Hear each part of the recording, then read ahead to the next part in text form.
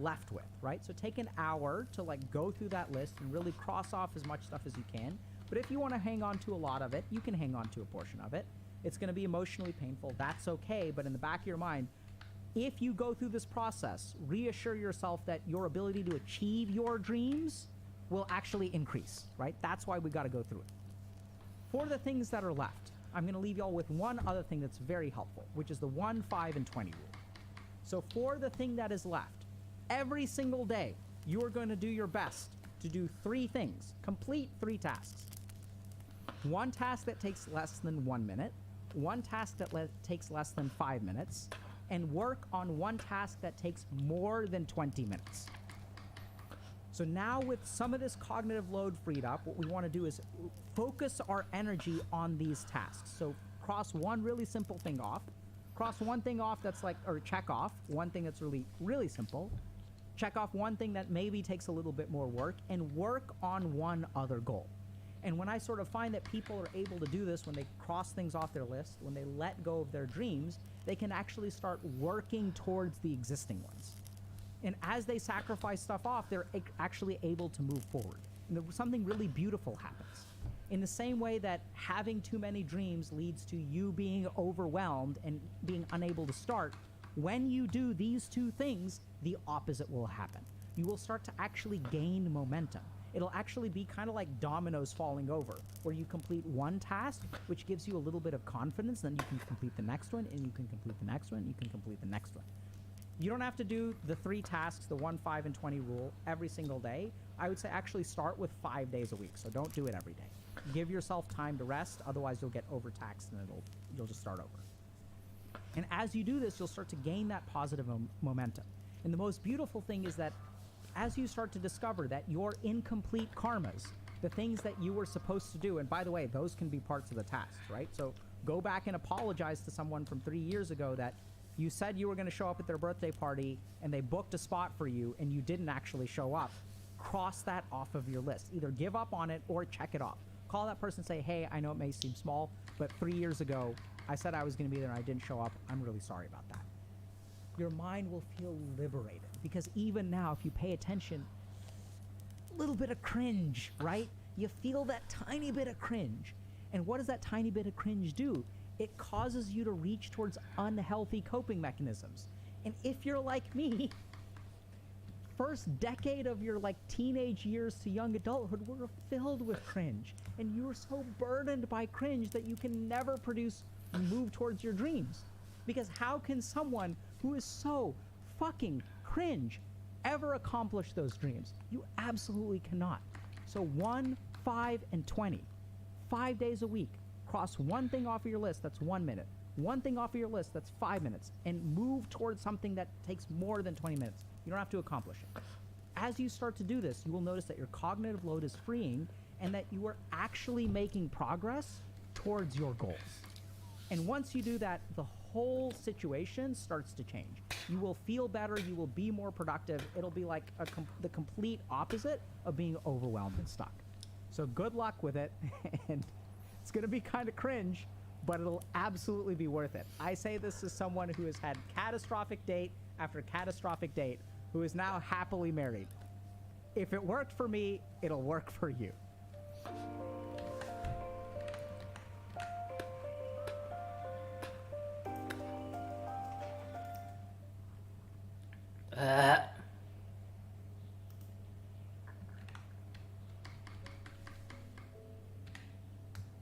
If there are a lot of negative people in your life, don't look at them. Look at the energy that you are creating to attract them. Don't look at them. Look at yourself. What are you doing to draw those people? Because if you are surrounded by negative people, there's a part of you that's willing to tolerate that.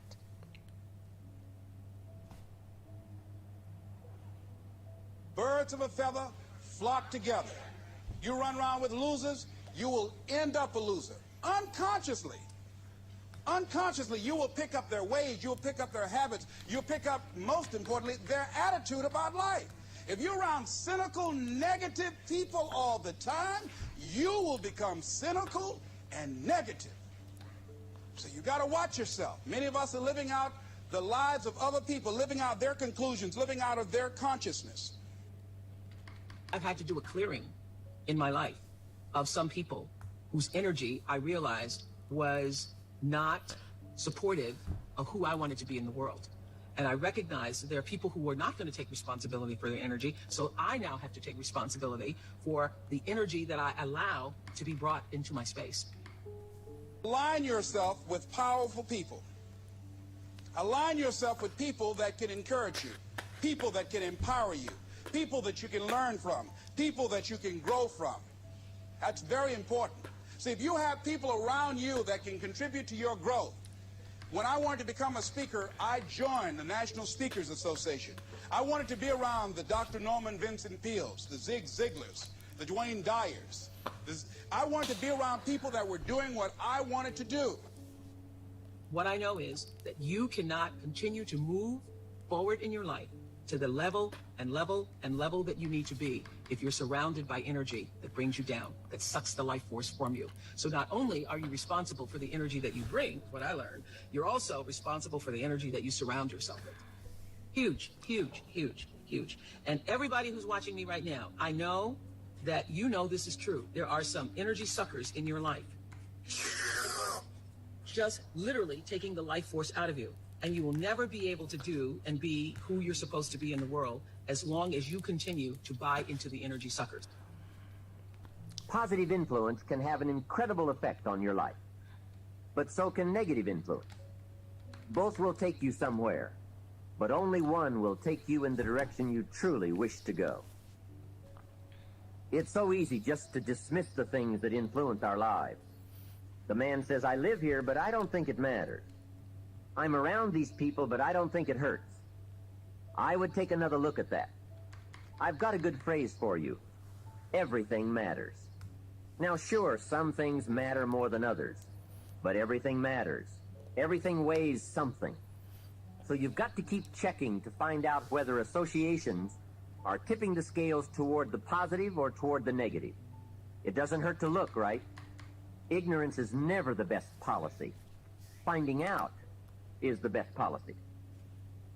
People around us can keep nudging us off course, a little at a time, until finally, 10 years from now, we find ourselves asking, how did I get here? Those subtle influences need to be studied carefully if we really want our lives to turn out the way we've planned. Now, on this major point, let me give you 3 key questions to ask. This may help you to make a better analysis of your current associations. Here is the first question. Who am I around? Good question. Make a mental study of the major people with whom you most often associate. You've got to evaluate everybody who is within the circle of being able to influence you. So, major question, who am I around? Next question, what are they doing to me? That's a major question to ask. What have they got me doing? What have they got me listening to? What have they got me reading? Where have they got me going? What have they got me thinking? How have they got me talking? And how have they got me feeling? What have they got me saying? You've just got to make a serious study of how others are influencing you, both negatively and positively. Now, maybe the influence of all those around you is okay, but just ask yourself, it doesn't hurt to ask, who am I around, and what are they doing to me? Now, here's the final question, is that okay? Maybe the people you associate with and their collective influence is okay, but then again, maybe it's not. All I'm suggesting here is that you take a close and objective look. Everything is worth a second look, especially the power of influence. You want to begin to get all the toxic people out of your life. See, ladies and gentlemen, it takes a lot of energy to reach your goal. It takes a lot of emotional, mental, and spiritual energy to reach your goal. See, there are 2 kinds of relationships, nourishing relationships and toxic relationships. Nourishing relationships are the relationships that inspire you. They motivate you. They bring the best out of you. Toxic relationships are relationships with people that always criticize you, All they can do is find fault. All they can do is just exploit your weaknesses. All they can do is remind you of the mistakes that you've made in the past. These people are bad for your health. Toxic people can run your blood pressure up. One apple can spoil a whole barrel. One negative energy drainer can spoil your whole life. I know people whose lives have been ruined because somebody wasn't good for them. See, there are some people that aren't good for you. Got to get them out of your life. See, a lot of people put up with a lot of foolishness because they don't want to die by themselves. Make a list of who you communicate with most and ask yourself the question, what kind of person am I becoming because of this relationship? Is it helping me to grow mentally and emotionally and spiritually? Am I becoming a better person because of this relationship? Do they bring out the best in me? Do they inspire me? Do they encourage me to develop my greatness? Do they make me stretch? So you got to look at the people in your life and find out, what kind of person are you becoming because of that relationship? Perhaps you've heard the story of the little bird. He had his wing over his eye and he was crying. The owl said to the little bird, "You're crying." "Yes," said the little bird, and he pulled his wing away from his eye. "Oh, I see," said the owl. "You're crying because the big bird pecked out your eye." And the little bird said, "No, I'm not crying because the big bird pecked out my eye. I'm crying because I let him." Hey, it's easy to let influences shape our lives, to let associations determine our direction, to let persuasions overwhelm us, to let tides take us, to let pressures make us. The big question is, are we letting ourselves become what we wish to become? If you're a person where all your friends come to you with their problems, that's because they see something in you. You're more balanced and stable. But you got to remember this old saying. If you're the smartest person in your group, you need a new group. You've got to upgrade your friends. It ain't nothing bad. You just got to upgrade people in your life. But if you're the smartest person in your group, you need a new group. You cannot be the go-to person in the group. You want to begin to get all the toxic people out of your life. There are a lot of bridges in our life, right? A lot of things in our life, a lot of people in our life. And sometimes it's family, sometimes it's friends, sometimes it's the people closest to you, sometimes it's strangers. But there are always people in our life that leads us back to something that's not good for our life. I want you to think about this for a second. Maybe it's not now in your life, maybe it's a point in time in your life where you had a lot of bridges. And sometimes that bridge is you. Like, let's be real. But you had a lot of bridges in your life. Bridges mean connections and relationships that are leading you to a lesser you. So I want you to think about this right now. I want you to think about people in your life that aren't bringing to your life. And I don't mean they have to bring something incredible, but sometimes we have people in our life that bring nothing but drama, nothing but gossip, nothing but rumors, nothing but low self-esteem, nothing but low integrity, nothing but negativity, all these things, and we choose to keep these bridges up in our life. And I want to just tell you this, it's just facts, and you got to know this. The longer you keep bridges in your life that need to be burned, the more you prevent your life from building the bridges that need to be built. Some of us on here, listen, you were created incredible, but some of us on here have believed the lies. We believe the lies that people have told us. We believe the lies how people treat us. We believe the lies what this world has given us, and we live a lie our whole entire life. Most of us on here, if you're in this place, you are not living the life that God gave for you. You're living the life that other people created for you. You're living the life that pain created for you. You're living the life that negativity created for you. You're living the life that all these things have created for you. Now when you look at yourself, you don't even recognize who you are because you've kept so many bridges in your life. And I get it. Trent, it's so hard. Trent, you don't understand. Trent, I've been around these people so long or had this job so long. Let me tell you something. Don't let the history keep you in the misery. Don't let the length of the friendship keep you in the friendship. That's terrible for your life. Like, it comes to a point, I'm not always talking about, oh, get rid of people, but I know when you keep toxic things in your life, you're going to feel toxic. If you decide you want to be rich, all you gotta do is start. Why not? Who gonna stop you? Unless you tell it to the wrong person. Mama, listen to me. I'm going to be rich. Ain't anybody rich in this family. Go in there and sit down somewhere. Get yourself a good job. Oh, mama, you must be right. No, mama could be wrong. Because what you have in your imagination, God didn't show it to your mama. I'm sorry. He showed it to you. Listen to me. If y'all don't do nothing else, write everything you imagine down. Write it all down. pray about it, and watch what happens. Energy drainers, get them out of your life. See, ladies and gentlemen, it takes a lot of energy to reach your goal. It takes a lot of emotional, mental, and spiritual energy to reach your goal. And you can run faster with 100 who want to go than with one around your neck. I want to talk to you today about connecting with the right people. Your destiny is too big to get there on your own. God has already arranged certain people to speak faith into you.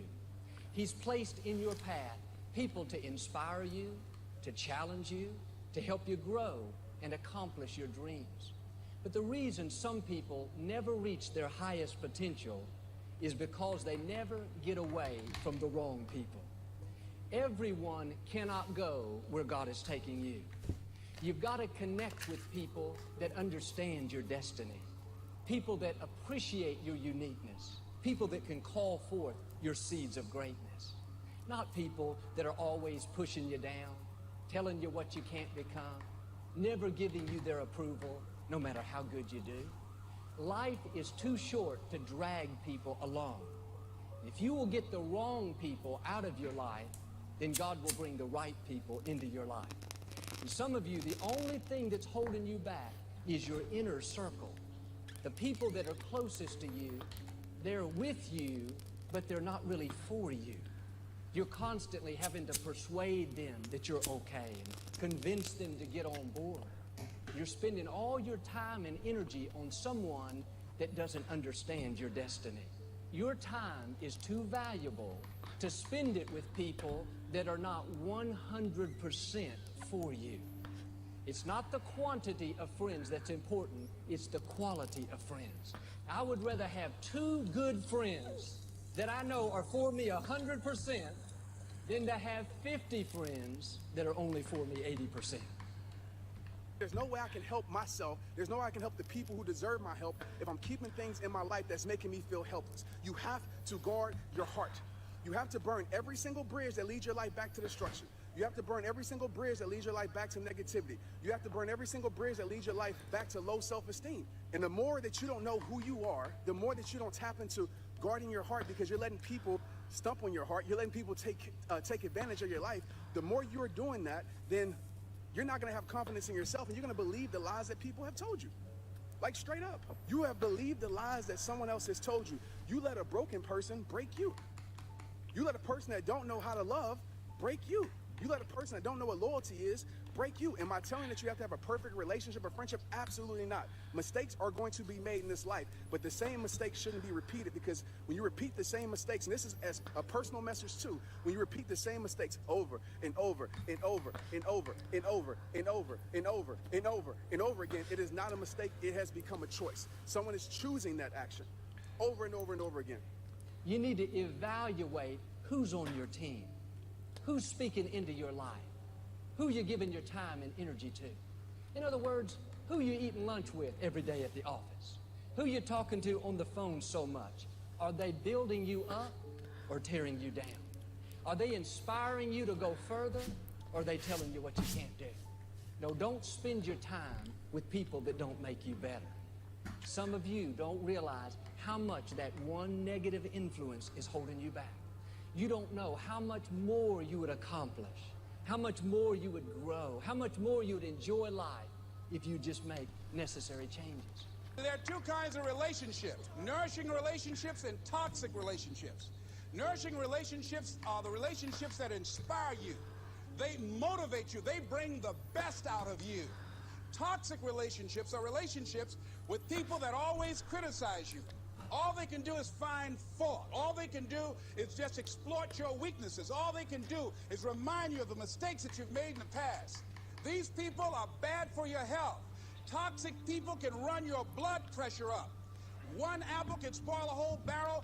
One negative energy drainer can spoil your whole life. I know people whose lives have been ruined because somebody wasn't good for them. See, there are some people that aren't good for you. They aren't good for you. You've got to get them out of your life. Everybody cannot be a loser. Some people have to be successful. So in my reality, I'm successful. So I hate when they use that, oh, let's be realistic. You never did this before. You never did that. Blah, blah, blah. Come on. They can't see from themselves, so there's no way they can see it for you. Think about that, guys. If these people never been successful, how can you really expect them to support you and want you, to get to that next level and be successful? They never saw it for themselves. They never had it. So just keep that in mind when talking to friends and family. You need to make sure the people in your inner circle believe in who you are. They celebrate your gifts, and they're pushing you further, not holding you back. Some of you today, if you don't very kindly and politely show someone the door, they're going to keep you from becoming all God's created you to be. Well, you said, Joel, what if I hurt their feelings? What if they keep you from your destiny? What if they keep you from accomplishing your dreams and making a difference in our generation? I can't think of anything worse than to come to the end of our life and realize we have not become what God's created us to be. A lot of times we think, I know this person is not a good influence. I know they're keeping me from growing. But if I make a change, I may not have any friends. I may be lonely. And yes, you may be lonely for a season, but you never give up something for God that He doesn't give you something back better in return. If you'll make the change, God will not only give you new friends, He'll give you better friends. Friends that you don't have to wonder, are they for me or against me? Friends that don't try to manipulate you into who they want you to be, but they celebrate you and help you become who God's created you to be.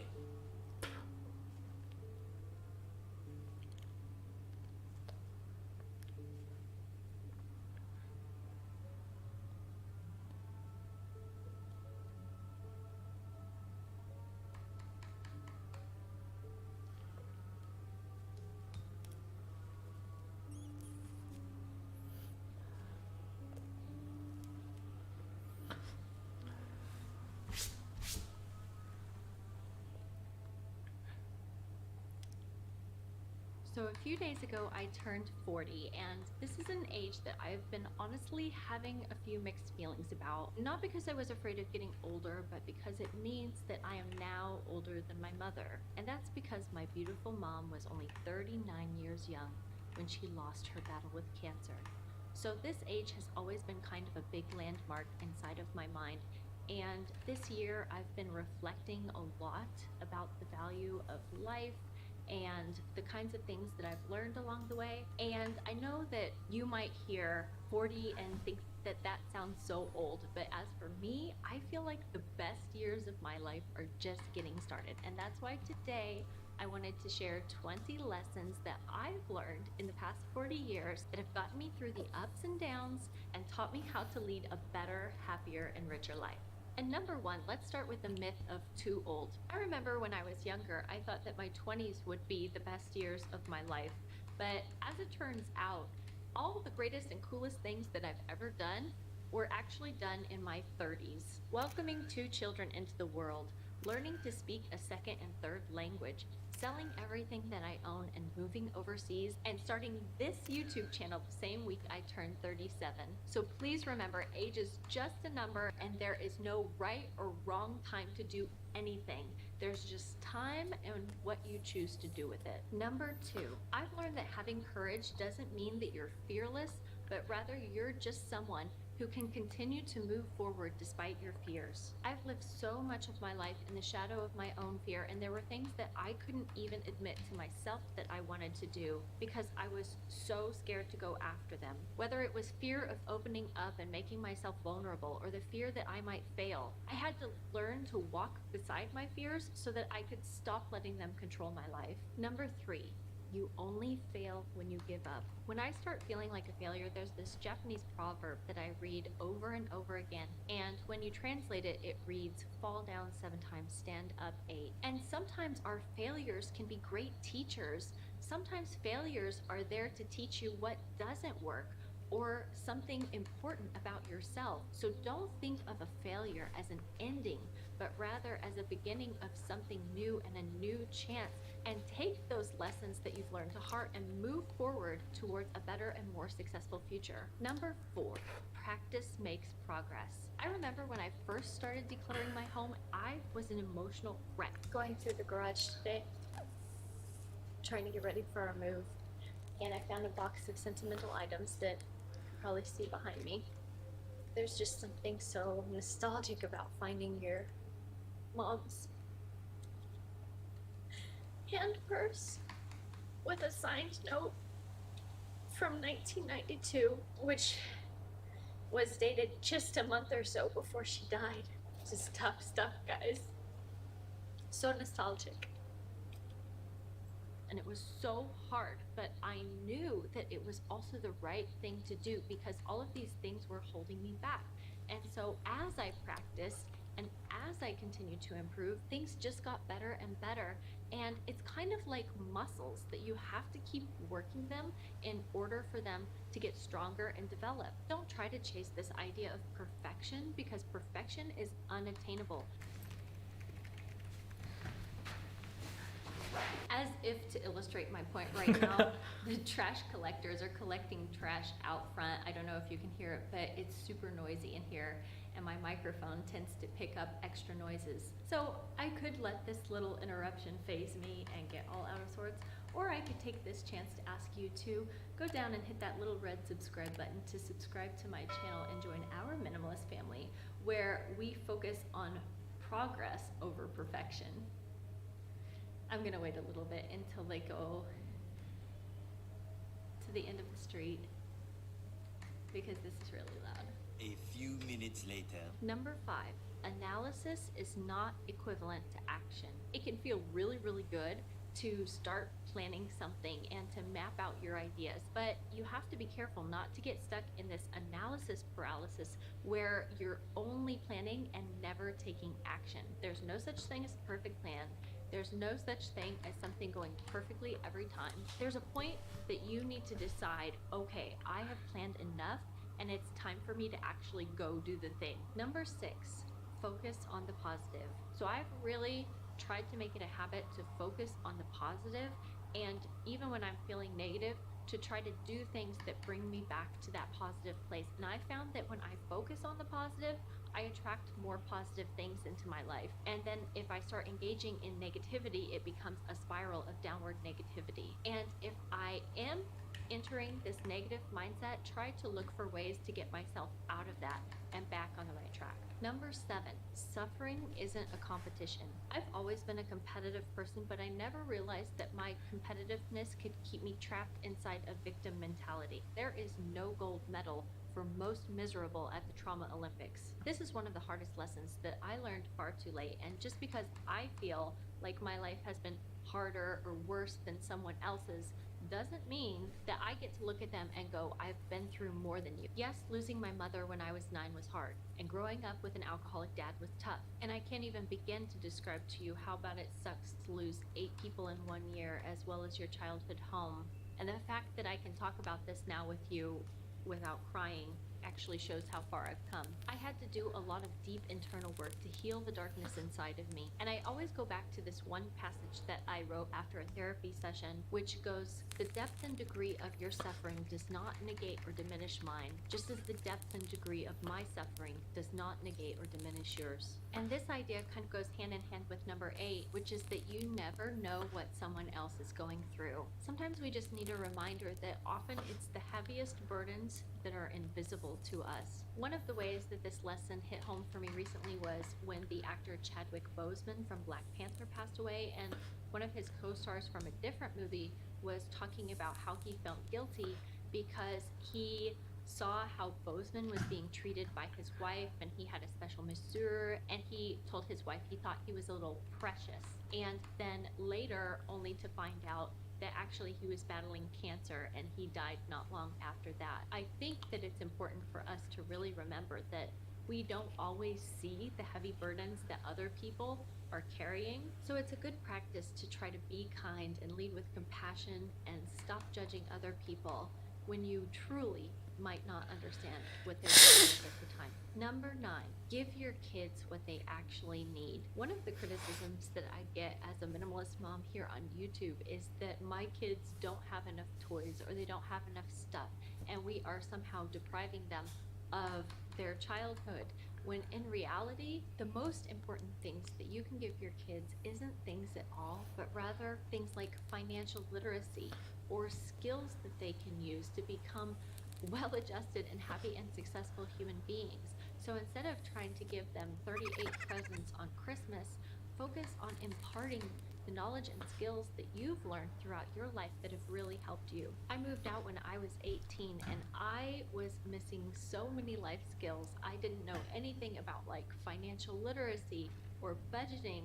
In fact, I'm not even sure my dad budgeted his money because he was constantly spending it on buying things and cars and antiques and collectibles and other stuff. And so that's why now as a mother, I always talk about budgeting with my kids. I always show them how much money things cost. And I'm trying to teach them the things that I didn't know when I left home at 18 that helped me survive in the world. So remember, teaching your kids the skills that they need to be happy, successful, healthy, and well-adjusted human beings is so much more important than anything you can buy them at the store. Number 10, things don't make you rich. Nowadays, it seems like people live in constant pursuit of more or better or bigger. As a minimalist, I've really come to realize that owning a lot of stuff isn't what makes you rich. And too many people are spending money that they don't have on stuff that they don't need to impress people that they don't even like or care about. To me, true wealth isn't measured by an arbitrary number in a bank account or the brand of clothes in my closet, but in the richness of my experiences and having the time, the space, and the energy to put towards the things that actually matter to me. Number 11, avoid debt. I've always naturally distrusted debt, even when I was working in the mall, in retail, and we got these cards for our store and we would get, I think it was a 20% employee discount. I made it a habit when I bought things in the store and used my employee discount to always pay off the balance immediately right after I made that purchase. If you have to go into debt to buy something, it's probably not worth it. Number 12, if you really think about it, time is the most valuable resource because you can always save more money, but you can never turn back the stroke of the clock. Start thinking of your time like a currency and you'll spend it on things that actually matter. Number 13, it's okay not to fit in. I've always struggled with this feeling that I never quite fit in, and I think a lot of you can probably relate to this. And I would say that as I've gotten older, it's become even harder to fit in, but I care about it less and less and less. I think when you're someone who's moved as often as I have, you realize that it's really tough to not only build new friendships in the places that you move to, because people already have established social circles and friendships that have lasted for a long time, but then it's also harder to maintain the friendships from your past. So I wouldn't say that it gets easier with time, but rather it becomes mentally easier not to fit in. Number 14, don't trust everything you see on the internet. So literally, right before I made this video, I got an ad served to me on YouTube where it was like, everyone who visits this page will get $1,000, and they make it look like it's from Mr. Beast. And just running a quick Google search revealed that this is a common scam on YouTube. So be careful out there, and if something sounds too good to be true, it probably is. Number 15, comfort rituals. The things that brought me comfort when I was younger are still things that I lean on now when I'm feeling stressed out or overwhelmed or I just feel sad. Sometimes I go back to those things like movies from my childhood or books that I loved, and I read them or I watch them again. It's totally okay to do these things and not feel guilty about it whatsoever, because having comfort rituals like this to self-soothe is really a good form of self-care. Number 16, not all friendships are meant to last forever. I think that books and movies and pop culture in general can give us unrealistic expectations of what friendships can look like, and I always thought that friendship was something that was going to last a lifetime, but in reality there are times when friendships are just meant for a certain time or space. Maybe they are a byproduct of you living in a certain area or you being a certain age and having a group of friends with similar interests. I used to feel guilty in the past when I wasn't able to maintain friendships because either I moved away or they moved away or our interests changed or we were just in different stages of our life. And you can still be grateful for those people and your friendships with them and also be okay with letting it fade. Number 17. Boundaries are important. I used to be a chronic people pleaser and I would say yes to everything and everyone, and people just walked all over me, and I had no one to blame for it but myself because I just let them do it. So it was really important for me to learn to set boundaries and not say yes to everything, and learn that no is a complete sentence in itself, and it's not a bad word. Every time I say no to something, I'm saying yes to something else, and sometimes what I'm saying yes to is my own comfort and peace of mind. Number 18, the spotlight effect. I used to care a lot about what other people thought about me, and I thought that they were looking at how I dressed and what shoes I was wearing and what my hair looked like and what my makeup looked like, and did they notice that my lips were so thin. But now what I've realized is most people aren't noticing those things about you at all, because most people are actually so concerned with worrying about what other people are noticing about them. And in psychology, this is called the spotlight effect. And when you take this philosophy to heart, you realize that no one cares and you should just go about your life and live it how you want. Number 19, remain unbothered. There are times when people are going to notice you and also have problems with you. If you're someone who worries a lot about what other people think about you, stop caring, because a lot of criticism comes from a place of judgment from people who are unhappy with their own lives or themselves. And if someone can't even like themselves, why should it matter what they think of you? And number 20 on this list, small steps mean big results. When you look at someone who is happy and successful, it's easy for you to look at them in that place and think that they were an overnight success or they got there without effort. But more often than not, these people didn't become happy or successful overnight, but rather through a series of small action steps that grew and compounded over time. Remember that you are always one decision away from a completely different life. And when things get too overwhelming for you, you don't need to worry about that big far off goal that you had, but instead just focus on taking that one small step that's right in front of your face. And if you want to know more about this topic, go and check out this video with 10 small ways that you can improve your life starting right now. I hope you enjoyed this video. If you did, make sure to give it a like and consider going down and hitting the little red subscribe button to subscribe to my channel and join our minimalist family. I hope to see you around again soon. Until next week, take care. Bye-bye. By becoming a supporting member, you will access 71 exclusive videos, with more added each month. Sign up for $6 a month, $49 a year, or for a one-time payment of $199 for a lifetime membership. Learn more at academyofideas.com/members.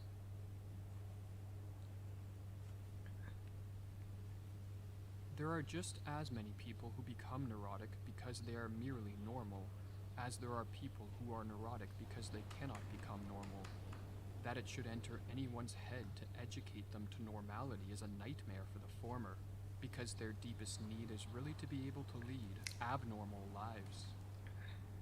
With an education system that indoctrinates us to think alike, a mass media that ensures we fear alike, an advertising industry that gets us to like the same things, and a social media that makes it easy to shame and ridicule all those who step too far out of line. Many people are conformists, but many in the modern day are also neurotic, and so a question arises. Is there a cause and effect relationship between too much conformity and neurotic illness? The great Swiss psychiatrist Carl Jung believed there was, and in this video, we are going to explore what a neurosis is and how being too conformist makes us susceptible to this form of illness. A neurosis is a psychological disorder defined by persistent and deep levels of anxiety and an overall fear of life.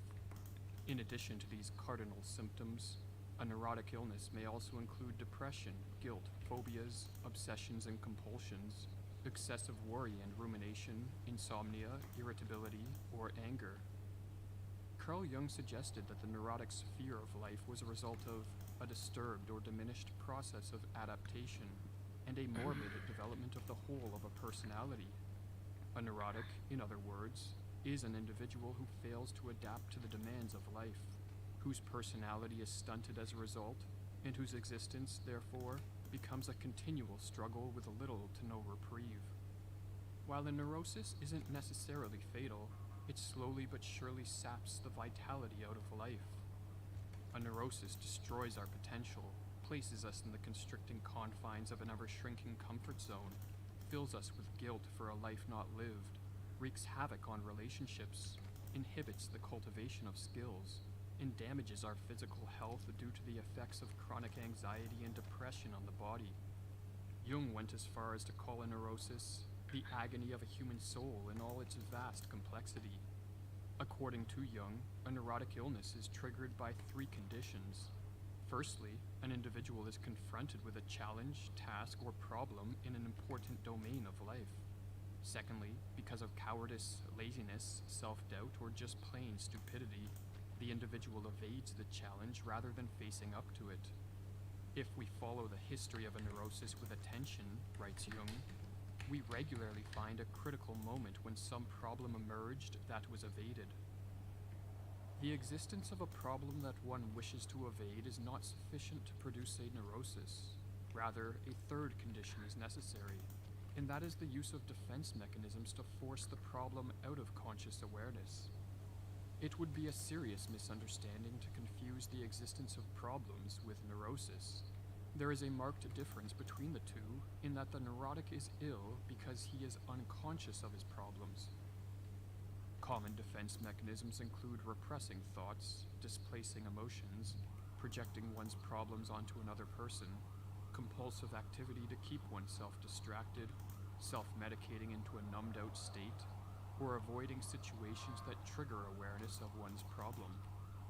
The use of defense mechanisms is paid for at the cost of increased anxiety, for as Jung wrote regarding one of his neurotic patients, by repressing disagreeable thoughts, she created something like a psychic vacuum which, as usually happens, gradually became filled with anxiety. Had she troubled herself consciously with her thoughts, she would have known what was lacking, and she would then have needed no anxiety states as a substitute for the absence of conscious suffering. Evading and denying the tasks of life is very common in the modern day, and this is contributing to epidemic levels of neurotic illness. Jung pointed to several factors that can account for this. Firstly, many parents pass on to their children a neurotic approach to life. For children emulate the fear of life of the neurotic parent, and from an early age learn to evade life's problems, or as Jung explains, the psychic disorders of children are more often than not causally connected with the psychology of the parents, and in most cases one would do well to pay more attention to the faulty attitude of parents and educators than to the child's psyche, which in itself would function correctly if it were not disturbed by the harmful influence of the parents. A second factor responsible for the high rates of neuroses is an unwillingness of many young adults to adequately separate themselves from their parents as they approach adulthood. For to become an adult in body, but remain a child in mind, is to ensure one will be afflicted with a neurotic illness, or as Jung explains, though it is a misfortune for a child to have no parents, it is equally dangerous for him to be too closely bound to his family. An excessively strong attachment to the parents is a severe handicap in his later adaptation to the world, for a growing human being is not destined to remain forever the child of his parents. Social forces are also promoting the laziness and passivity that leads to the neurotic evasion of life's tasks. For example, there is an excessive use of addictive technologies, paternalistic governments that inhibit the cultivation of self-responsibility, diets that are suboptimal for energy production, an overuse of psychotropic and recreational drugs, and a moral system that no longer elevates the virtues of courage and self-reliance to their rightful spot in the pantheon of values. But while many reasons can account for the existence of so many neurotics, the important question for the sufferer is how to effectuate a cure. According to Jung, the approach we should take depends on whether the problem we are evading lies in the collective outer world of people, places, or things, or in the individualist inner world of our psyche. In my picture of the world, Jung wrote, there is a vast outer realm and an equally vast inner realm. Between these two stands man, facing now one and now the other. Problems in the outer world tend to take the form of failures to meet the basic demands of social life. For example, some people struggle to make friends or to establish intimate relationships. Others fail to attain gainful employment or to contribute to their community. Still others fail to develop an adequate persona or social personality. These problems are of a collective nature, in the sense that they represent challenges of life that all members of a society must face up to, and Jung called cases of neurotic illness caused by evading these tasks instances of atrophied collective adaptation. Individuals afflicted with this type of neurosis need to become more normal in the sense of cultivating the basic skills needed to function successfully in society. Previously, because of his illness, writes Jung, the patient stood partly or wholly outside life. Consequently, he neglected many of his duties, either in regard to social achievement or in regard to his purely human tasks. He must get back to fulfilling these duties if he wants to become well again. But some people meet all the demands of social life and attain all the trappings of worldly success: a spouse and a family, a satisfying social life, a good career, as well as ample material success, and yet still become neurotic.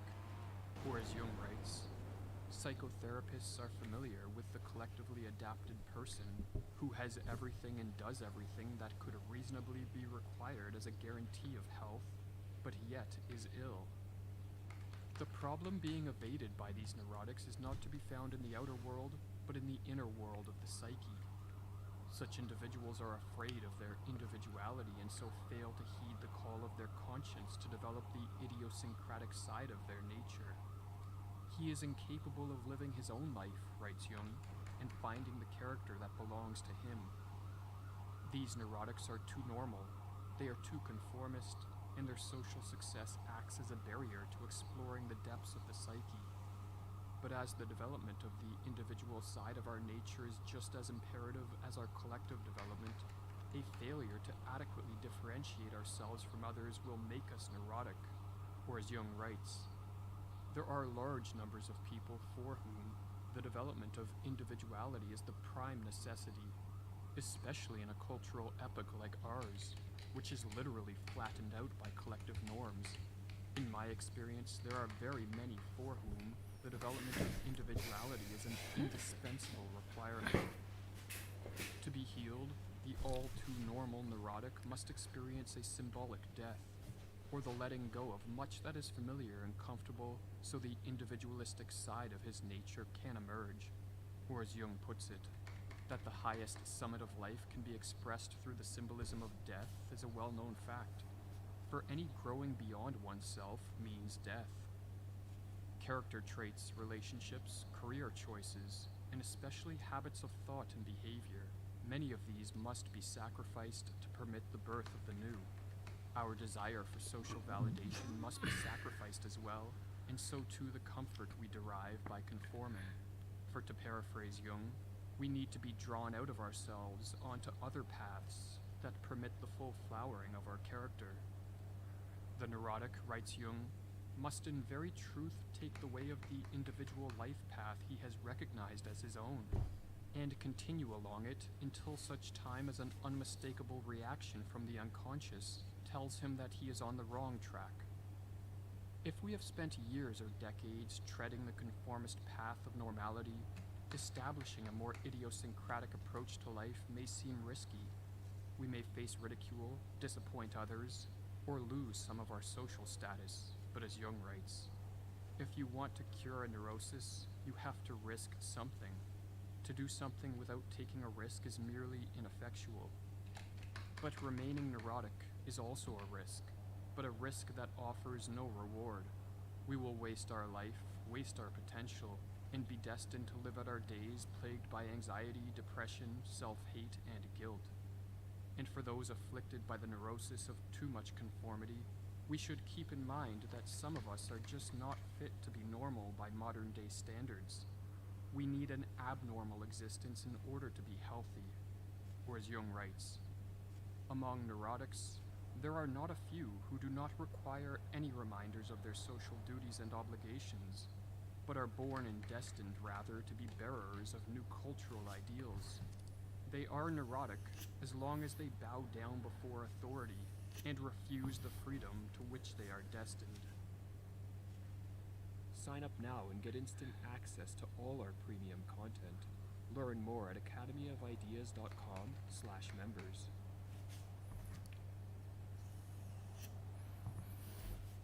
Everything in life peaks.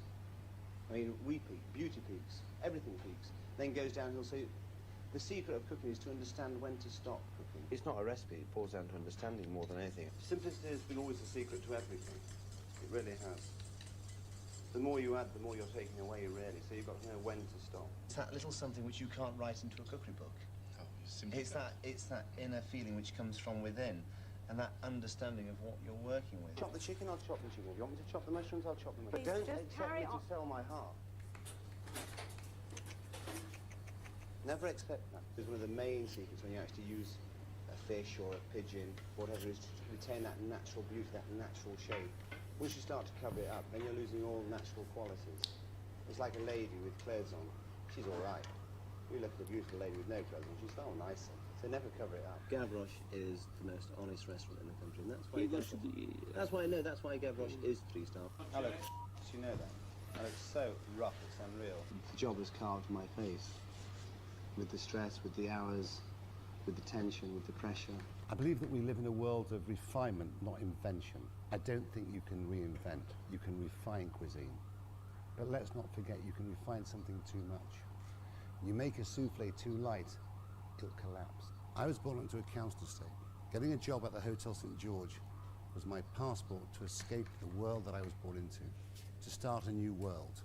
We all want things and we work for things. So when you actually get them, you realise that you've worked for something you didn't really want. Everyone wants a bit of us. The TV want one arm, publishers want another arm, the customers want another arm, the journalists want another arm. And it's when it first happens, it's all so exciting. You have this endless energy. You actually want to do TV, you want to do publicity, but after a time when you've done it a little bit, you realise that I don't want it anymore. You just want your freedom back. If you ask me a simple question, what makes a great chef? I'd say that great chefs have 3 things in common. 1, they accept and respect that Mother Nature is the true artist, and they are the cook. 2, everything that they do becomes an extension of them as a person. And 3, they give you insight into the world they were born into, the world which inspired them, and they serve it on their plates. I always believed in one thing when I was in the kitchen: honesty with yourself. Serve your food hot, serve it quick, and keep it simple. Allow Mother Nature to be the true artist. Allow her to do the work. You're just the cook. And when you accept that in life, then life changes. Because like artists, when they're young, they tend to overwork it. They've been given all this information, all this knowledge, all this skill, and they feel they have to use it.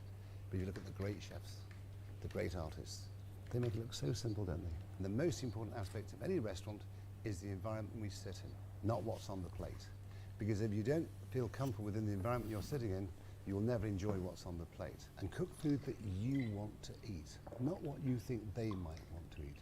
Because it's got to be an extension of you as a man. Because if it doesn't become an extension of you, then you'll never be happy cooking. Allow Mother Nature to be the star, and take your inspiration from your early beginnings.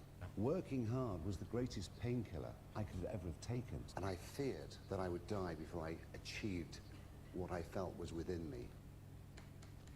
It's about luck. Success is born out of luck. It's awareness of mind that takes advantage of that opportunity. You will all be confronted with opportunity. You must take advantage of it. Because if you don't take advantage of your opportunity, you'll never realize your dreams. Whether you want them or not is an irrelevance. You don't know that until you achieve it. It's others who realize your dreams. It's not you. They make your dream, because if they're not prepared to follow you 6 days a week, 18 hours a day, it'll never come true. Things don't happen overnight. You have to make the emotional and the personal investment. So whatever you want to do in your life, don't overwork it, don't overthink it. I'd worked hard for 22 years. for something that I never wanted. I was lost for a very long time.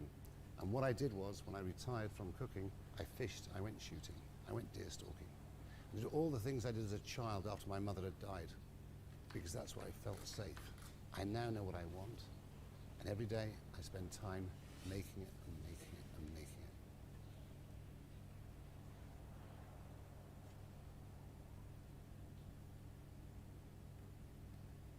So it seems to me like more and more people are starting to try to figure out, like, what are we doing here? Like, on this planet, on this earth, like, what's the purpose of life?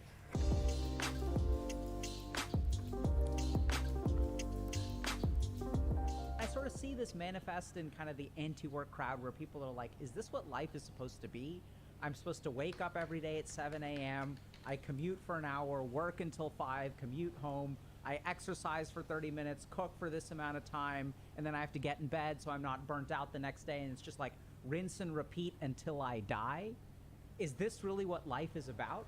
And on the flip side, we have like the Sigma grind set folks, right? These are the people that are kind of like, okay, like I'm gonna grind, and like you gotta grind to get ahead, and you gotta be an alpha, and you gotta go Sigma grind set. You know, that's really how you you make it in life, is you have the side hustle and you grow your side hustle, then you have your side hustle, and you try to hustle as much as you can. And then if you hustle a lot, then you can become successful and you can get lots of money, and then like you can retire early, right? There's the FIRE folks, which is financial independence and retire early. So these are people who are kind of thinking, okay, since life starts with retirement, the goal of life is to like step out of that grind as quickly as possible, make your millions so that you can enjoy life. So instead of retiring at the age of 60, what I'm going to do is try to figure out, how can I retire at the age of 45 or 46 or 46 and a half, and then I can start living life. So I'm going to sacrifice the best years of my life so that I can enjoy the latter years of my life. And so I'm kind of listening to this stuff, and I'm trying to really figure out, what's the point of all of this? Is life really about going to work every day and kind of taking care of yourself and working on your mental health and working on your physical health and learning how to cook and eating nutritious food and then going keto and going paleo and all this kind of stuff until you die? Or is it about grinding, right? Is it like side hustles and hustles and hustles and hustling your way to an early retirement so that you can really like start living life to the fullest at the age of 52? Is this what's going on? Like, what's happening here? And these are two different solutions, either mentally checking out of the capitalistic society because I reject this thing, or capitalizing on the capitalistic society and leaning into that, and I'm going to try to maximize it and get ahead. But both these groups of people, in my opinion, share one problem, which is they don't know what they're doing, right? There's no like purpose. There's no sense of purpose in life. People don't know what we're on this earth to do, and so they don't really know like how to live this life. And there's good actual data to support this. So if we look at, for example, pornography addiction is on the rise, and more people are consuming pornography, more people are getting addicted to pornography. And you may say, well, what does that have to do with life purpose? Well, it turns out that the variable that correlates the most with being addicted to pornography is a sense of meaninglessness. So as our life becomes meaningless, we start to consume more pornography because like we don't really know what we're doing, so I might as well watch some porn and get some dopamine, and then I'll kind of like, you know, it sort of passes the time. That's one example. Another example, which is really scary, is actually suicide is on the rise. So we know that suicide is correlated with a sense of purposelessness in life, right? Like, what am I doing with life? There's really no point in being here. I'm suffering some right now, and there's no like end goal that makes the suffering worth it. So why not just check out a life? So it's kind of scary, but suicide is the #1 cause of death amongst Asian Americans between the ages of 18 and 24, which is crazy, right? So if you're like an Asian American, kind of like I was, or I mean I still am, but I'm not 18 to 24 anymore. The most dangerous thing to you in life is actually you. And why is suicide the #1 cause of death for Asian Americans between the age of 18 and 24? It's because this is a group of people that is getting crushed by expectation. They don't really know what they're doing in life, right? So if you've grown up in the Asian American diaspora, you'll be kind of familiar with this. That you're essentially crushed by expectations. The whole world, usually your parents and your friend group and stuff like that, they tell you, hey, this is what life is about. They're like, look, in order to be successful, you got to do this, you got to do this, you got to do this, you got to do this. They've got the formula figured out. You got to major in STEM. You got to work really hard. You got to get into a good college. You got to be at the top of your class in college. You got to go work at these really prestigious companies or become a doctor or whatever, and then you will be happy. And despite the fact that these Asian parents are pushing stuff on them so much, pushing this formula for success, what we actually see is that Asian Americans are killing themselves at an alarming rate. And so our society has lost sight of what purpose is. Like, we don't really know, like, what we're doing here. And so since we don't know what we're doing here, we have these, like, Sigma grind set kind of people that are like, I'm going to do all my grinding up front. But is that really the point of life? No one knows what we're doing here. And why is that? So the first thing that we have to understand is that a sense of purpose can't be given to you, right? It has to come from within. And if it could be given to you, then all the Asian American kids would be doing great because their parents are clearly giving them a sense of purpose. They're handing it to them on a silver platter. They're shoving it down their throat. They're saying, this is what you should do. This is what you should do. This is what you should do. But that doesn't work. Fundamentally, it doesn't work, right? And so then the question is, okay, like, so if it comes from within, like, what do we mean by that, right? So if a sense of purpose comes from within, like, look within yourself. Are we talking kind of like Oprah book club, like, oh, you gotta, like, look within yourself and, like, you gotta, like, oh, like, look so far within yourself and see, you find your purpose, you know? Is that kind of what we're talking about? Well, sort of. But I think it's way more scientific and way more, like, simple than that. It's not some weird, deep spiritual journey. We'll talk a little bit about that. But it's like literally our sense of purpose comes from within. If our sense of purpose comes from within, then why is it that more and more people are losing sight of that? Well, what's changed in the last 20 years? Let's take a look at it. So what's changed in the last 20 years is essentially an acceleration of technology. And what does technology actually do? So if we kind of think about it, what's happening in our society right now? The most fundamental major change that has happened in our society is that we have externalized our attention. So I don't know if you're like me, but this is something that I absolutely used to do. So when I was in med school, I needed to optimize things, right? So I had audiobooks, I had like audio lectures on my MP3 player, right? Because back then I had an MP3 player, back in the day, 12 years ago. And so what I would do is I'd wake up in the morning and I'd turn on some kind of audio book or something like that, right? Like podcast or something. And then I'd be like cooking and listening to something. Then I'd walk to the train and I'm listening to something. And then I get on the train and I'm like reading something, or maybe I'm on my Kindle or something like that. Then I'm at class and I'm paying attention there. And so every moment of my day, my attention is externalized.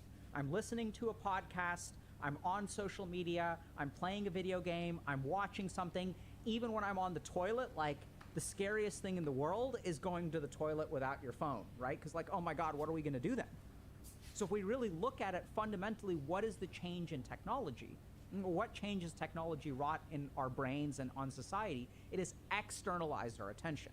So 100 years ago, we used to be, like, more attentional to our internal stimuli. And what's really interesting is there are some places where even technology has not figured out how to break into.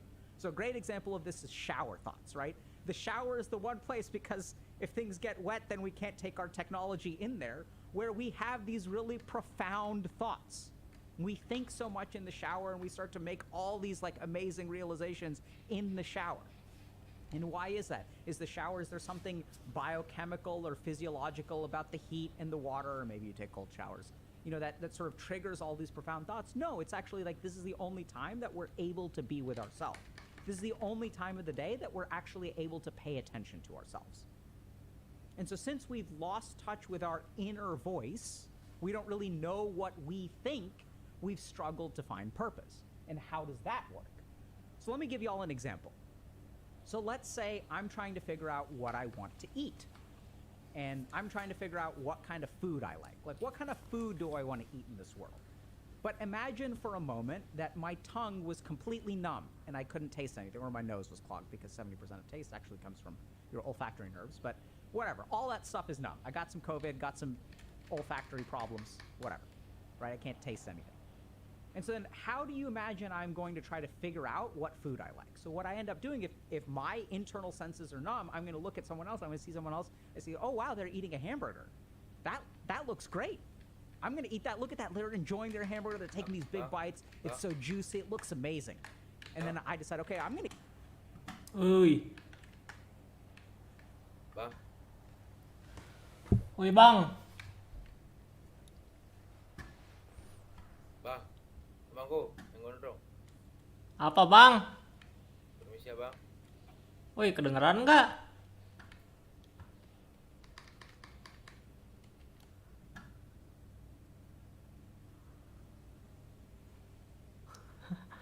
Bang. Abangku. Apa, bang? Bang. Woi.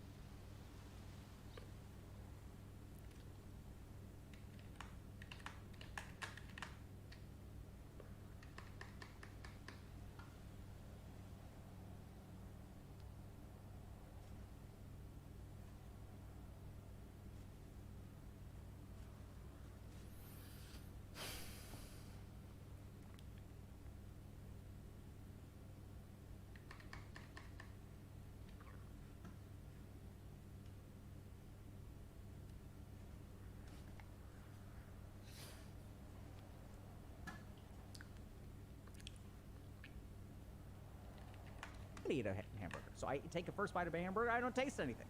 I finish the hamburger. I'm like, you know what? That doesn't really work for me. So I'm going to look at someone else. I see, oh, wow, that person's got some ice cream. Look at that. They're like licking the ice cream. It looks really awesome. It's so colorful. It's got sprinkles on top. That looks totally lit. Let me do that.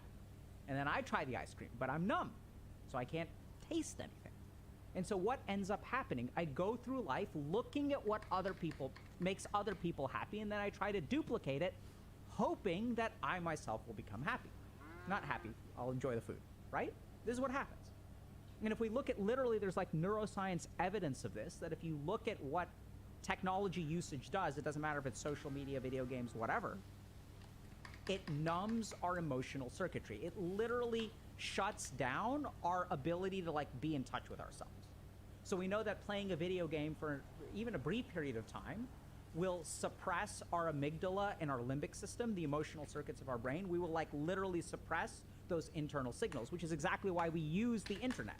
So when I'm feeling bad about myself and I have too much work to do and I'm feeling overwhelmed, what am I gonna do to fix that? I'm gonna go look at cat videos. Because the second I open up a cat video, I suppress all of my internal signals.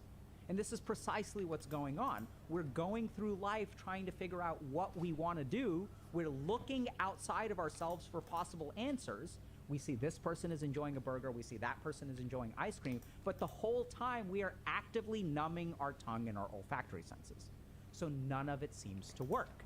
And when none of it seems to work, this is how we end up with people developing the Sigma grind set. Think about this for a second, okay? People who are doing the Sigma grind set and want to retire early, what are they actually saying? They don't even know what they're going to do after they retire. They don't even know that they're going to enjoy retirement. But like, think about that, right? Because you haven't retired. You don't know what it's like to be retired for 5 years. You think it's going to be great because you imagine all of these freedoms and stuff, but you don't actually know how that's going to work. I've worked with a ton of people who've actually retired, and then what do they do after 2 or 3 years? They get bored and they come out. Woi bang, apa bang? Boleh minta makan minum sedikit gak bang? Saya lupa bawa bekal bang. Kalau ada. Sisa 3 bang. 1 aja bang, nggak apa-apa bang? Nggak usah bang, nggak apa-apa, nggak usah. Buat abangnya aja nggak apa. Oh ya udah deh. Ya, bang.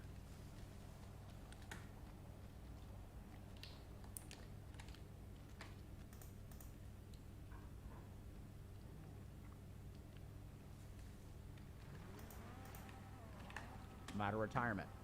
So we end up going through life looking at what appears to make other people happy and then chasing after that, all the while numbing ourselves.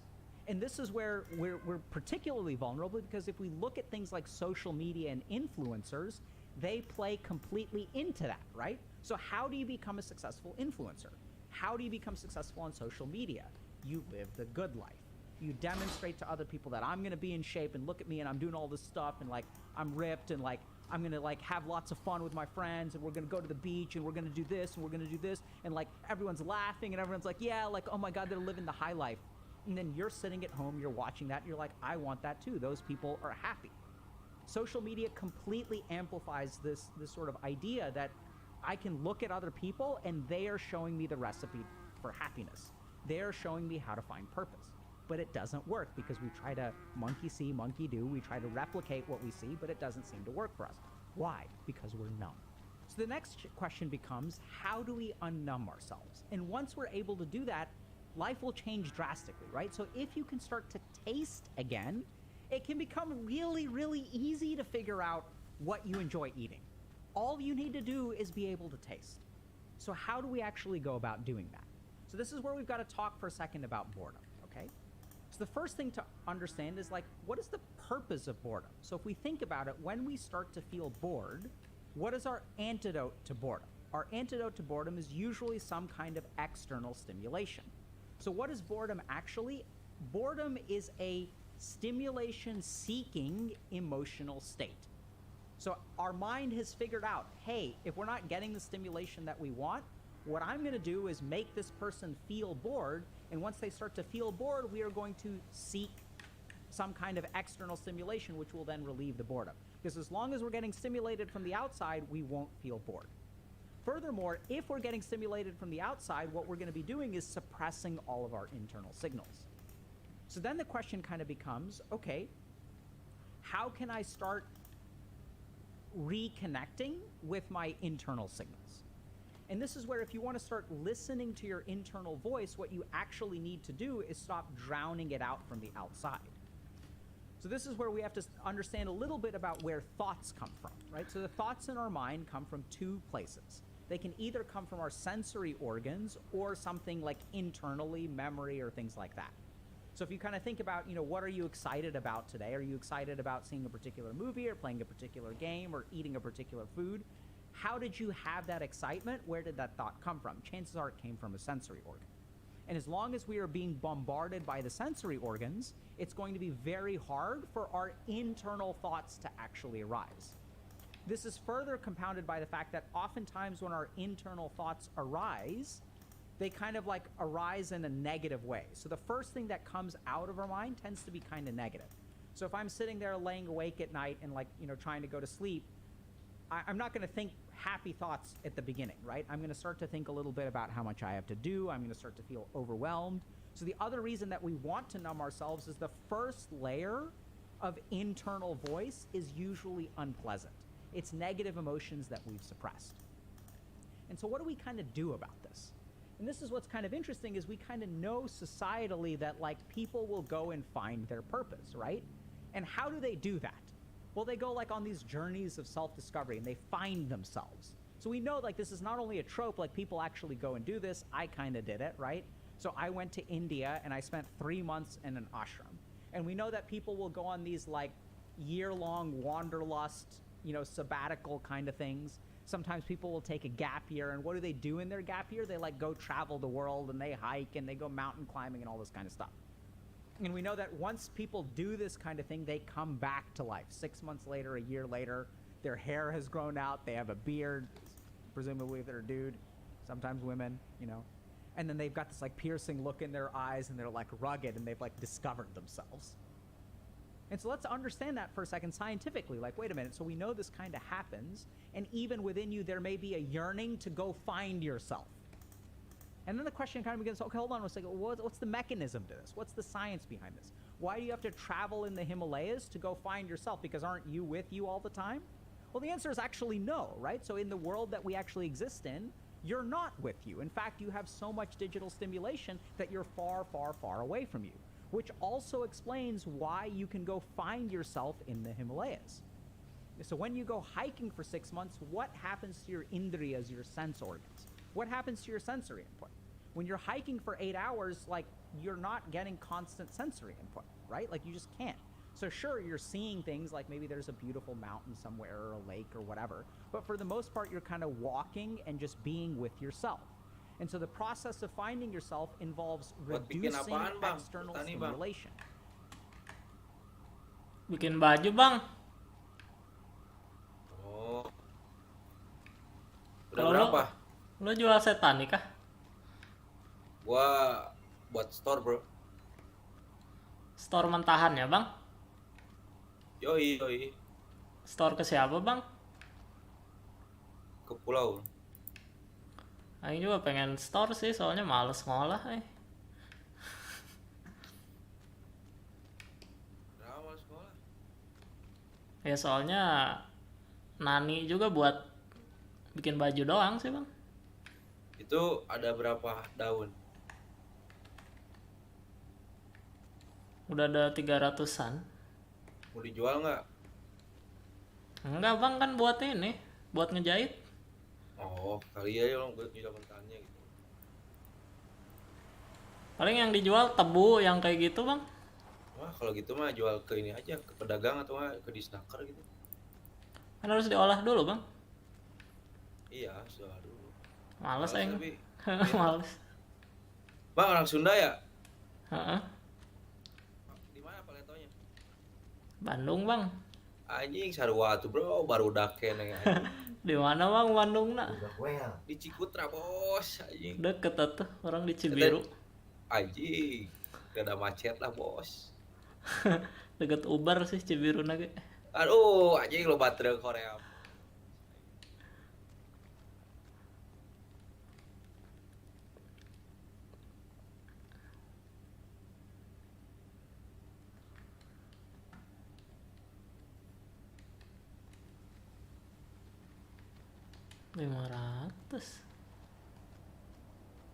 Ya 500 aja.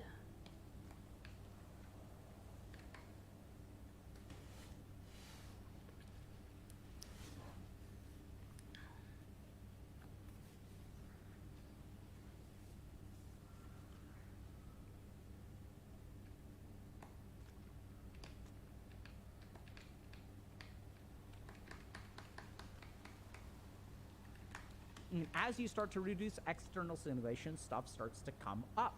You get attuned to your inner voice. Exactly what happened to me in the ashram. So I sit there and I meditate for like 8 hours, and like stuff starts to come up, stuff starts to come up, stuff starts to come up. And this is also why people like going on meditation retreats. Because when you go on a meditation retreat, you are with yourself and you are away from the rest of the world. You've unplugged. And when you unplug from the rest of the world, that's when you hear your inner voice.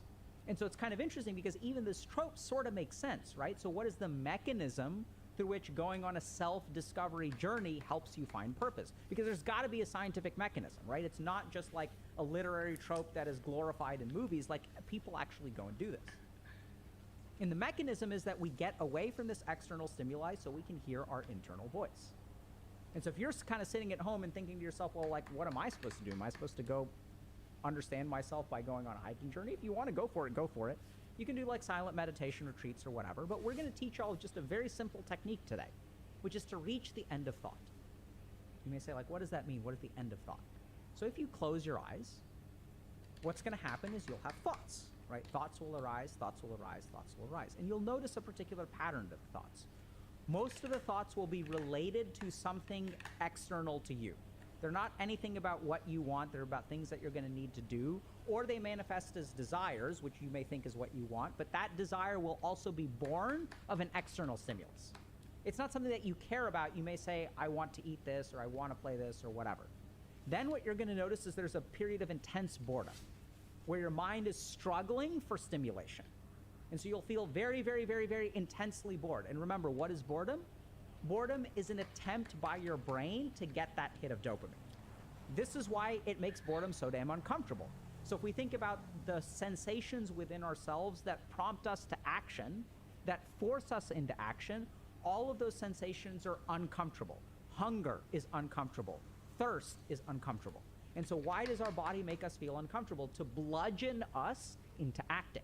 And what's the biggest club it's got? It's actually boredom. So the second phase that you're going to experience is intense, intense boredom.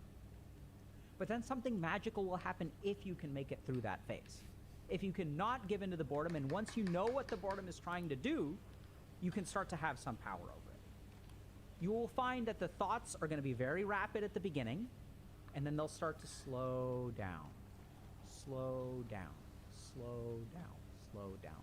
And if you're lucky, you will reach the end of thought. So how long does it take to reach the end of thought? It kind of depends.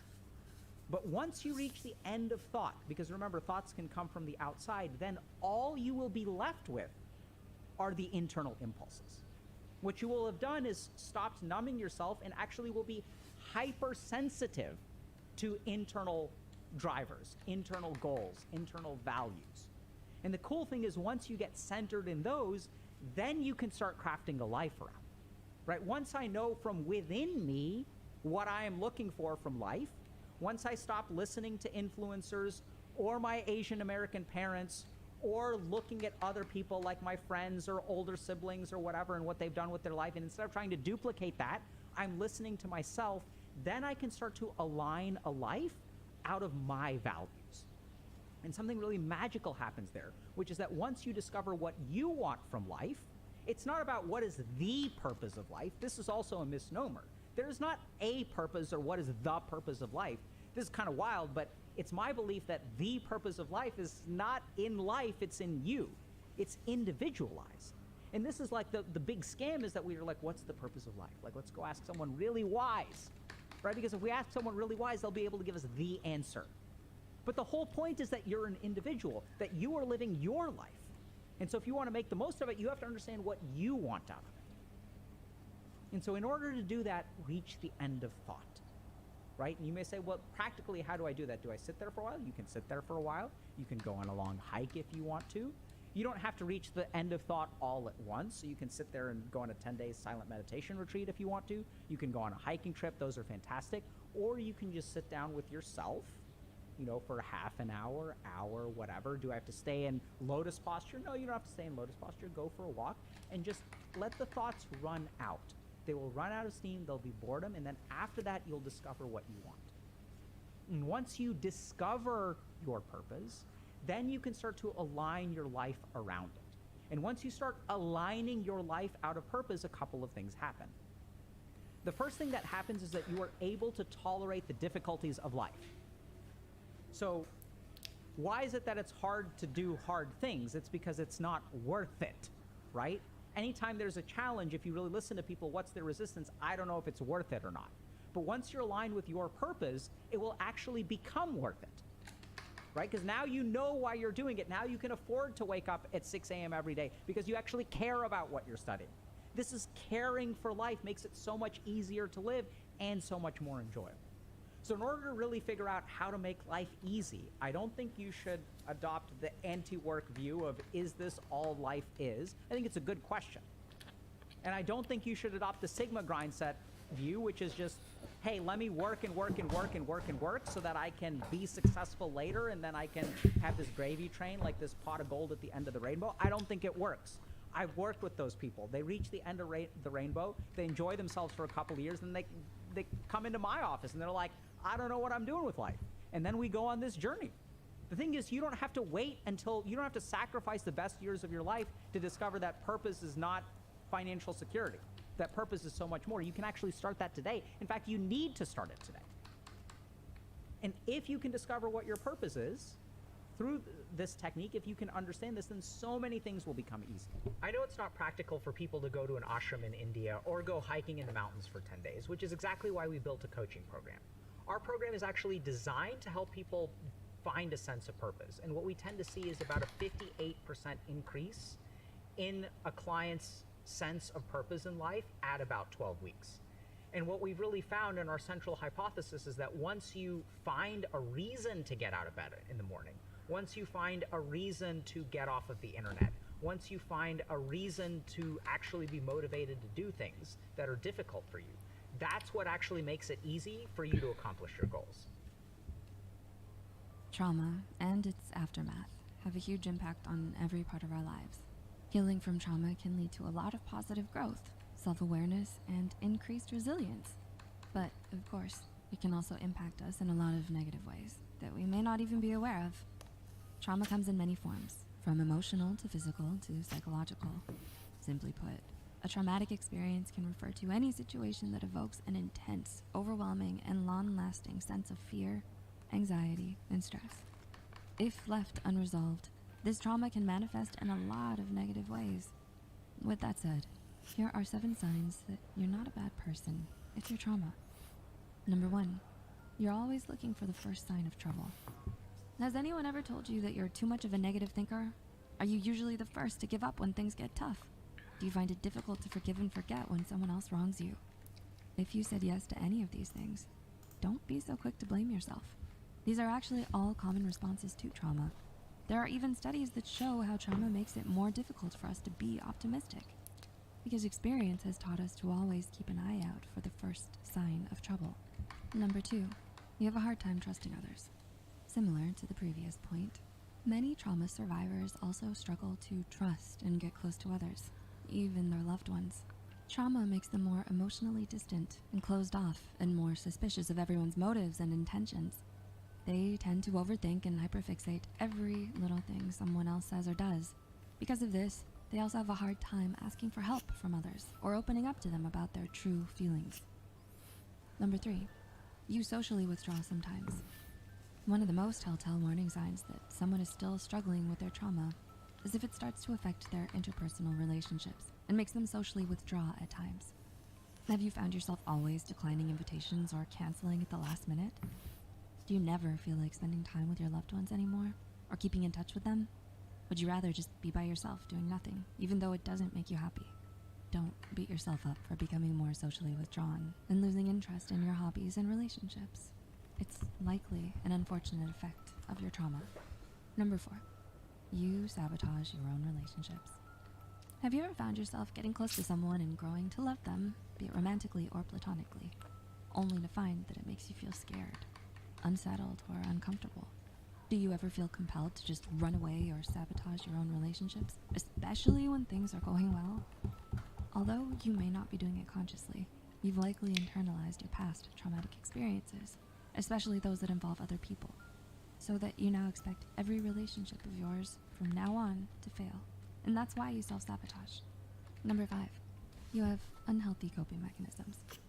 When people are struggling mentally and emotionally and don't know how to deal with it, it can be easy to feel overwhelmed and turn to unhealthy coping mechanisms instead. Some people start binge drinking and partying, while others turn to gambling and overspending. Others might oversleep to avoid their problems and feelings, or overeat to make themselves feel better for a moment. Some resort to self-harm, self-neglect, or putting themselves in danger. Whatever the unhealthy coping mechanism might be, the bottom line is that it likely stems from you looking for a way to grapple with your trauma. Number 6, you're emotionally repressed and distant. Following a traumatic event, most people tend to feel vulnerable, afraid, ashamed, confused, violated, or even hopeless. So when we're not ready to confront our feelings yet, we often end up burying them instead. But once you start, it can be hard to stop, especially when you haven't fully dealt with or processed your trauma.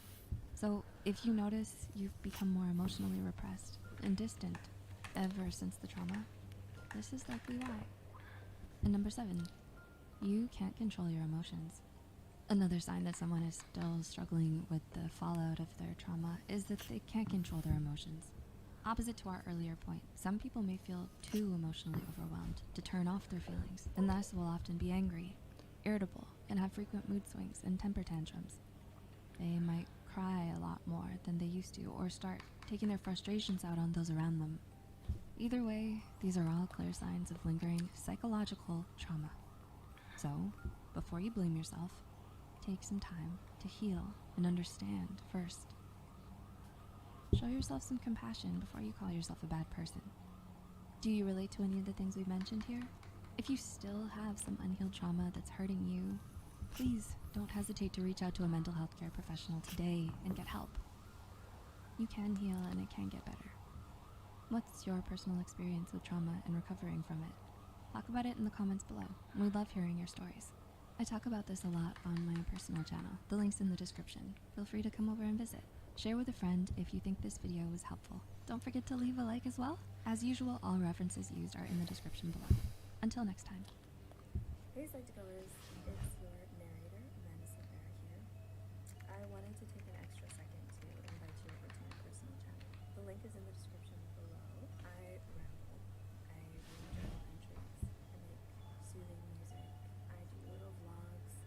to make a very open, honest, authentic space, a calming space where we can relax and be honest about how crazy it is to exist on this planet. The beauty, the trials, the tribulations, the trauma, the healing, all of that. I am an open book and an open heart over there and over here, always. Always. I would love to see you over there soon. Or later. Sooner or later. Any time is the right time. Yeah. Take care of yourselves. Love you. See you soon. Gimana nasib JDID yang tutup operation setelah ngabisin 21 triliun rupiah, sempat ngaku mereka unicorn, tapi ya gini situasinya. Berawal dari ambisi besar dan masuknya dikenal sebagai e-commerce untuk gadget, yang dulu gue sendiri tuh beli banyak dari sana, tutup operation dan per tanggal 31 Maret, semua seller di sana stop, harus kelarin semua ordernya, and then goodbye JDID. Yang lagi rame tuh kemarin bosnya JD, Richard Liu, bilang direkturnya tuh nggak becus, kerjaannya cuma bisa bikin PPT cantik. Nanti kita jelasin lagi di video. Terus ada 40 vice president yang katanya semuanya tukang bohong. Gak mau jujur ke JD sebagai perusahaan induknya. Kesannya kayak semuanya baik-baik aja dikemas dengan PPT yang sangat indah. Sebenarnya banyak sih alasan kenapa mereka tutup. Dan sebenarnya alasan paling parah yang bikin JDID tutup. Karena mereka nggak subscribe. Oke, bercanda. Tapi kita mulai dari fun fact. Tahu nggak? Goto sempat invest dengan nilai wajar hampir 1 triliun rupiah ke JDID. Sempat direspon dari corporate affair-nya, katanya tidak mengganggu arus kas. Tapi ini zaman-zaman sebelum mereka merger sama Tokopedia jadi Goto. Tapi sebelum kita bahas JDID, JD itu sebenarnya sukses banget. Kita bakal belajar bareng dari beda bisnis, tapi kita harus ngerti dulu background-nya. Chapter 1, JD, Jingdong. Dan mereka nasibnya nggak kayak JDID. Di tahun 2022 kemarin, revenue mereka pendapatan ngalahin kompetitor besarnya Alibaba. JD dapat sekitar 155 miliar dolar. Alibaba sekitar 129.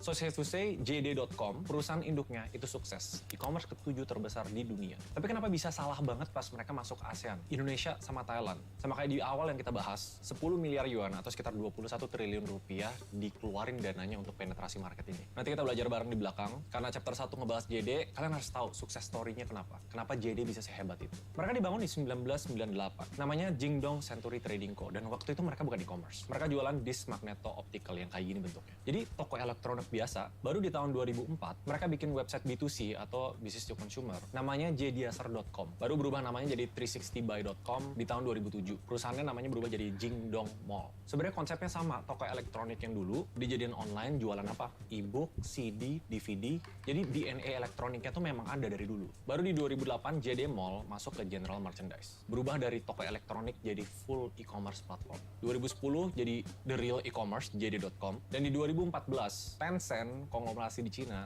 invest dan punya 14% di JD.com. Punya akses eksklusif ke WeChat sama mobile QQ. Secara overall, roadmap-nya kayak gitu. Electronic to general commerce. Tapi sebenarnya yang mereka jago itu bukan jualan. Timeline-nya itu kan 2003 Cina ada SARS. Itu wabah yang lumayan gede ya. Terpaksa seluruh behavior masyarakat Cina ngubah ke online. Kelihatan kan timeline-nya. Jadi marketnya berubah, consumer behavior berubah. Di 2004 mereka baru bikin website. Dari sana dia grow-nya secara cepat banget. Dan karena dari awal mereka toko offline, JD tuh fokus yang namanya last mile delivery. Operations logistik mereka, kirim-kirim, itu tuh udah kuat. Dan per sekarang, nggak heran kalau JD itu jadi the most advanced logistics center warehouse nomor 1 di Asia. Sama kayak banyak pebisnis, mereka udah sukses di satu market. Mereka udah dapat market share di Cina. Mereka mau ekspansi. Dan di sini chapter 2 kita masuk ke Indonesia market. Lahirnya JD.id. Sebenarnya nggak usah kita bahas detail lah. Indo, marketnya itu gede, luar biasa gede. Perkembangan e-commerce jadi salah satu industri yang paling cepat di Indonesia. Everyone is going online. Di Indonesia, itu penetrasinya di atas Cina, 76%. And JD want a piece of that pie. Dengan power mereka, yaitu mereka taruh 10 miliar yuan. Atau total sebenarnya dalam 8 tahun terakhir itu 21 triliun dipakai sama mereka. Tapi kok bisa gagal saing? Nah, kalian harus ngerti, kalau misalnya ekspansi di new market, lu tuh kan perlu bikin legalitas lokal, perlu ngebangun tim lokal, hire orang-orang yang ngerti market Indonesia, adaptasi, baru eksekusi di market itu. Kayaknya mereka ambil DNA yang sama. Pas pertama JDID kan terkenalnya memang masuk di elektronik, pasti ori, dan gue lumayan banyak beli elektronik di sana dulu. Dan safe to say, sebenarnya di awal-awal gue ngerasa mereka doing well. Karena waktu itu market elektronik, sama garansi bahwa ini elektronik ori, itu tuh dipegang cuma sama JD.id. Dan itu tahun 2015. Mereka pakai DNA elektronik sama DNA logistics center yang namanya JDL Express Indonesia. Itu ada 11 gudang, 250 drop point, dan 3.000 kurir. Again, ambil DNA-nya mereka di Cina. Dan gue ngerasain waktu itu bener-bener dikirim langsung sama kurirnya JD. Cepet dan gue nggak worry, itu elektronik rusak atau gimana. Tapi mungkin campuran dari gagal adaptasi behavior market, asumsi bahwa apa yang works di Cina bakal works di Indonesia, gagal saing atau adaptasi sama kompetitornya Tokopedia, Shopee, dan kalian lihat data market share ini. JD ada di peringkat 8. Berarti ada yang salah. Belum sempat transformasi kayak yang di Cina yang pertama elektronik jadi general commerce. Tapi mereka udah kalah duluan. Sebelum kita bahas lebih detail, gue di chapter 3 bahas tentang bad hire. Direktur dan VP Indonesia yang kata bos JD, go. Gue mau kasih tahu sesuatu yang pahit ke kalian. Ini fenomena yang sebenarnya umum di dunia startup. I don't know why. Banyak founder startup yang misalnya sebelumnya consulting atau pernah di VC, mereka jago bikin PPT. Maksudnya jago bikin PPT, mereka jago mempaket sebuah data atau situasi bisnis dengan kelihatan lebih harum daripada seharusnya. Statement dari Richard Liu, 40 vice president yang ada di sana tuh suka bohong. Keadaan nggak baik-baik aja, tapi dibilang baik-baik aja. Kalau boleh jujur, gue nggak tahu kebenarannya kayak gimana karena ini nggak ada data yang bisa gue cari di publik. Tapi itu gue rasain sendiri setelah ngobrol dengan banyak founder startup. Bukan cuma dari level VP, dari level manager ke CEO aja ada jenjangnya. Misalnya mereka bikin sesuatu yang nggak baik, event jelek, NPS jelek, somehow tuh bisa dipaket, dikasih report ke CEO-nya, oh ini eventnya bagus. Dan mungkin itu culture toxic yang bikin ambisi besar JD.com dengan strategi yang luar biasa bagus, dengan dana yang sebenarnya nggak kalah gede, bisa bikin mereka kalah di Indonesia. Pisahin yang namanya strategi dan eksekusi. Strategi itu bisa bagus banget, tapi kalau misalnya working level atau operational level nggak bisa turunin strategi itu jadi action plan, key activity, performance metrics, organizational management, operations process, semua perintilan-perintilan yang sampai dieksekusi dengan baik, sama aja bohong. Good strategies need good people to create good execution. Dan goodnya belum tentu orang pintar, tapi orang yang jujur dan berkarakter juga. Again, gue nggak tahu situasi JD kayak gimana, tapi itu yang rame dibahas dengan bosnya JD. Pengunjung per bulan 2,3 juta, dibanding sama Tokopedia sama Shopee yang 100-an juta lebih per bulan. Salah marketing, salah adaptasi, salah semua, intinya apa? Salah eksekusi.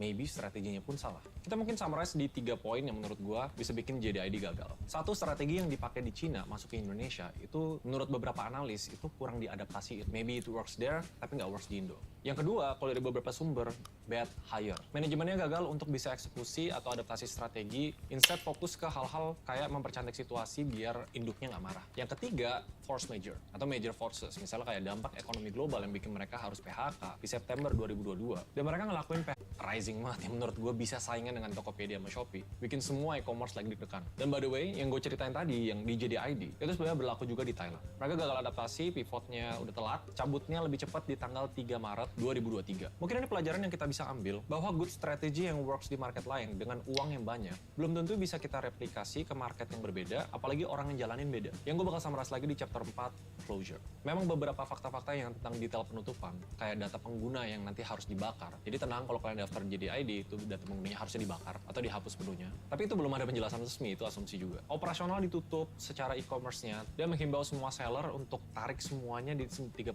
Maret, karena setelah itu udah nggak bisa melakukan penarikan lagi. Nasib karyawannya sekarang juga sebenarnya belum pasti bakal gimana. Sebenarnya per 29 November 2022, jadi sempat bilang mereka mau fokus profitability, gimana benerin cash flow-nya dan bisa dapat duit yang lebih sehat. Tapi karena kejadian semua ini, sekarang mereka lagi fokus mencari investor buat buyout, beli bisnis dan sisa operations yang ada di Indonesia, dan ya udah telan kekalahan di market Indonesia dan Thailand. Di luar dari operation tertutup, mereka bilang mau fokus di jaringan logistik antar negara, dan itu di pasar internasional. Kita nggak bisa bilang ini di end karena nggak ada news bangkrut, pilot, atau 100% tutup operations commerce, yes. Tapi kita bisa belajar banyak dari situasi ini.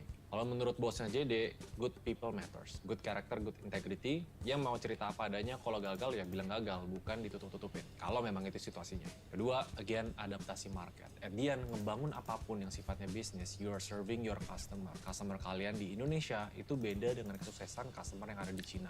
Mungkin opini gue pribadi, sebenarnya gue sayang. Karena JDID waktu itu gue lumayan sering pakai. Seandainya bisa outputnya berbeda, tapi ya kalau situasi nggak mendukung, I guess this is it. Ambil pelajarannya biar kita bisa belajar terus bisnis. Capoin 7preneur gratis. And I guess I'll see you guys in the next video. Bye-bye.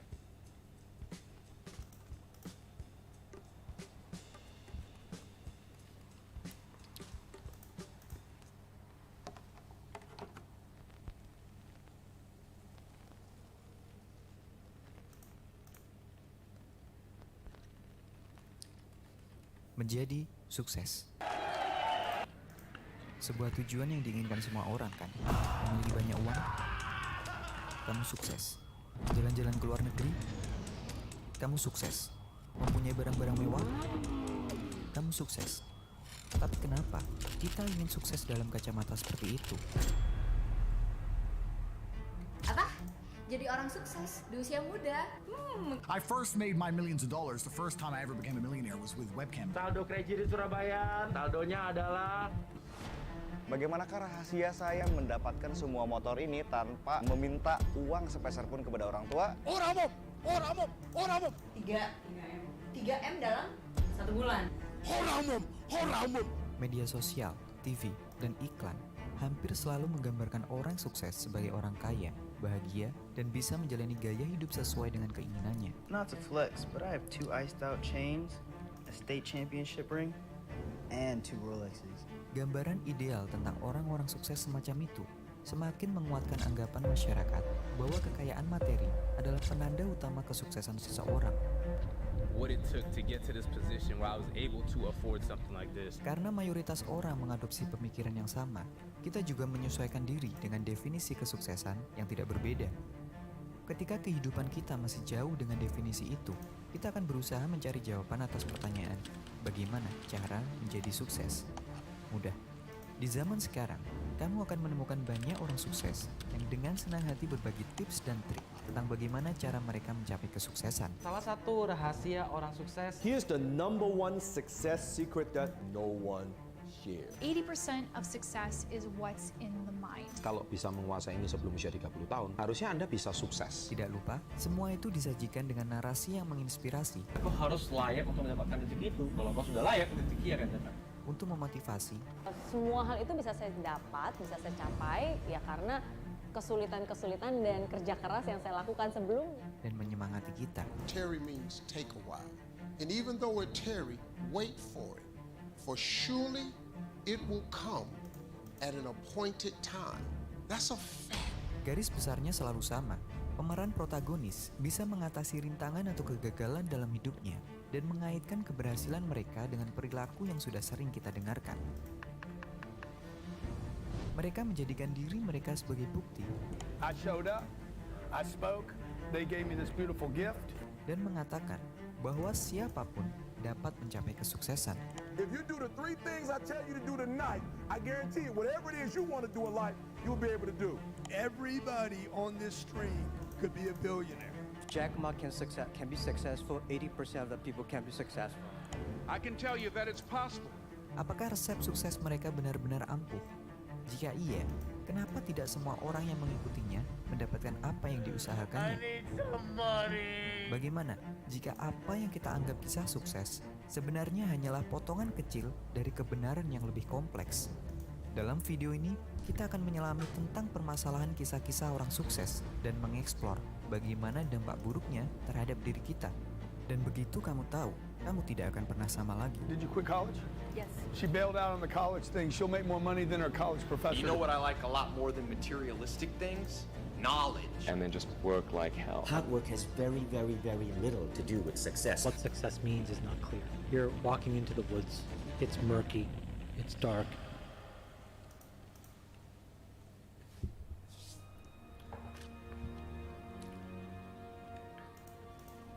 Apa yang kamu lihat sekarang adalah sinopsis asli seri pertama novel Harry Potter karya J.K. Rowling.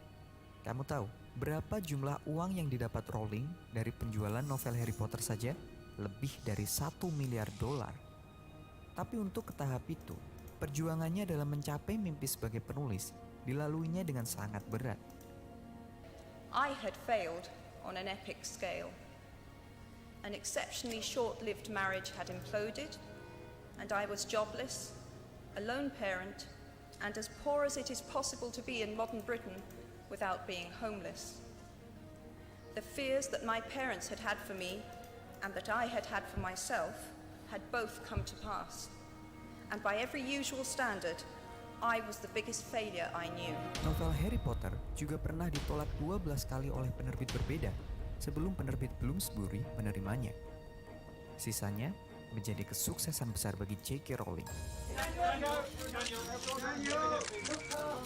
The final Harry Potter film flew into theaters over the weekend, and box office records flew out the window as the boy wizard conjured up an estimated $476 million in ticket sales around the world. It looks like our favorite wizards are breaking records once again. Tell me, what's your favorite thing about Harry Potter?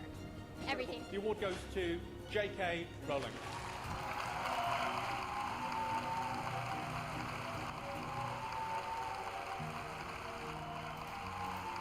Kamu mendapat pesannya kan?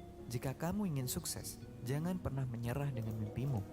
Sayangnya, kisah sukses yang mengandung unsur kegagalan pun masih bisa menimbulkan keyakinan yang salah tentang cara menjadi sukses. Kamu sekarang mungkin berpikir, kenapa itu terjadi? Kamu memang bisa melihat dari kisah J.K. Rowling bahwa sikap pantang menyerah membantunya mencapai kesuksesan. Tapi ada satu dari banyak hal lain yang tidak kamu lihat, yaitu keberuntungan. Lebih dari 20 tahun yang lalu, Nigel Newton, yang merupakan pemilik penerbit Bloomsbury, memberikan salinan manuskrip Harry Potter kepada anaknya, Alice Newton. Just took the thing home and lopped it over to my 8-year-old daughter Alice, who is my living market research vehicle for all children's books.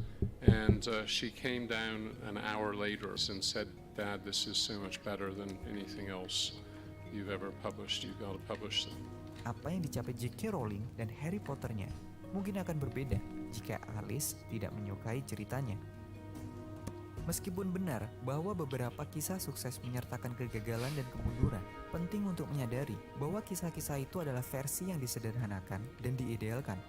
Orang-orang sukses kerap menyajikan pandangan selektif tentang apa yang terjadi dan mungkin mengecilkan atau mengabaikan faktor lain yang dialami atau dihadapi dalam perjalanan mereka. Atau kemungkinan lain yang bisa terjadi adalah mereka tidak menyadari hal lain yang sebenarnya membantunya dalam mendapatkan kesuksesan. Sekarang, lihat ini. Bukankah cerita seperti itu yang kita suka? Bagi kita, hal yang paling penting dari mengetahui kisah sukses seperti itu adalah bisa memperkuat harapan dan semangat kita dalam mencapai kesuksesan. Di kondisi seperti itu, kita bisa terjebak survivorship bias, di mana kita cenderung untuk hanya berfokus pada mereka yang berhasil dari suatu peristiwa seleksi dan mengabaikan yang lain yang tidak berhasil dari seleksi tersebut. Berapa banyak gelandangan yang jadi konglomerat di Indonesia? Berapa banyak kuli bangunan yang jadi kaya raya? Ini bukan merendahkan pekerjaan atau meremehkan kemampuan individu. Poinku adalah ketika kita berada dalam survivorship bias, kita hanya ingin tahu tentang kisah orang sukses dan tidak peduli dengan kisah orang-orang yang masih sulit mencapai apa yang mereka impikan. Kisah anak rantau yang hidup sederhana tanpa pencapaian besar. Buat apa? Kisah pengusaha muda yang gagal dan penuh dengan hutang. Buat apa? Bias ini berbahaya karena semakin kita mendasarkan kepercayaan hanya pada mereka yang berhasil, semakin mudah kita mengabaikan faktor lain yang sebenarnya memainkan peran dalam kesuksesan. Tanpa menyadari bias pertama, kita akan jatuh pada masalah kedua, narrative fallacy, yaitu kecenderungan untuk melihat suatu peristiwa memiliki sebab dan akibat yang pasti. Padahal, meskipun itu terlihat logis, itu masih bisa meleset dari kenyataan sebenarnya yang jauh lebih kompleks. Seperti yang kita tahu, beberapa kisah orang-orang sukses kerap menonjolkan pencapaian individu, bukan kelemahan dan kekurangan mereka sepanjang perjalanan. I like challenges. I just kind of work. Mereka seperti lebih nyaman untuk mendasarkan kesuksesan mereka pada kekuatan yang mereka miliki, bukan dari faktor eksternal. Padahal, faktor eksternal seperti pola asuh orang tua, bantuan dari orang lain, koneksi sosial, geografi, atau keberuntungan juga memiliki peran dalam kesuksesan mereka. Pikirkan ini, seseorang bisa saja menceritakan kisah kesuksesan bisnisnya karena sikap pantang menyerah ketika gagal. Tapi bisa saja dia tidak menyebutkan bagaimana dia mendapatkan akses ke sumber daya yang membantunya lebih cepat. Seseorang bisa saja menceritakan kesuksesannya dalam mencapai kebebasan finansial sebelum usia 40 tahun karena disiplin menabung dan investasi. Tapi bisa saja dia tidak membeberkan fakta bahwa dalam proses menuju tujuannya, dia mendapatkan warisan dari orang tua. Seseorang bisa saja menghubungkan kesuksesannya mendapatkan jabatan tinggi dengan kerja keras dan dedikasi, tapi bisa saja dia tidak mengakui koneksi keluarganya dengan orang-orang penting.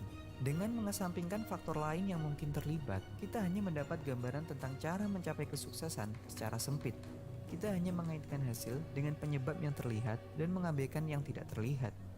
Ini berbahaya karena kita juga akan semakin mengembangkan kepercayaan bahwa kesuksesan adalah sesuatu yang sepenuhnya dalam kontrol kita, sesuatu yang bisa dihasilkan secara linier hanya dari upaya individu seperti bekerja keras, pantang menyerah, selalu belajar, tidak takut mengambil resiko, dan seterusnya. Keyakinan yang berlebihan pada sampel kecil hanyalah salah satu contoh ilusi yang lebih umum. Kita lebih memperhatikan isi pesan daripada informasi tentang keandalannya, dan sebagai hasilnya berakhir dengan pandangan dunia di sekitar kita yang lebih sederhana dan lebih koheren daripada kebenaran data yang ada. Melompat ke kesimpulan adalah olahraga yang lebih aman di dunia imajinasi kita daripada di dunia nyata.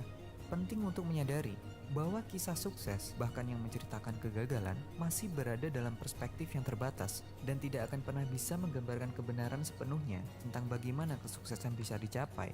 Apakah ini selesai? Belum. Ostrich effect adalah selanjutnya. Itu adalah kondisi di mana seseorang cenderung menghindari informasi negatif atau tidak menyenangkan. Ini berbahaya karena bisa membuat kita terlalu optimis tanpa menimbang konsekuensi buruk yang bisa terjadi ketika mengejar kesuksesan. Kita akan mengambil resiko yang tidak dipikirkan dengan baik karena kita hanya percaya pada informasi yang terlihat positif, seperti kesuksesan bisa dicapai dengan kerja keras, atau semakin banyak kegagalan, semakin dekat kita dengan kesuksesan. Maka dari itu, kita perlu mempertimbangkan bukti yang ingin dan tidak ingin kita dengar, bukti positif dan negatif, informasi yang disajikan dan yang mungkin hilang, peristiwa yang terjadi dan tidak terjadi. Dengan membandingkan informasi yang berlawanan, pandangan kita terhadap penyebab kesuksesan juga akan lebih besar dan jelas. Di sini, kita menjauhkan diri dari kesimpulan yang kurang akurat yang bisa membuat kita salah melangkah.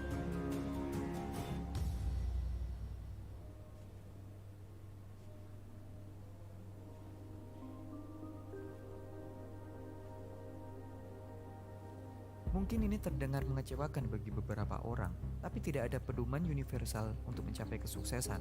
Tidak ada rahasia untuk mencapai kesuksesan. Tidak ada kebenaran objektif tentang cara mencapai kesuksesan. Kehidupan ini terlalu rumit. Kita tidak bisa memprediksi semua akibat dari tindakan yang kita lakukan. Dalam bisnis, kita mungkin dapat memprediksi penurunan permintaan, tantangan finansial, atau juga kompetisi yang semakin ketat.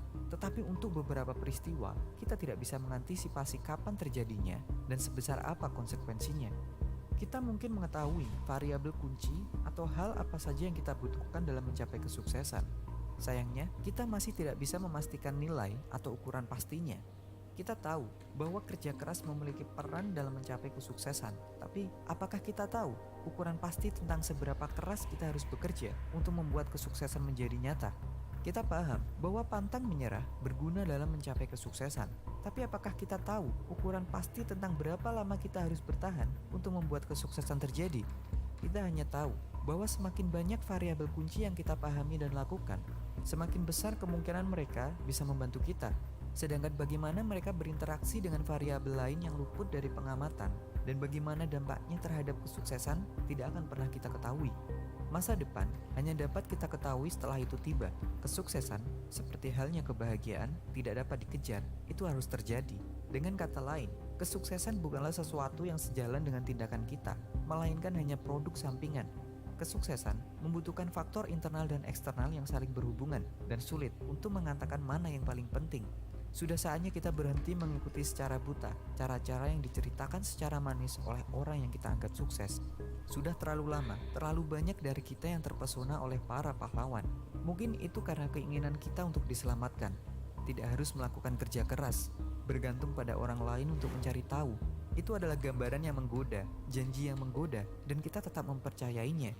Di suatu tempat, ada seseorang yang akan membuat semuanya lebih baik. Di suatu tempat, ada seseorang yang visioner, menginspirasi, cemerlang, dapat dipercaya, dan kita semua dengan senang hati mengikutinya. Nah, inilah waktunya bagi semua pahlawan-pahlawan itu untuk pulang, seperti yang ditulis oleh penyair William Stafford.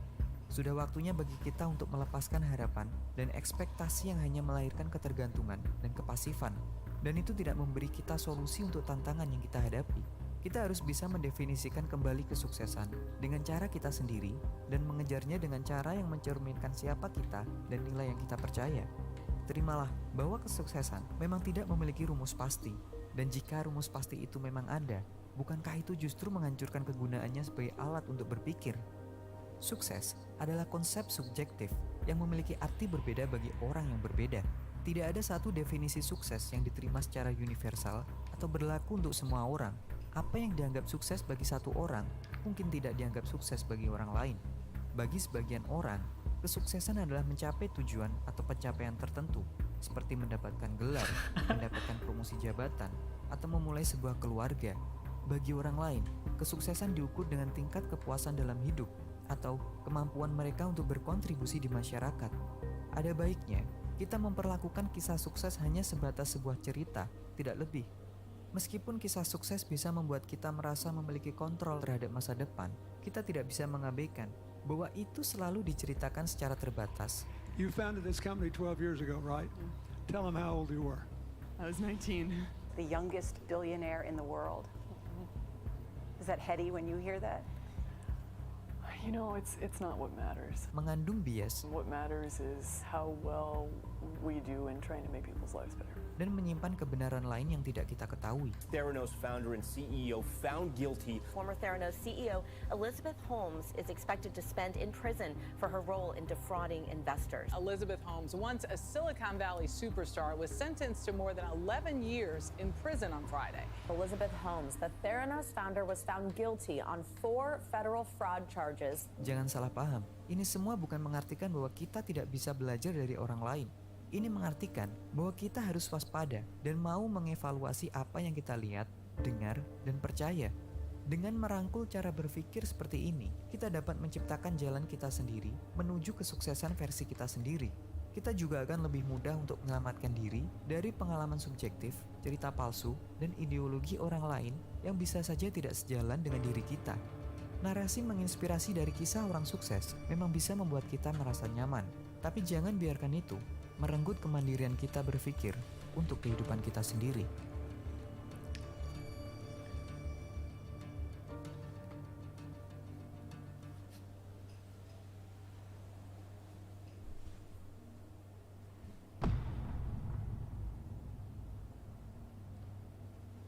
Jangan nabung di saham deh, resikonya gede. Mending nabung di deposito aja biar aman.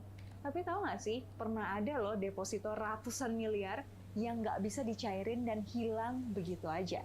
Apa ternyata deposito itu nggak seaman itu juga ya?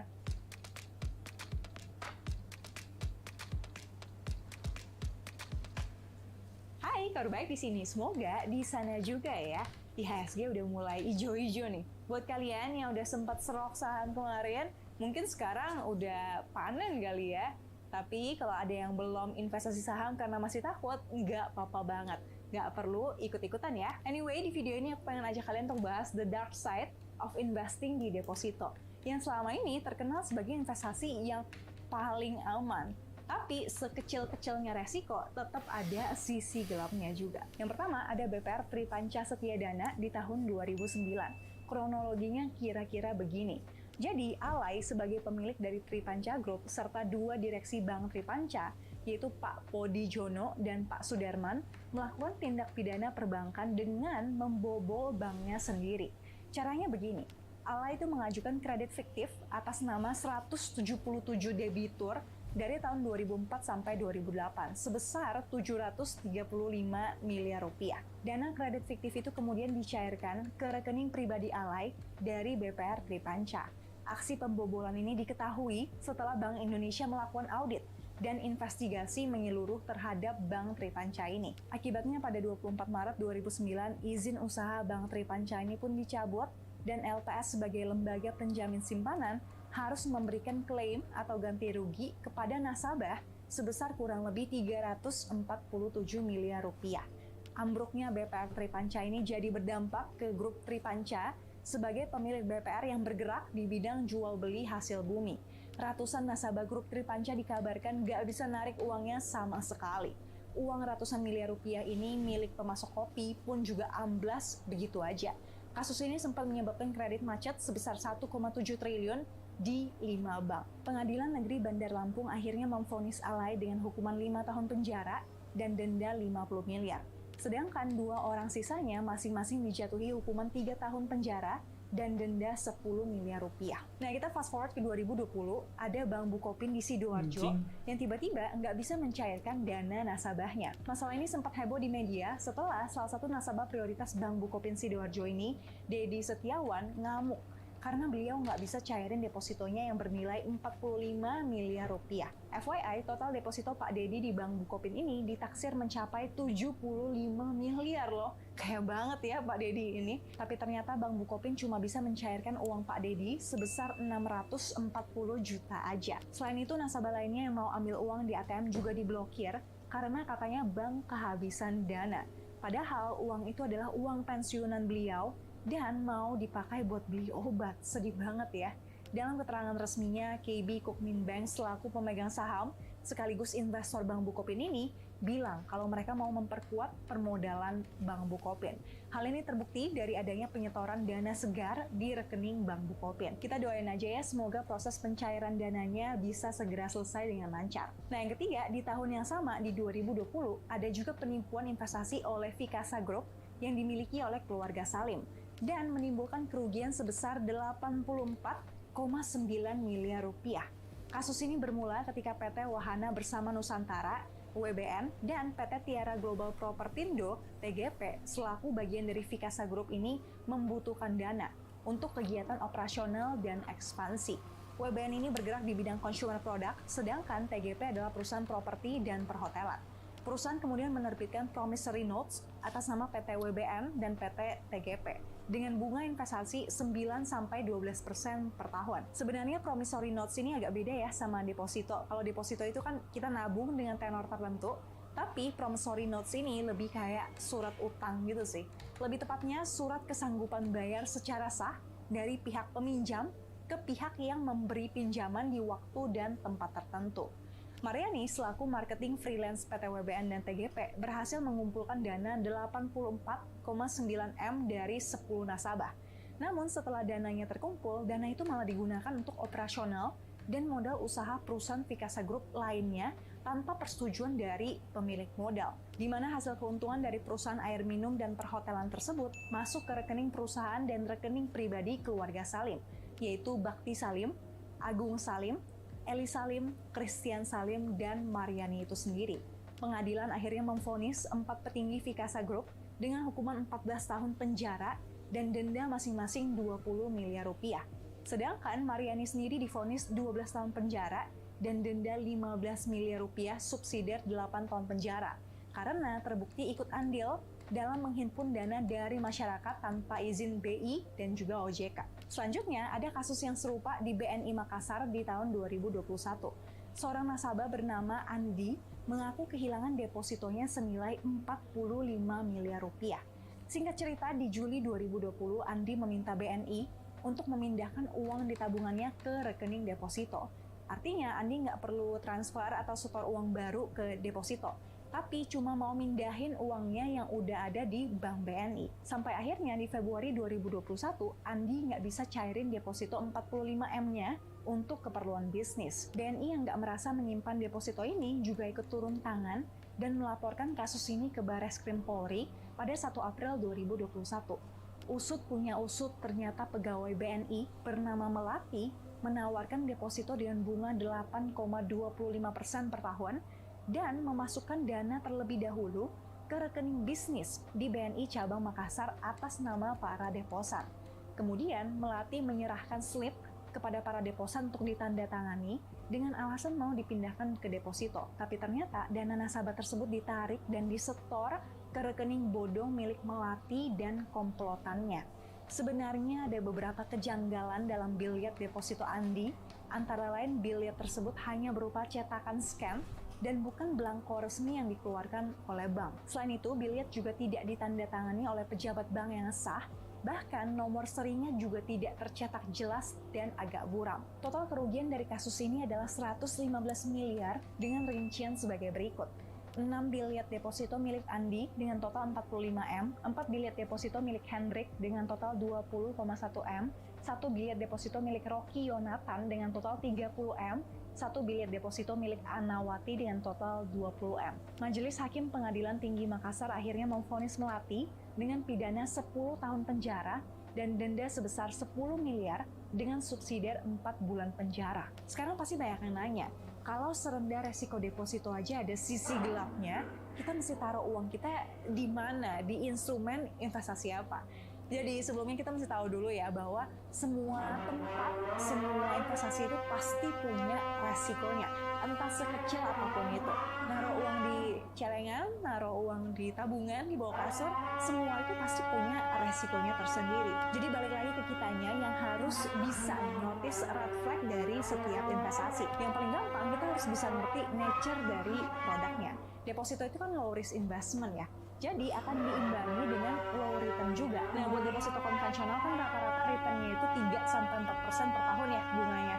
Jadi kalau ada yang nawarin deposito dengan bunga tinggi 9-12%, kita mesti lebih curiga, waspada, dan skeptis lebih dulu nih. Ngomong-ngomong, kalian tahu nggak sih kenapa deposito bank itu returnnya kecil? Nah, jadi bank itu kan menghimpun dana dari masyarakat. Ada yang kredit dan ada juga yang taruh deposito. Kalau kita cek di BPS, suku bunga kredit bank swasta nasional untuk keperluan konsumsi ada di 10,32% per tahun. Dari sinilah bank akan kasih kita 4%-nya buat bunga deposito. Baru selisihnya masuk sebagai laba atau keuntungannya bank. Selain itu, yang bisa kita pelajari dari kasus-kasus tadi adalah pertama, jangan all in di satu produk, biar resikonya bisa terbagi.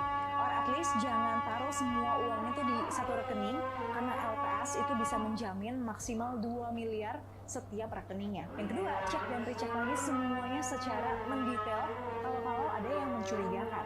Misal, tulisan di bill lihat yang agak buram atau blur gitu ya.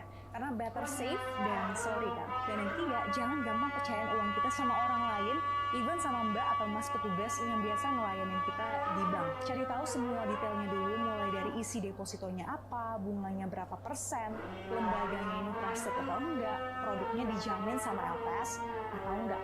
FYI, LPS itu tugasnya menjamin simpanan nasabah bank konvensional dan syariah, mulai dari tabungan, deposito, giro, sertifikat deposito, dan produk sejenis lainnya. Syarat supaya bisa dijamin LPS antara lain pertama, simpanan tercatat dalam pembukuan bank. Kedua, bunga yang diterima nasabah nggak melebihi tingkat bunga wajar yang ditetapkan oleh LPS. FYI, angka ini berubah-ubah ya tiap bulannya, kalian bisa cek di websitenya LPS. Untuk sekarang, tingkat bunga maksimal yang dijamin oleh LPS adalah 3,5%. Selebihnya ya nggak dijamin ya. Tapi bukan berarti semua bunga deposito yang lebih dari 3,5% tuh bodong ya. Tapi reminder aja, semakin tinggi return yang ditawarkan, maka semakin tinggi juga resikonya.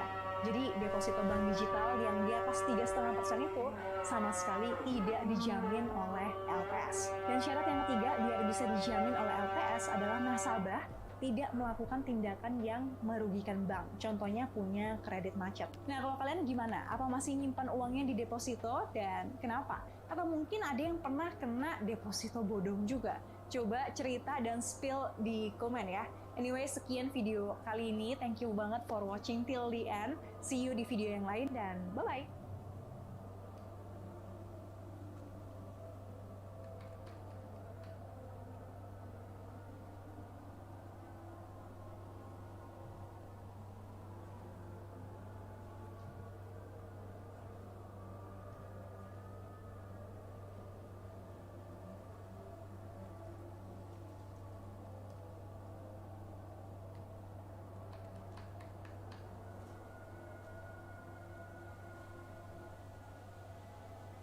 Halo guys, gue mau sharing 7 jenis passive income gue. Passive income itu cuma ada 2 jenis. Pertama adalah passive income yang dibeli pakai duit. Kedua adalah passive income yang diakuisisi dengan waktu yang gue luangkan. Jadi nggak ada tuh yang namanya passive income yang kita bisa dapetin secara gratis tanpa kita luangin waktu. Jangan lupa like dan subscribe buat support channel ini. Kita punya misi untuk elevate Indonesia's financial literacy. Let's go! Passive income pertama gua adalah dari C-Bank. Kalian bisa lihat di sini bunga yang gua dapetin dari C-Bank itu nilainya 10 juta rupiah. Jadi di C-Bank ada 2 cara yang kalian bisa dapetin duit. Pertama itu dari tabungan, jadi kalian tinggal taruh duitnya aja sama kayak di bank lain, kayak bank-bank biasa. Dan dulu mereka sempat ngasih 7%, sekarang mereka ngasihnya 5%. Kedua, itu dari deposit. Saat ini deposito si bank masih ngasih 7% sebagai bunga. Tapi bunga itu masih tetap kena pajak 20% ya. Jadi kayak contohnya gini, gue dapat Rp47.516 setiap hari, tapi gue kena bunga Rp9.503. Jadi kalau misalnya bunga yang ditawarin itu 7%, bunga net setelah dipotong pajak 20% itu adalah 5,6%. Dan kalau misalnya kalian belum pernah pakai si bank, kalian bisa dapetin cashback kalau misalnya kalian pakai referral code yang gue tulis di deskripsi. Ada yang bilang, wah kalau misalnya di si bank bisa bangkrut nggak ya? Ini kan perusahaan startup. Menurut gue itu concern yang fair dan valid. Pertanyaannya adalah apakah Bank Permata bisa bangkrut? Apakah Bank BCA bisa bangkrut? Apakah Bank Victoria bisa bangkrut? Secara teori semuanya itu bisa bangkrut ya. Bahkan kalau misalnya lo taruh duit di bawah bantal pun, itu pun bisa hilang gara-gara dicuri orang. Tapi emang kesan yang gue dapat, taruh duit di Bank BCA itu tuh yang paling aman. Kalau misalnya kalian anti pakai bank-bank lain, kalian bisa pakai aplikasi My BCA. Jadi gue udah nggak pernah lagi nih pakai yang BCA Mobile, pakainya yang My BCA ini. Soalnya kalau misalnya kalian bener-bener cuman percaya sama BCA, daripada kalian taruh duit di tabungan, duit kalian yang nggak dipakai mendingan taruh di deposito aja. Dan kalian bisa masukin ke deposito pakai aplikasi My BCA dan minimal masih dapat 2% setahun. Kecil banget sih, makanya kalau misalnya gue sebenarnya gue nggak pernah taruh duitnya di sini. Tapi kalau misalnya emang kalian mau cuan, ya resikonya lebih tinggi. Kalau misalnya kalian mau aman, ya keuntungannya lebih kecil. Passive income kedua gue, itu gue taruh di reksadana saham.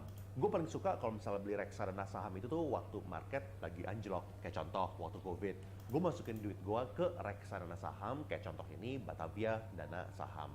Gue masukin ke beberapa reksadana saham, soalnya walaupun ini reksadana yang udah didiversifikasi secara teori, gue tetap mau diversifikasi lagi secukupnya, supaya kalau misalnya ada apa-apa sama salah satu reksadana saham, gue masih relatif aman. Reksadana saham sejarahnya kasih gue return 28-35% dalam waktu 2 tahun. Soalnya gue masukinnya kebetulan pas market lagi pada crash. Dan menurut gue, reksadana itu boleh kalian explore kalau misalnya kalian nggak punya waktu buat pelajarin saham satu persatu. Tapi sebenarnya kalau misalnya dilihat-lihat, hampir seluruh keuntungan reksadana saham gue, itu gue dapetinnya 6 bulan setelah market crash. Jadi contohnya kayak gini, dari bulan April 2020, gue mulai nyicil pelan-pelan selama beberapa bulan ke depan. Dan gue beli antara 40 sampai 49 ribu. Lalu di bulan Desember 2020, itu tuh gue udah nyentuh di angka 58 ribu. Jadi sebenarnya 28 sampai 35% itu tuh udah didapetin selama 6 bulan. Dan performa reksadana saham gua dalam 1 tahun terakhir itu bener-bener nggak bagus. Misalnya kayak gini, BNP Paribas, gue cuma dapat 2,66% 1 tahun terakhir. Batavia Dana Saham, gue cuma dapat 4,42% dalam 1 tahun terakhir. Manulife Dana Saham kelas A malah rugi 7,25% dalam waktu 1 tahun terakhir. Dan sebenarnya kalau misalnya kita tarik mundur, sebenarnya Manulife Dana Saham kelas A ini nih super poor performance banget sih. Masa dalam 10 tahun returnnya 4,22% atau setahun rata-rata 0,4%, itu gue taruh deposito di MyBCA aja udah dapat 2%. Lalu passive income ketiga gue taruh di reksadana pendapatan tetap. Kayak contoh yang gue masukin itu adalah EBF, Indonesia Bond Index Fund, Dana Mas Stabil, dan Support Invest Stable Fund. EBF 1 tahun terakhir cuma ngasih 2,8%, Dana Mas Stabil ngasih 5,4%, dan Support Invest Stable Fund ngasih gua 6,3%. Dan yes, sebenarnya Support Invest Stable Fund so far performanya itu paling baik. Tapi tetap ya, gue nggak mau put my eggs in one basket atau gue taruh semua duit gue di satu keranjang.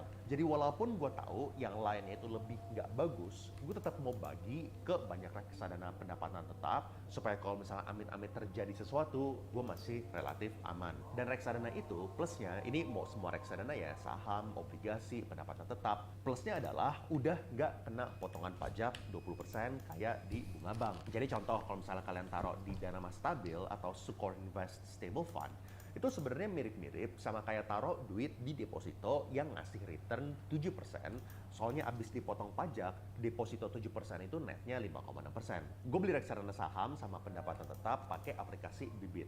Referral code di deskripsi buat yang belum pernah pakai. Di sana, kalian juga bisa beli reksadana tipe lainnya, kayak misalnya reksadana pasar uang, dan kalian juga bisa beli surat berharga negara atau SBN. Passive income keempat, gue mulai beli saham Amerika. Gue sempat bilang di video lain bahwa sekarang gue lagi pelan-pelan migrasi reksadana saham gue ke saham Amerika. Soalnya saham Amerika itu lagi pada crash. Jadi sekarang ini saham Amerika gue anggap lagi pada diskon. Dan gue anggap lagi pada diskon soalnya sekarang ini lagi pada mengalami penurunan harga. Dan harga yang gue beli sekarang itu lebih murah dibandingkan harga yang orang-orang lain beli 1 tahun ke belakang. Dan kalau misalnya kita lihat kayak gini, kapan lagi Google di diskon 36%? Kapan lagi Microsoft di diskon hampir 25%? Kapan lagi Disney di diskon 39%? Kapan lagi Amazon di diskon 48%? Nih, kalian bisa lihat sendiri, gue udah mulai nyicil pelan-pelan. Dan gue expect buat migrasi sampai tahun depan selama 3 atau 6 bulan lagi. Soalnya ada kemungkinan besar harganya ini masih bisa jatuh. Dan gue juga udah siap buat hold secara long term ya. Soalnya gue nggak expect ekonomi Amerika itu bisa rebound secara cepat. Dan gue siap kalau misalnya emang harus tunggu 4-5 tahun. Saham-saham lainnya yang gue tertarik beli itu kayak Starbucks, McDonald's, Walmart, Procter & Gamble, sama Coca-Cola. Belum beli sih, soalnya harganya masih belum pas. Tapi kalau misalnya nanti sampai ada penurunan harga lagi, gue udah siap deploy cash buat beli saham-saham yang gue sebut. Cara yang paling tepat buat pilih-pilih saham Amerika itu sama aja kayak pilih-pilih saham di Indonesia ya. Kalian pelajarin bisnis dan laporan keuangan masing-masing perusahaan. Tapi kalau misalnya kalian nggak punya banyak waktu, Bang, kalian gua ada bisa suaranya beli nggak, Bang? perusahaan Ada bang.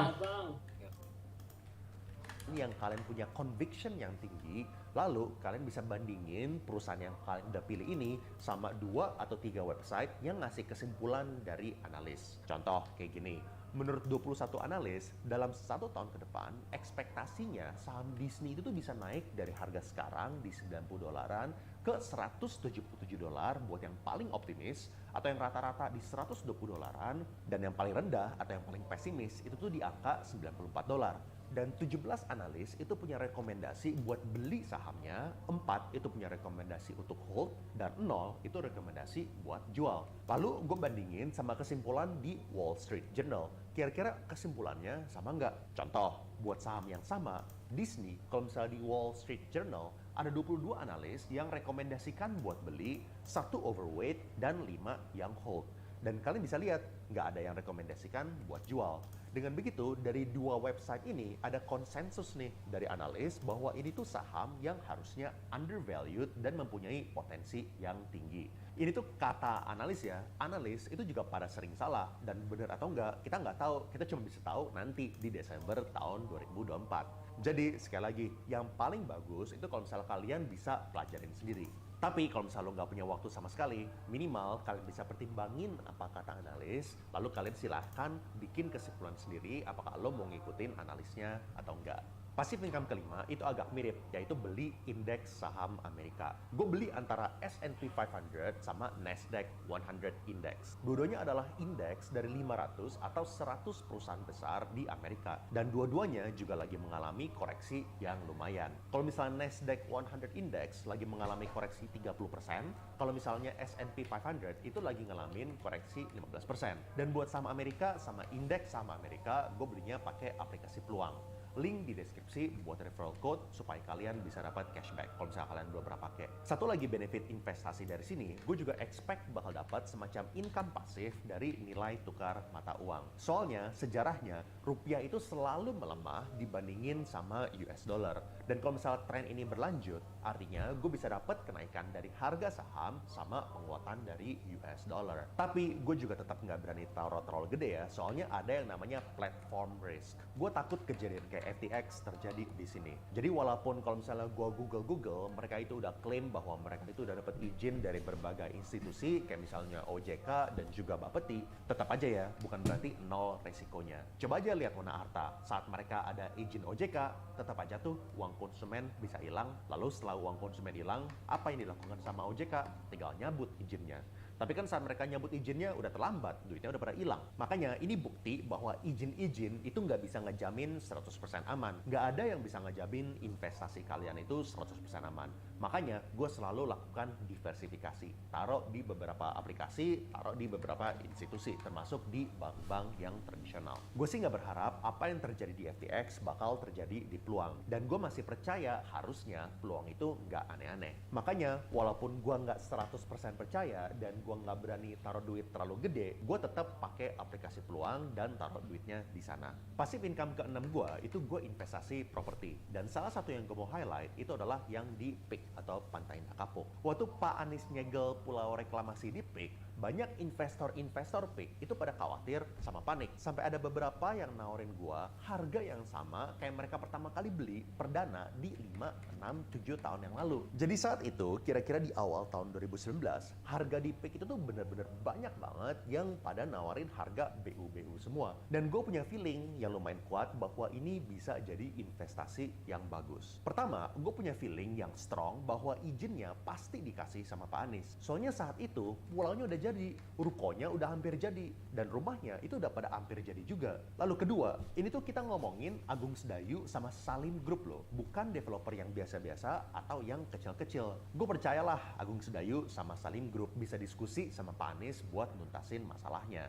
Ketiga, kepentingan Agung Sedayu buat nyelesain masalahnya itu jauh lebih besar dibandingin sama Agung Podomoro. Kan Pak Anies juga nggak kasih tuh izin buat Agung Podomoro di proyek yang namanya itu Pluit City. Tapi bedanya, Pluit City ini cuman satu pulau aja. Sedangkan pulau reklamasi PIK itu buat Agung Sedayu bukan yang utama. Soalnya buat mereka, yang utama itu adalah PIK 2 yang butuh jembatan ngelewatin pulau reklamasi Gulf Island sama Ebony Island. Nih kalau misalnya kalian lihat master plan-nya, kebayangkan buat Agung Sedayu ini tuh kecil dibandingin seluruh potensi PIK 2. Makanya kalau misalnya gue lihat, kalau misalnya sampai amit-amit mereka itu rugi buat nuntasin pulau reklamasi, gue percaya Agung Sedayu itu tuh masih nggak apa-apa. Mereka masih berani buat nyelesain pulau reklamasi, soalnya duitnya itu tuh jauh lebih besar di PIK 2 dan mereka butuh ngejadiin pulau reklamasinya mereka. Atas dasar itu, gue lumayan pede izinnya pasti dikasih dan ternyata terbukti Pak Anies berubah pikiran. Ini jadi salah satu investasi properti terbaik gue.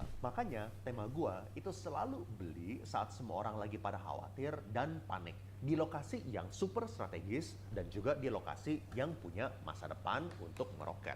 Passive income terakhir gue adalah bisnis gue sewa kantor cbd.com di mana gue dapat 50 juta sebulan. Bisnisnya udah berjalan autopilot kira-kira sejak tahun 2019 dan gue cuma luangin waktu setengah jam sebulan buat ngecek sama kontrol dan gue udah ada tim manajemen yang super jago di sana.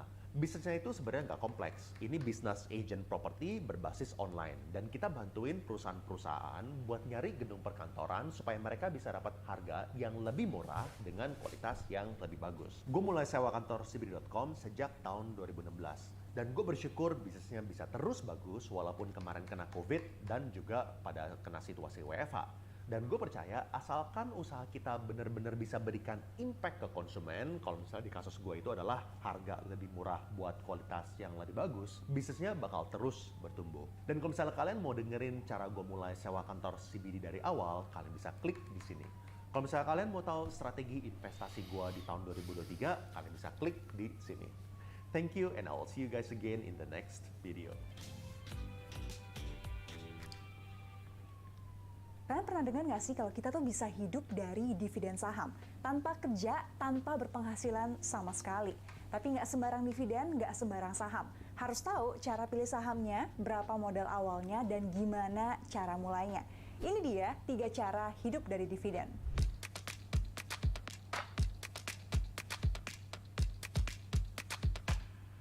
Hai, kabar baik di sini. Semoga di sana juga ya. Di video ini aku mau bahas cara hidup hanya dari dividen saham. Apakah beneran bisa dan gimana caranya? Langsung aja kita kupas tuntas. Nah, sebelumnya kita mesti tahu dulu nih tentang dividen itu apa. Bahasa simpelnya tuh bagi hasil, profit sharing. Jadi pas kita beli saham itu kan sebenarnya kita beli perusahaan ya, yang ada bisnisnya, yang ada jualan dan juga profit atau keuntungannya. Karena kita punya saham dan otomatis jadi pemilik sekian persen dari perusahaan itu, kita bisa dapat juga nih bagi hasil atau dividen. Kak, tapi kalau kita nggak punya sahamnya gimana? Ya nggak dapat dividen dong. Karena kita nggak punya saham, artinya kita juga nggak memiliki perusahaan ini. Ya kenapa tiba-tiba kita dikasih dividen, dibagi hasil keuntungannya? Kan kita bukan siapa-siapa. Nah, tapi penting juga untuk kita tahu bahwa pertama, nggak semua perusahaan itu bagi dividen. Banyak perusahaan yang merugi, jadi apa yang mau dibagi kan? Beli saham tuh enaknya kalau untung dibagi, kalau rugi ya nggak kenapa-kenapa. Kita nggak akan ditagih atau disuruh nanggung kerugiannya. Paling ya harga sahamnya agak turun aja. Kemudian yang kedua, perusahaan yang untung pun kadang memilih untuk nggak bagiin dividennya. Terus uangnya dikemanain dong Kak? Tergantung manajemennya. Ada yang untuk bayar utang dulu nih. Ada juga yang untuk buka cabang dan pabrik baru supaya kemudian harga sahamnya bisa naik. Kita bisa lihat sejarah dan jadwal pembagian dividen setiap saham di apps Ajaib seperti ini. Yang aku suka tuh di sini lengkap ya, dari dividen pertama sampai dengan sekarang. Kalau di apps lain kayak RTI Business tuh kita juga bisa lihat, tapi dia cuma tampilin 5 dividen terakhir aja. Oke, langsung aja cara pertama untuk hidup dari dividen. Pilih saham yang rutin bagiin dividen. Nah, tapi di sini mesti hati-hati juga ya. Kita langsung pakai contoh aja. Kita bisa lihat top 20 saham yang paling sering bagi dividen di indeks yang namanya High Def 20 ya. Ketik di Google, langsung keluar list sahamnya ada apa aja. Misal, kita lihat perusahaan tambang Bukit Asam Tbk yang kode sahamnya PTBA. Tiap tahun mereka tuh bagi dividen 1 kali, antara di bulan April atau Mei atau Juni. Tapi nilainya itu naik turun. Kira-kira kalau dibikin chart jadi seperti ini. Oke, next kita lihat lagi saham Bank BCA yang kodenya BBCA. Sekilas kalau kita lihat ya di apps-nya Ajaib ini dividennya juga naik turun ya. Tapi ternyata bukan. Nah, BCA ini itu satu dari banyak saham yang bagi dividennya 2 kali dalam setahun. Yang pertama itu di November atau Desember sebelum tutup buku, dan kedua itu di April atau di bulan Mei. Dan ditambah lagi, BCA ini tuh lumayan sering stock split. Jadi, dividen yang dibagiin juga nilainya tuh menyesuaikan harga BCA saat itu. So, agak susah kalau langsung nambahin semua dividennya BCA karena nggak apple to apple. Ini aku coba bikin grafik dividen BCA yang udah disetahunkan dan stock split adjusted. Rata-rata dalam 5 tahun terakhir, dividen BCA itu 100 per lembar per tahun. Terlihat lebih stabil ya dibanding yang PTBA. Jadi tips yang pertama, pilih saham dividen yang lumayan stabil dan sering bagi dividen. Karena kita kan hidup dari hari ke hari ya. Kalau dividen atau penghasilan kita cuma dikasih sekali nih dalam setahun, kan susah juga ya aturnya, bisa-bisa head on habisin dalam bulan itu juga. Dan kalau dividen yang dibagiin tiap tahun itu naik turun, itu susah juga ya. Misal nih, tahun pertama dividennya 50 juta, dibagi untuk 12 bulan, jadi 4 jutaan per bulan. Nah, kalau tahun kedua, dividennya tiba-tiba turun nih, jatuh ke 10 juta doang. Masa biaya hidup kita jadi 800-an ribu per bulan, ya kan? Kemudian, cara yang kedua, hitung modal yang kita butuhkan. Oke, agak masuk ke hitung-hitungan sedikit ya. Kita mulai dari tentuin berapa biaya hidup bulanan kita.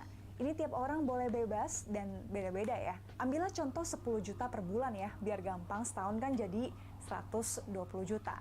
Nah, saham BCA tadi kan rata-rata dividennya itu Rp100 per lembar saham per tahun. Itu untuk 1 lembar saham ya.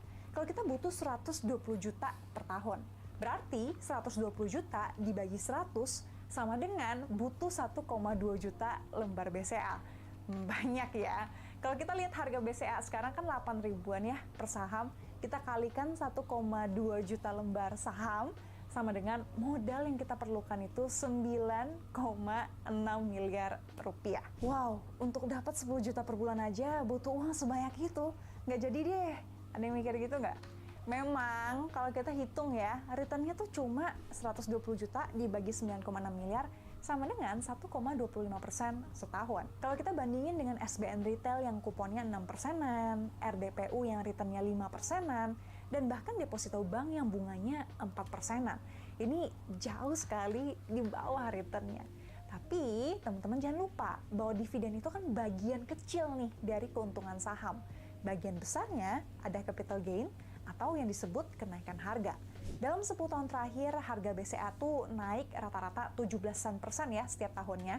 Jadi kalau kita total nih, capital gain 17%, ditambah dividen 1,25% sama dengan total keuntungannya kira-kira 18,25% per tahun. Jadi jangan cuma lihat dividennya ya, tapi ada dapat capital gain-nya juga. Nah, selain itu, dividen juga cenderung naik nih nilainya setiap tahun. Misal, dividen tahun ini Rp100 per lembar saham. 10 tahun lagi mungkin amin ya Rp300 per saham. Sedangkan modal harga dan jumlah saham kita tuh nggak berubah kalau kita nggak nambah ya. Berarti dividen yang kita dapatkan Rp300 per lembar dikalikan 1,2 juta lembar saham yang kita punya. Sama dengan kita dapat 360 juta per tahun. Sedangkan modalnya tadi kan tetap 9,6 miliar nih misalnya ya. Berarti persentase return dividen kita kan jadi 3,75% ya kan. Jadi kesimpulannya, modal awal untuk bisa hidup dari dividen emang besar. Lebih gede dari aset yang lainnya. Tapi makin lama kita hold saham dan terima dividennya, return kita bakal semakin tinggi. So saham dan dividennya emang bener-bener buat kita yang sabar dan setia ya. Dan yang ketiga, memakai dividen untuk biaya hidup sehari-hari. Nah di tahap yang ketiga ini tuh setelah kita udah pilih sahamnya, udah cicil beli nih, sampai udah dapet dividennya. Dividen saham tuh selalu ditransfer langsung ke rekening saham kita ya. Jadi kita nggak perlu ngapa-ngapain, bener-bener duduk diam, duit datang. Sekarang gimana caranya nih bisa pakai dividen ini untuk hidup sehari-hari? Pertama, kita mesti ingat kalau dividen itu kadang ditransfer sekali atau 2 kali setahun. Misal ditransfernya 120 juta ya di bulan Maret aja. Nah 120 juta ini baiknya ditarik ke rekening bank semua biar nggak kecampur nih dengan dana investasi saham kita. Bisa taruh aja di rekening bank atau bisa juga pindahin ke reksadana pasar uang biar nggak hedon karena banyak uang di tabungan. Jadi bisa tuh kita sisain 10 juta aja nih yang emang dibutuhkan ya untuk bulan itu di rekening bank. Sisanya taruh ke reksadana pasar uang misalnya. Kalau udah masuk bulan berikutnya baru cairin atau tarik 10 juta lagi dari reksadana pasar uang ke rekening bank. Dan begitu seterusnya. Jadi itu dia 3 cara hidup dari dividen yang jujur emang nggak mudah ya, tapi bukan yang nggak mungkin. Anggap aja ini perjalanan 15-20 tahun ke depan yang dimulai dari langkah berani investasi hari ini.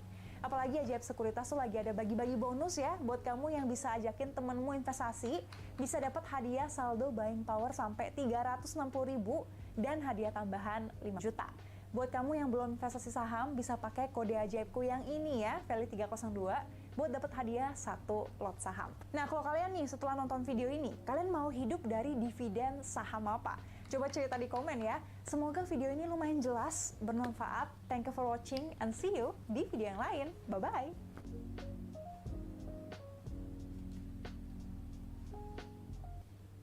Gue akan bahas fakta kejam tentang Sigma Male, biar kita semua lebih paham dan sadar tentang fenomena ini ya bro. Pertama, fenomena Sigma Alpha itu pseudoscience, alias belum terbukti kebenarannya secara ilmiah. Belum ada riset atau penelitian ilmiah yang diakui yang membuktikan kebenaran teori tentang Sigma Male. Terus kalau gitu, ngapain dipelajari dan dibahas bro? Gini bro, Alpha Sigma itu memang belum terbukti secara ilmiah. Tapi, sifat introvert-extrovert, introversion-extraversion teori, itu ada, udah banyak riset dan jurnal ilmiahnya bro. Yang gue lakuin di channel ini adalah dengan mengaitkan konsep Alpha Sigma sama teori introversion-extraversion. Introvert-extrovert itu lebih ke sifat, karakter. Alpha Sigma itu menurut gue lebih ke cara memimpin. Karena cowok, di suatu titik dalam hidupnya, pasti akan jadi pemimpin.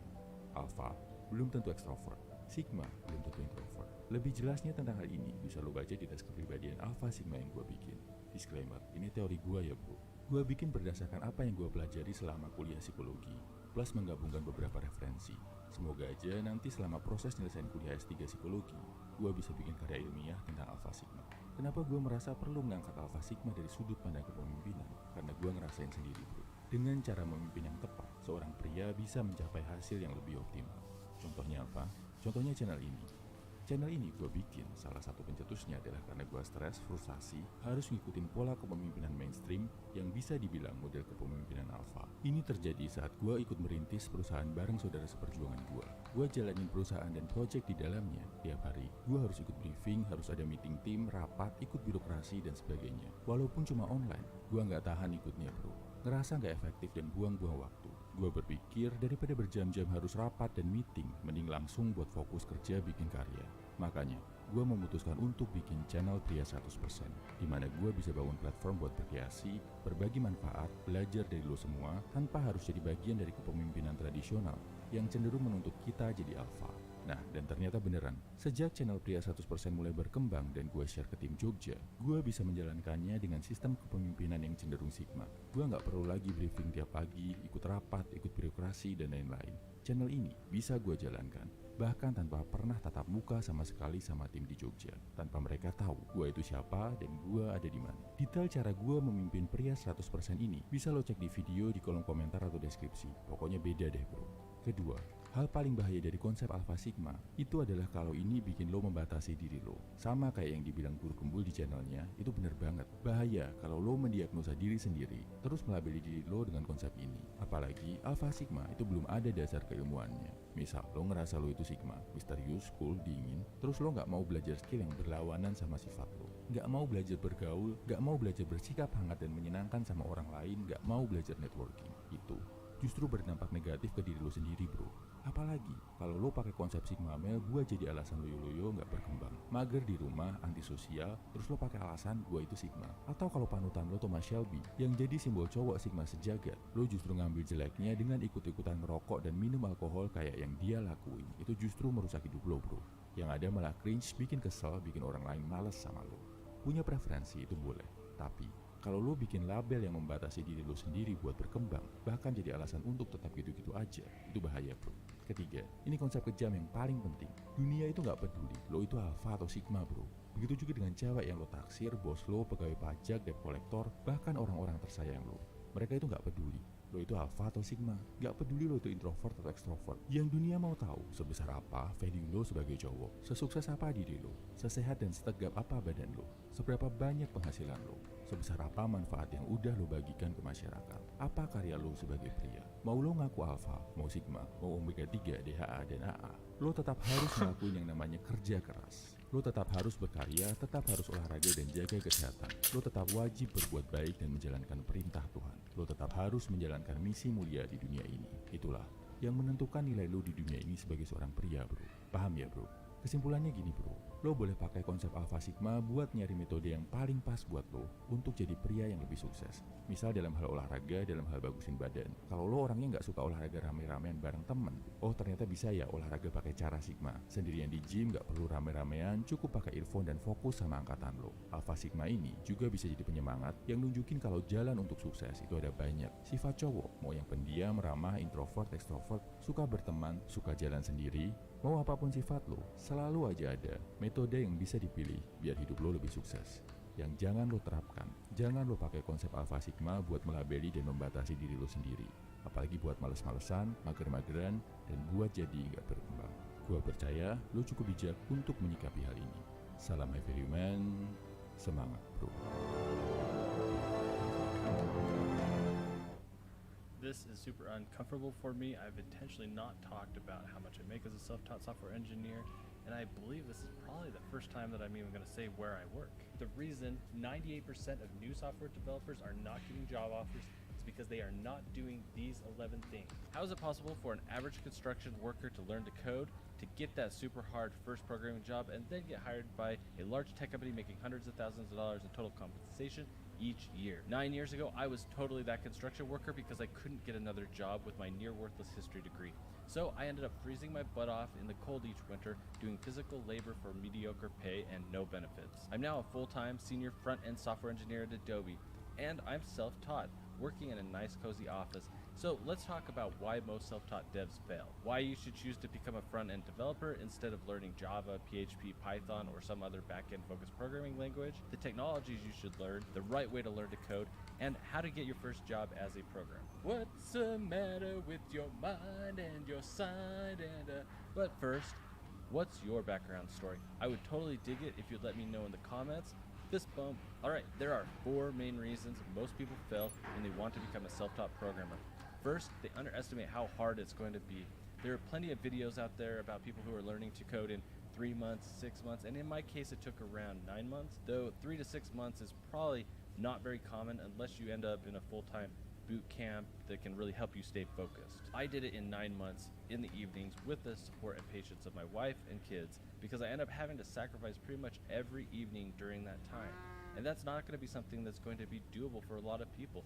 It took a ton of self-discipline on my part, especially on the days where I just wanted to give up, because there will be those days. You also have to be realistic about your ability to learn quickly. Some people learn incredibly fast and things just stick. Others need more time to process it. If you compare your progress to a fast learner, you're going to get discouraged and may quit even if you're actually learning code at a normal pace. Second, for most people, getting your first programming job is going to suck. I'll share some good strategies to overcome this in a minute, but a lot of people wash out before getting that first job. Third, some people's brains just aren't wired for this kind of work. I know plenty of people who are amazing working with their hands, and that's totally fine. There's nothing wrong with that. If you think that's you, before you give up, I encourage you to question yourself. Is it really because you don't have the brain for it? Or is it just because it's hard and you lack grit? Fourth, a lot of people make poor decisions when it comes to picking a programming language or area of software development. So let's talk about why I chose to become a front-end web developer. And in simple terms, front-end web development is just the visual part of a web page or application that you interact with. There are a couple of really important reasons why I chose this. First, I have nothing against back-end development. It's super important. This is where the magic happens for storing and retrieving data. But let's face it, back-end code is visually boring. And this means when you go into an interview, the only thing they have to test you on are code problems and your ability to communicate what you know verbally. You're new. So you might understand what you're doing, but it's super easy to get stuck trying to explain things and just not using the right words to describe it and to get hung up. At least that's how it was for me when I first started. Perhaps that's hard for you too right now. But the cool thing about front-end development is that you can show the finished project. Even if you stumble on describing some of the things, they can see what you have done. If you have other valuable skills like an eye for aesthetics or good user experience intuition, it will show through in your work. Second, the front end includes everything from software engineering skills to design skills, and so it tends to be more open to self-taught developers as a community. It's a pretty big mix of different backgrounds, whereas with back-end development, you can tend to have a higher concentration of computer science grads. Now, it's still going to take a lot of hard work, but it's going to be easier to stand out and outskill other self-taught front-end web developers who maybe just don't have the same level of ambition as you do. Third, on the front end, there are plenty of tools to make it super easy to set up boilerplate code needed for an application, and that lets you quickly jump into developing everyday code skills without getting lost doing all of the complex configuration stuff. You can learn all of that later. For a lot of people, being able to see visual changes happening on the page can be super exciting. It's awesome to get fast feedback on the progress you're making, and this really helped me stay motivated. With backend, there are also tools to set things up, but the basic stuff can be pretty boring, and it's just so much harder to impress people with what you have done. It's like walking in the shadows of your girlfriend's real boyfriend. And this is really important when talking to non-technical hiring managers or recruiters, because even these people can appreciate a website or an app that looks nice, even if they don't know what's going on underneath the hood. Especially websites where you can hit that like button. I would totally appreciate that. So, but you are going to end up having to learn 3 things: HTML, CSS, and JavaScript. HTML is kind of like code Legos that gives your app structure. The CSS, or cascading style sheets, lets you define the size, the shape, color, the animations for each of those Legos. And JavaScript is how we give it instructions. If someone clicks on a button, what should happen? Maybe it loads some data onto the page. If you hear someone say vanilla JavaScript, they're talking about writing code with plain JavaScript without using any third-party libraries or frameworks. And as software engineers, we do a lot of repetitive stuff. And instead of writing everything from scratch ourselves, smart devs will usually use libraries of heavily tested code written by other people. You should probably ignore anyone who says you should only use vanilla JavaScript, or else you'll end up basically building your own crappy library that nobody else knows how to use. And if you care about actually getting a job, most companies will want you to have experience working with one of the major JavaScript frameworks like React, or you could learn Angular if you want to become a boomer living in your mother-in-law's basement. The right way to learn to code is not reading a book cover to cover. It's not trying to understand everything. There's just way too much stuff in HTML, CSS, and JavaScript that you just won't use. It's far better to master the core concepts and to learn all that other stuff as you need it at some other time, instead of just becoming mediocre in everything. The best way to figure this out is to just step away from following tutorials as soon as you're comfortable with the basics and just start building things that solve problems that you are already interested in. As you write code, you'll start to identify things that you just keep doing over and over again, and you should focus on learning how to do those things really well. How can you make that code chunk smaller, more reusable, maybe more efficient, and easier to read? That kind of stuff. And then you should be able to explain why you chose to do it the way you did. In your interview, you'll probably get asked questions that stump you, or that are just hard to remember the exact answer. If you understand generally what's going on, it's going to be super easy for you to say, I don't remember that one thing, and then just start to explain everything else. And that's probably one of the best tips for dealing with your first interview. In fact, that is exactly what happened during the interview that led to my first job offer. Being able to talk about a lot of core concepts can really make up for messing up on some random technical question, and trust me, I messed up on a few questions. And here are some more tips for how to get your first job as a programmer. First, most people who are fast at getting their first dev job either know someone at the company or they have someone mentoring them who can vouch for them and their skills, or else they just got lucky. And if you want to be that person, try to build solid relationships with people in the industry as soon as possible. Second, if you've made it this far, I assume you are liking this video, so consider subscribing. I have a ton of other videos to help you become a programmer. Okay, for reals. Second, you are at a distinct disadvantage when compared to computer science grads. They have a paper that vouches for their educational experience, and that is something you don't. You have to get practical experience any way possible, and that means build your own projects, work for free if you have to, but you have to find creative ways to get your own experience. In my case, I built personal projects in the evening, and then in my downtime at work, I started building things and doing things for my employer that could provide them value and build some skills, stuff that they didn't even ask for. And this means I had to be proactive and come up with ideas on my own. I created my own opportunities to get experience, and you're gonna have to do similar things too. Third, you wanna have a portfolio that can sell your potential, and instead of focusing all of your attention on a single large project, I would shoot for a handful of smaller projects first, and then do one that is more of a complex project. The people interviewing you are probably only gonna give it a quick glance, so seeing lots of projects is going to have a bigger visual impact initially. And by starting with building the smaller ones, you're going to get some quick wins that are going to help you stay motivated and then dive into that larger one. If you start with a really complex app, there's just a good chance that you are going to get lost and that you might give up. For these projects, you need to do stuff that interests you rather than just copying existing projects or tutorials. Simple and unique applications are going to be way better than a complex tutorial clone. But a unique complex project will really stand out. And don't get me wrong, I mean, following tutorials can really help you develop your skills, but just don't consider them to be good portfolio pieces. When you get to an interview, there's a good chance that they haven't even clicked the link to see your portfolio. So bring an iPad or a laptop and be prepared to show them what you built and explain the technologies you used and why you did what you did. If you used multiple frameworks, tell them what you liked about each one and what you didn't like. That will go a long ways. Fourth, and one of my personal favorites, is don't just sit there hoping they'll ask you the right questions.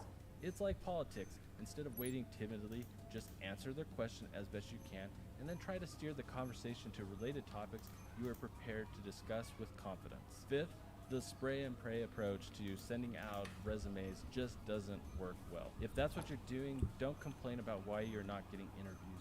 You need to do whatever you can to get in contact with the hiring manager directly instead of going through HR and the online application process. You don't want to be a no-name in a database. The goal is to have the company want you before you ever fill out an application. This is super uncomfortable for me. I've intentionally not talked about how much I make as a self-taught software engineer, and I believe this is probably the first time that I'm even going to say where I work. I just haven't really wanted to come off as flexing. That's not really how I roll. Anyways, I'm giving in and making this video because I just keep getting comments like this one on becoming a front-end developer. The comment is both right and wrong, and I'm just going to try to be really transparent here and tell you how it is when it comes to front-end developer pay, as well as talk about some of the things that you'll need to know if you want to get paid, how much you're worth. And in a minute, I will share with you how my pay has increased over the last 8 or so years as a self-taught front-end software engineer. So here's the skinny. In a lot of areas, front-end development is a race to the bottom.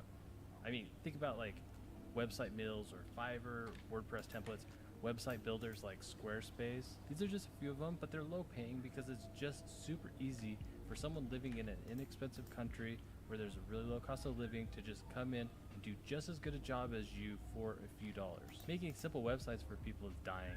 There will be a few people out there who want custom work and are going to be willing to pay for it, but most of the people looking for these smaller, simpler websites, are just wanting cheap websites. I mean, it's gotten so bad that it's not even worth me spending my time to build my own personal websites. And I talk about that more in another video, and I'll leave that link in the description below. So to make a lot of money as a developer, you're probably going to need to build applications, but not all apps are the same. Without good marketing, apps in the App Store probably aren't going to make you much money. They're kind of becoming the next race to the bottom. If you're going to make a ton of money, you're really going to need to build applications that solve complex problems. Now, this usually means that you're going to end up having to work at a startup or at a larger enterprise company. But even then, at those kind of companies, the developer salaries are going to vary from company to company. Some just don't understand the market, and then there are other companies who intentionally try to take advantage of new software engineers. You may end up having to work at some of these in order to get that initial experience, but as soon as possible, and once you have that experience, you just want to stay away from these companies. You really want to try to get a job at a tech company that pays well. But even if you get in, the different areas of the company are actually going to pay differently.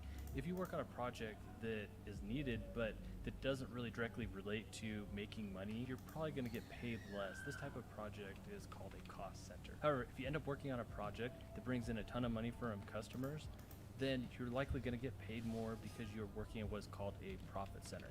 Now, cost centers try to squeeze you with high expectations and low pay, but usually profit centers, they want to keep you happy and productive, so they give you financial incentives to stay and keep working, because if they lose you, then they lose that knowledge of the things that you're working on, and it can actually hurt the profits that they have. To get better jobs, you have to specialize in in-demand skills, and then you have to become good at those skills, and then you also have to be a good culture fit, and that's just another way of saying someone who's able to take criticism and not be an arrogant jerk. You need to be someone who will just jump in and solve problems rather than the kind of developer that has to be told everything to do.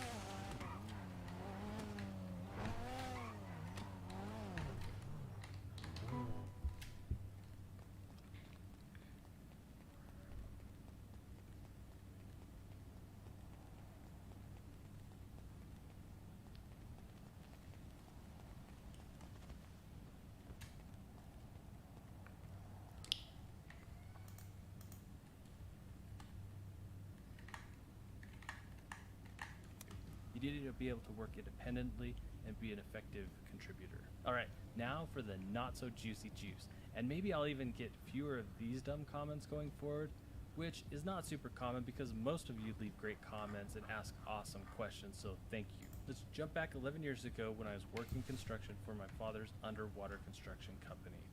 I do go into how I transitioned from construction to web developer in another video, so I'm gonna keep that part short here. But I started doing web stuff part-time when I was making around $45,000 a year.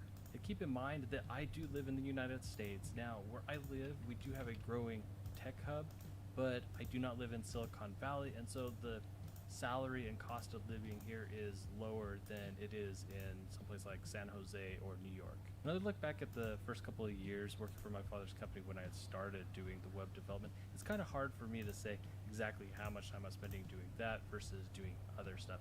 So usually when I say that I've been doing software engineering for 8 years, I'm only counting the last year of time working for my father's company when I was heavily doing front-end development, building applications, and marketing websites, though my experience is a little bit longer than that. I don't know if it's just me, but sometimes I feel like I got to discount those first years of experience because I was new and I was also working for my father's company. But I did end up getting some pay raises along the way, but I got a decent pay bump when I got my first enterprise front-end software engineering job at the Church of Jesus Christ of Latter-day Saints. I was building applications for their missionary department, and it was a contract position, so I didn't get any health benefits, but I was making around $85,000 or $87,000 a year, and this was a crash course in new programming frameworks, tools, and complex systems, things that I just hadn't worked with when I was on my own working for my father's company. So I ended up spending a lot of time in the evenings on my own just learning stuff so that I could try to really up my skills as fast as possible. About a year later, I ended up taking a front-end job at Western Governors University for $95,000. And after being there a year, I got a 3% raise. And then when the second year came around and I was to get my yearly raise, I only got a partial raise because I actually ended up hitting the ceiling on my job salary band. And basically what that means is that when you hit the top of your band, you can't get any more raises unless you actually get a promotion. Fortunately, I've been leading the UI development of a really important application that was going to save the university a ton of money. And so after jumping through a bunch of stupid hoops, I was able to get that promotion and my pay was raised to $110,000. I believed in WGU's vision to make higher education more affordable for people, and so I knew I was working on something worthwhile, but by this point, I had already helped WGU make the move from AngularJS to Angular on the project that we were working on and kind of setting that pace for future migrations of older applications.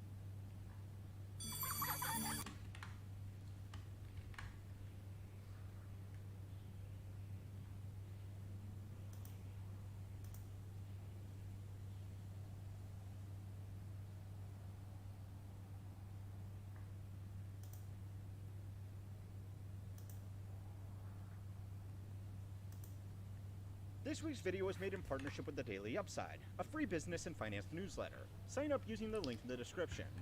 Dumb people make more money than smart people, and it took a study conducted by really smart people to prove it.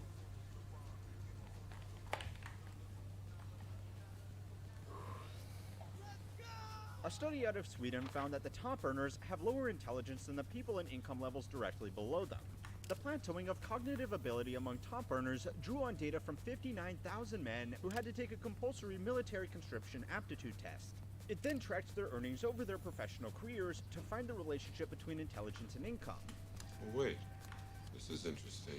And before Ty Lopez gets any ideas for more shitty YouTube commercials, or the Hustle Bros learn how to read journal articles and use this to encourage people to drop out of college, I want you to know how this data really works. The relationship between intelligence and income was strong. Smarter people earned more money, but only up to 670,000 Swedish krona, or $64,000 per year. After that, intelligence didn't mean much anymore, and at the very top end of income earners, the 1%, dumber people, actually did better. We made all that today? Well, it was twice as much, but I had to bail out Cinnamon's kid. Thanks, Mr. Peter. This guy's the best. So is this a sign that watching TikTok and reality TV is actually better for your career than going to college? Well, maybe actually for two important reasons. But there are also two reasons why you should probably ignore this and keep studying hard if you want to get ahead financially.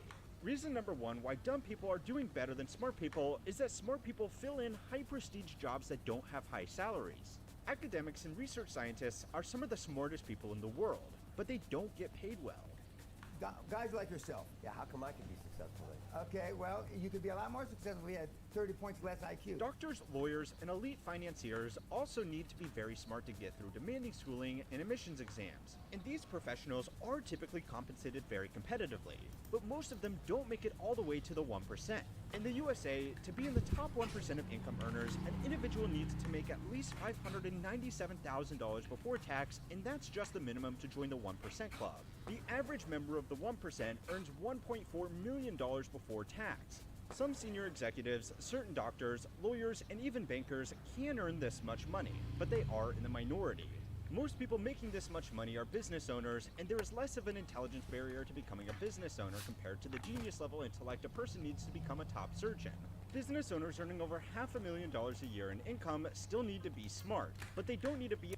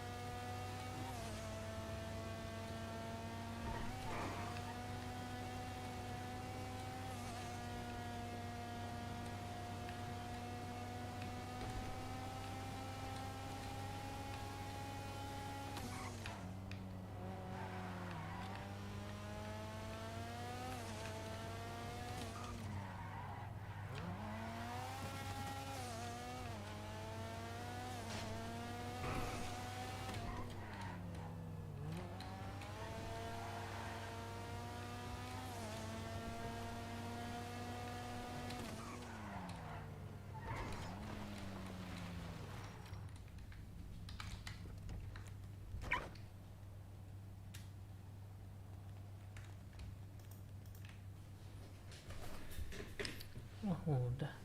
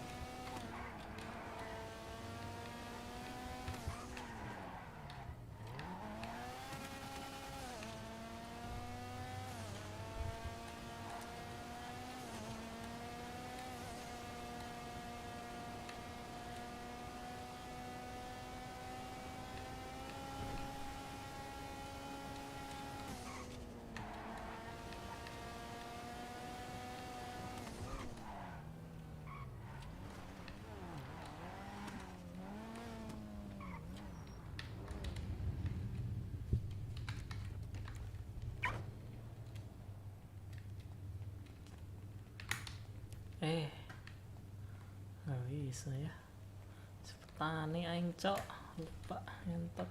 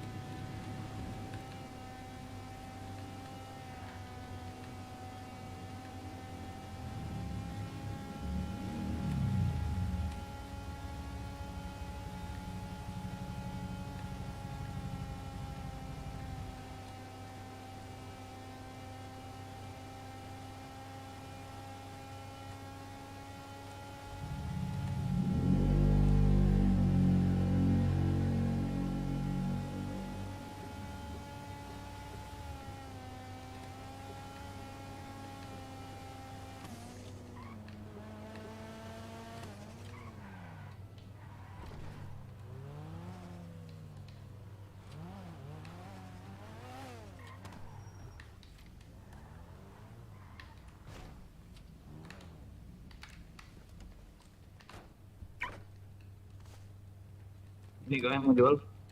Iya bang. Boleh, boleh.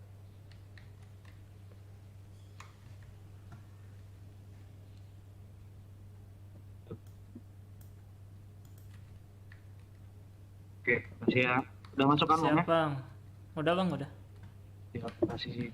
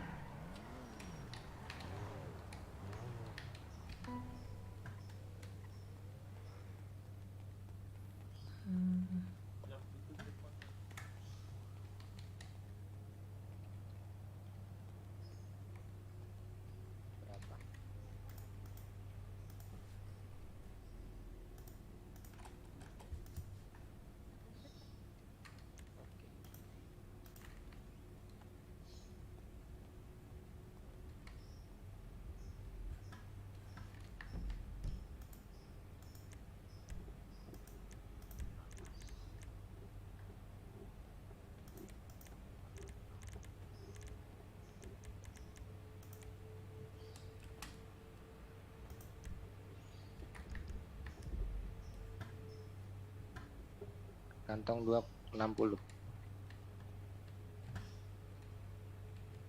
Oke, terima kasih banyak. Bu.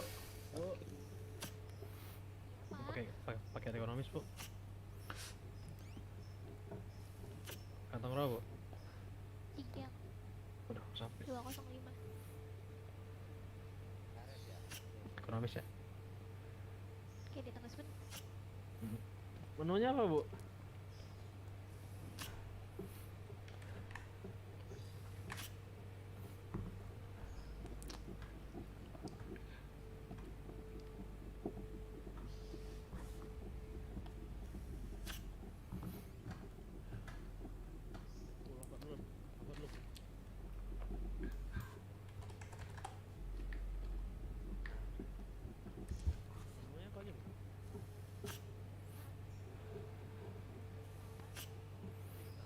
Kopi ya?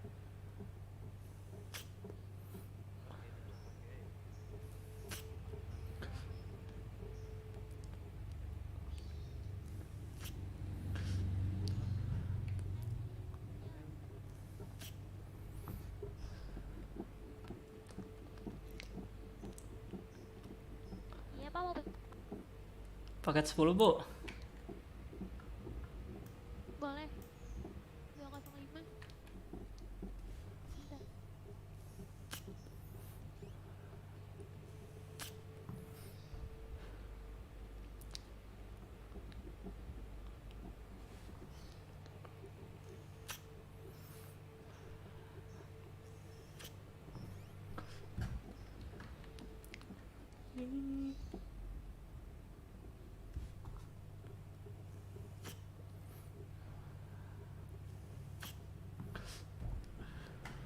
Terima kasih, hati-hati di jalan. Siap, Bu.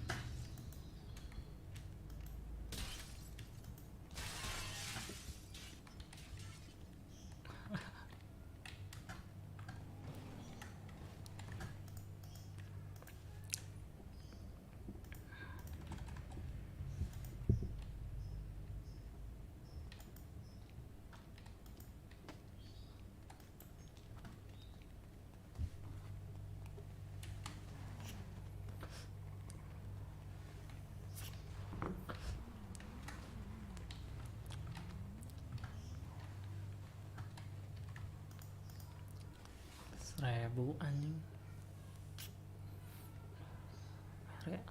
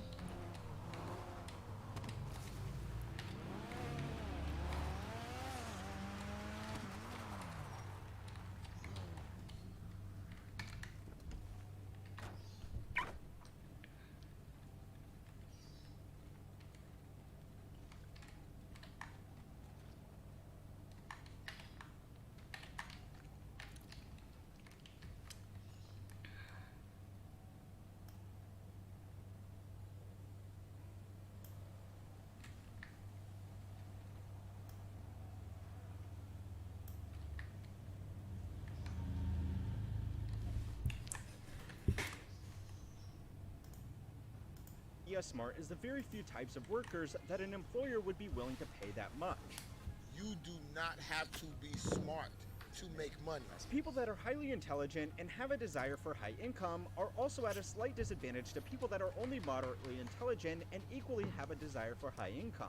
Highly intelligent people that follow well-compensated career paths are less likely to make the transition to business ownership because they will reach a level of income that they are satisfied with and won't want to take the risky step of giving up their well-paid job to start a business that might not even succeed. Moderately intelligent people with desire for high incomes, on the other hand, won't have as many opportunities to make incomes in the top percentiles unless they go into business for themselves. So they are on average more willing to take the risk because they won't be giving up a career that was difficult to get into and equally difficult to get back into. No, I am not going anywhere until you or one of your butlers or bimbos writes me a check. So by looking at the data, if you want to be wealthy, the best thing you can do is to be moderately intelligent with a lot of ambition, right? Well, as the great Mark Twain said, there are 3 types of lies: normal lies, damn lies, and statistics. So it's time to learn how money works to find out why dumb people are earning more than smart people and why this trend is completely meaningless for your own career planning.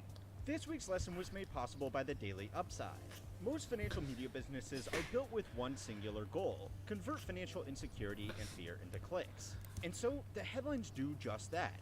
9% plus inflation is eating away at your savings, soaring interest rates have wiped $4 trillion from equity markets, none of it designed to make you a smarter investor or sharper business person. If you are struggling to find crisp, unbiased financial news, the Daily Upside may be the solution to your problem. It was founded by a team of financial professionals with the intention of providing clarity and context on the events shaping the world of business. Every weekday, they deliver a morning brief, followed by more detailed stories that are shaping the business world. It's becoming something I read every morning, as it is informative, witty, and not dumbed down. They go beyond the headlines and provide real analysis on the most important news of the day. Whether you are a financial professional or just looking to get a jumpstart on the news moving the markets, the Daily Upside is the perfect solution. It's totally free to sign up, and they send you one information-filled email every morning. As someone who looks to stay on top of the news videos like this, I can't recommend it enough.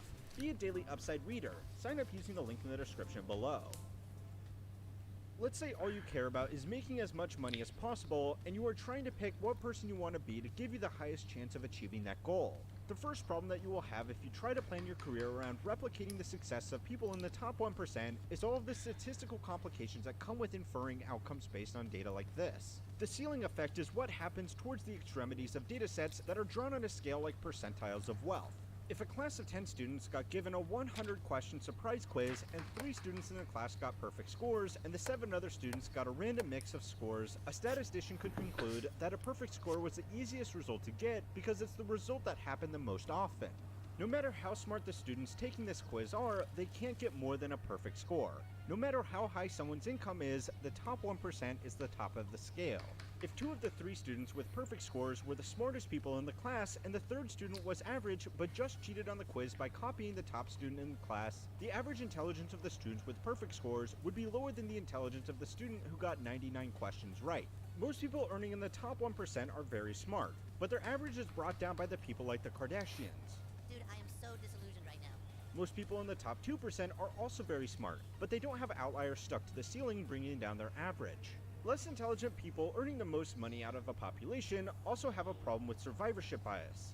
A person of average intelligence starting a business for themselves is statistically very likely to fail and end up in the lower end of the income range. At that point, they can either try and start another business or go back to a regular job. If they are successful though, a business doesn't need to get that large before it can generate enough profit to put the owner in the top 1% of earners. A highly intelligent person starting a business will have slightly better odds of being successful, but statistically it's still likely to fail. Because there are less highly intelligent people than there are people of average intelligence, there are going to be more successful businesses run by average people than run by intelligent people, and if you remember, highly intelligent people already earning good money in a position as an employee are less likely to start a business of their own in the first place. They're even less likely to end up as a successful or unsuccessful business owner. There will also be many more business failures owned by people of average intelligence, but because only the businesses that survive get counted in the 1% of income earners, it changes the expectation determination that the best way to get rich is to be a business owner of average intelligence. The second problem with interpreting this study and all of the other studies you hear about is that the traits of wealthy people goes well beyond just statistics. To begin with, the study was conducted on men That's so only. fucking stupid, Men have bro. different career earnings and work in different vocations than women, so the results could be very different if the other half of the population was included. Makes sense. You see the difference. Measuring intelligence is very difficult, and a military entrance exam is more likely to be focused on the type of intelligence that would make people good at following orders like comprehension, rather than free thinking and creative intelligence that would provide a competitive advantage in the boardroom but not on the battlefield. The study was also done in Sweden, and I know, thanks to the invasive power of Google's data collection, that only 0.9% of you watching are Swedish. USA! USA! Personal finance and careers in Sweden are different from here in the States because they have stronger welfare and worker protections. They also pay lower salaries on average to top employees. Sweden is also surprisingly more entrepreneurial than the States. It has 20 startups per 1,000 people, while America only has 5. So what does this mean? Basically, this means to get into the top 1% where this study was done, you need to be a successful business owner, but in most other places, there is a high chance that you will get there with one of the extremely well-paid jobs that go to extremely intelligent people. It's starting to look bad for the dropout of college hustle bros, and that's before even considering other things that can give people a high income. Some people get a high income not because of luck, intelligence, or hard work. They get it because they're a nepo baby and have family connections which can land them a job that pays well. As unfair as it may be to someone without these advantages, giving rich kids with connections jobs can be worth it if they keep using their connections to bring in more business. Some of these privileged individuals will be smart, some of them not so smart, but they won't need to be as intelligent as a top doctor to earn their money, so they will bring down the average of the percentile they land in. So before that you think that this whole investigation was just a big waste of time, and that it doesn't reveal the secret to becoming a member of the 1%, you should know that it actually does. Let me show you how. There are some factors that can put dumb people in the 1% that you can't control. You don't get to choose if you are born to a wealthy family that can get you a fancy job by calling in a few favors. Like a little 100 mil. A little 100 mil. You can also only do so much to control whether your business is highly successful, just breaking even, or a complete failure. A lot of it is just luck. But here is something else. You can't 100% control how intelligent you are either. You can practice certain skills, learn new things, but some people will be able to absorb and apply knowledge better than others. You can't copy traits and expect a similar outcome. You have to be able to critically assess your strengths and weaknesses and choose a career path that suits you best. Rich people eat a lot of caviar and fly first class, but flying first class and eating caviar won't make you rich, just like being of average intelligence won't make you a member of the 1% by itself. The first real step is to work out what you are good at and what you are bad at. This may involve admitting to yourself that you are not as smart as you think you are. It might hurt your ego, but being honest with yourself about your weaknesses will bring you much further than believing you're good at things that you're not. Highly competitive industries reward high performers, but they are also equally punishing underperformers. Becoming a doctor will almost guarantee an upper middle class or upper class income for the rest of your working life.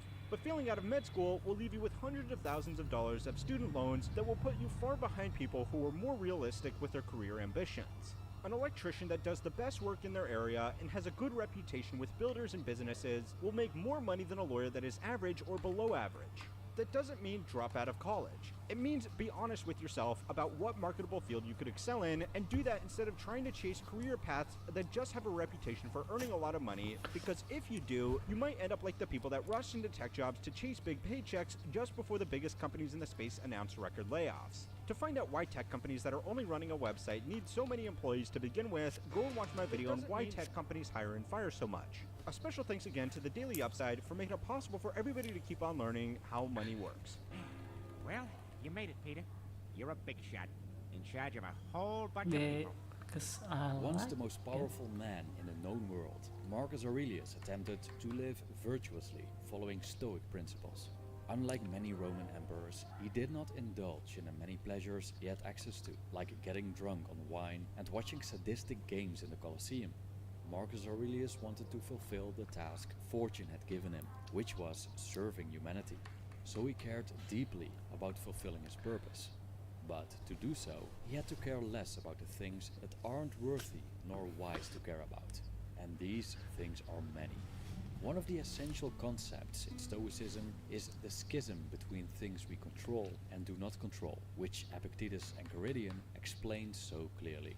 Most, if not all things, beyond our own actions are not up to us. Does that mean that we should renounce the world? Not necessarily.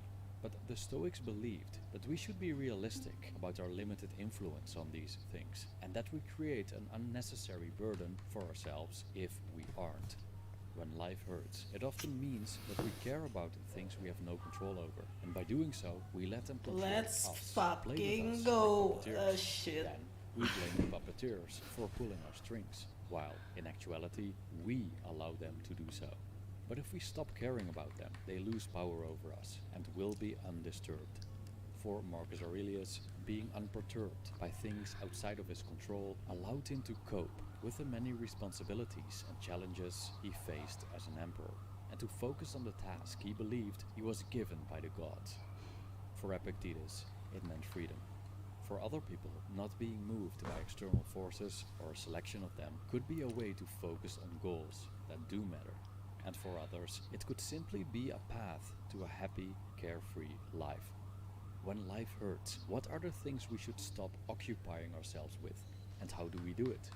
This video is an exploration and free interpretation of Marcus Aurelius' philosophy on how to care less about things that aren't worth caring about. By the way, you'll find more Stoic wisdom in this book, Stoicism for Inner Peace, which contains my collected works on remaining calm and focused in these challenging times. You'll find a link in the description. In his meditations, Marcus Aurelius repeatedly differentiates between present, past, and future. In each category, the ancient Roman emperor has valuable things to say about how we either care too much about them, or in the wrong ways, or about the wrong things. For clarity and structure, this essay is subdivided into these categories, starting with the future. As Seneca once stated, we suffer more in our imagination than in reality, implying that our thoughts are the source of our suffering. When it comes to the future, our imagination often goes wild, inventing countless scenarios of what could happen but probably never will. Beforehand, we think of ways to handle possible outcomes, while shivering because of the idea of not knowing how the future will eventually play out. In some instances, what happens is what we anticipate, but in many other instances, fortune surprises us, overwhelming us with events we couldn't have anticipated. For example, we could have spent years preparing for a well-earned retirement, only to receive, right before the first day of our twilight years, a deadly cancer diagnosis that gives us just a few months to live. The possibility of such events leads many to continuous worry. The best could happen, but the worst as well. And what if the Third World War breaks out? What if I lose all my money? Such adverse outcomes are very well possible, but as long as they aren't happening in the present, we cannot deal with them, as these events simply aren't happening. At least, not yet. They only exist in our thoughts. The future only bothers us because we think about it, as it does not exist outside the mind. Marcus Aurelius wrote that it's not the weight of the future pressing upon us, but that of the present alone. It's not the future that hurts us, but how we deal with it in the present. The misery of the future happens in the present, and ironically, it's not the future unfolding in the present, as when we encounter it, it's already present. The misery of the future is our worrying about it now. When we care too much about future events, life eventually begins to hurt as we suffer them in our imagination, letting them dictate our present. Antidote. So what does Marcus Aurelius say about caring too much about the future? First, let's consider the following quote. Never let the future disturb you. You will meet it, if you have to, with the same weapons of reason which today arm you against the present. End quote. He pointed out that if he could cope with the present, he could also cope with the future. He told himself not to picture everything dreadful that could happen, but instead stick with the situation at hand. When he focused on the present, he realized he could bear it. And if that's the case, why wouldn't he able to handle what's yet to come? This attitude resembles the idea of amor fati, the love of fate, but then fortified with trust that we'll be able to get through it. 2. The past. Marcus Aurelius reminded himself of how fast existence passes by and disappears in the infinite, beyond our grasp. The past, as the future, is a realm we cannot operate in. What's gone is gone, and unless we invent the time machine, we can't change anything about it. Marcus Aurelius stated, and I quote, "Remember that man lives only in the present, in this fleeting instant. All the rest of his life is either past and gone or not yet revealed. Short, therefore, is a man's life, and narrow the corner of the earth wherein he dwells." End quote. Despite the narrowness of our lives, which only occurs in the present moment, we're often overly occupied with these areas that lie outside of it and cannot be entered: the future and the past. Marcus Aurelius stated that the past signifies as much as nothing and is at present indifferent. It's not that the events that have happened in the past don't influence the present, or that we cannot learn from past events. It's just that we cannot work with the past, as it's out of our reach. And often, our memories of the past are scrambled, and ways to verify what exactly happened are limited. We rely on recollections from personal perspectives and different viewpoints of ourselves and others. So the past is not only out of our reach, our remembrance of it is most likely inaccurate. Yet, we keep caring about past events, often repeating them in our minds, re-experiencing the pain they caused us. Some believe that by thinking about the past, we may have some control over it, but that's an illusion. The past is gone. All we try to control are our thoughts about something that's been flushed away, never to return. I wish I could have done this differently, many people say, but they wish for the impossible. Nothing can be gained from such thoughts, as they evoke desires we can never fulfill. Instead of focusing on the past events in themselves, Marcus Aurelius focused on his reaction toward them. We cannot control past events. Most likely, we also couldn't prevent them when they occurred in the present. But we can control how we position ourselves toward these events. Initially, we might consider the past unfortunate. We might have had difficult childhoods, or experienced the ending of friendships, or failed business ventures. But according to Marcus Aurelius, the nature of these events isn't so important. What counts is how we handle them. He stated, "It's unfortunate that this has happened. No, it's fortunate that this has happened, and I've remained unharmed by it, not shattered by the present or frightened of the future. It could have happened to anyone, but not everyone could have remained unharmed by it. Why treat the one as a misfortune rather than the other as fortunate? Can you really call something a misfortune that doesn't violate human nature? Or do you think something that's not against nature's will can violate it? But you know what its will is. Does what's happened keep you from acting with justice, generosity, self-control, sanity, prudence, honesty, humility, straightforwardness, and all the other qualities that allow a person's nature to fulfill itself?" End quote. Interestingly enough, Marcus Aurelius doesn't discard the value of the past entirely. He believed we could learn from the past by looking at its rhythm, how things come and go, repeating themselves, so we can extrapolate the future. 3. The present. Marcus Aurelius frequently mentions that the present moment is all we have. It's the narrow field we have access to. From the present, we can stare into the endless abyss of the past and the impenetrable darkness of the future. Marcus Aurelius encouraged himself to stick with what was in his control, this moment. But even when we let go of the past and minimize our worries about the future, we may still very well care too much about things not worthy of concern, the things happening as we speak. We are often dissatisfied with the ways life plays out in a moment, and when things don't go as we wish, we tend to get angry, sad, or depressed. But according to Marcus Aurelius, being emotionally disturbed by what fortune throws at us is pointless. How the world around us unfolds itself is not up to us. How we react to it is. Yet, we tend to get disturbed because we don't like what's happening, or what we want to happen doesn't happen. Marcus Aurelius stated that we shouldn't fight what we're compelled to. He compared people who struggle. Ui bro, cuma damang tuh. Orang karek meuli dahar tadi dah. Ieu karek gawe deui.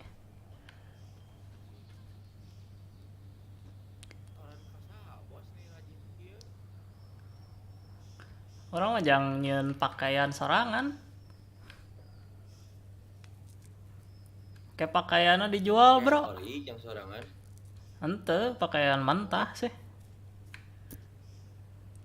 Lumayan Itu yang distorkeun. Emang mau nyetor sabaraha? Namun elek asup ka gangster mah kan biasanya harga pasaranna kan 1000 teh kan di 1000 kan 1.700. 1.700 hijina. Heeh. Lamun ka gangster mah paling dibelina 1 juta. Anjing murah pisan, Cok. Tapi maneh ngeunahna engke ibaratna engke dibere gawean anu haram gitu. Oh, naon nanam cubung? Aing geus pernah nanam cubung. Tapi gajina leutik anjing. Gangster lain masalah duit, Bos. Naon ke diajakan gitu asup geng? Hah? Ke diajak asup geng gitu. Iya, jangan dibere arupina, pojina. Maneh nyetor ka geng naon, Cok? Meriko. Orang ka ISB Cing. Panggil ke di ISB nya. Hah? Kasaha kasih Bang JB teh. Si Martin.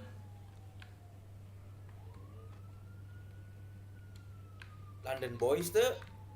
Naon London Boys teh? Oh, encan. Encan orang can asup dah. Karek ge kapanggih sabaraha poe kamari.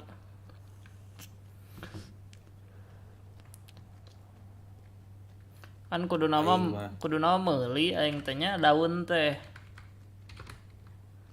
Tapi da teu boga duit.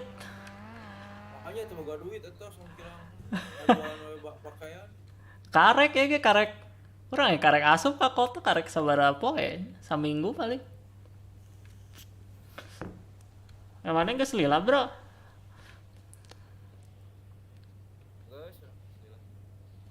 Orang karek saminggu Geus lila. Mobil ge karek hiji. Urang ge eta motor anjing cilaka, Bro. Pareum, Bro, di ditu, Bro. Aing di garasi di dieu mah eueuh jarau. Ke mobil atuh mah aman. Jauh. Garasina jauh, Bro. Tempatna.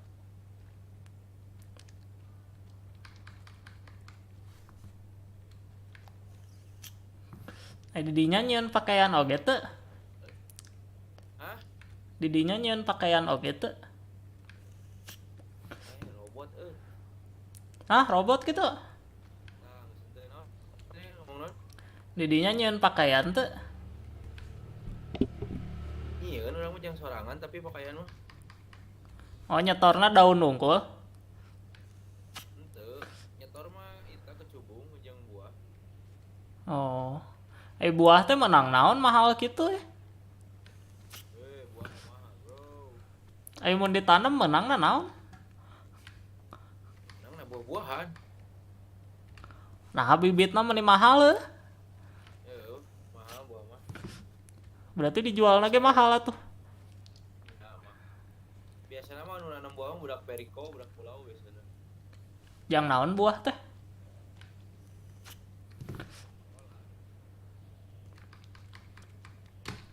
Diolah jadi cubung gitu.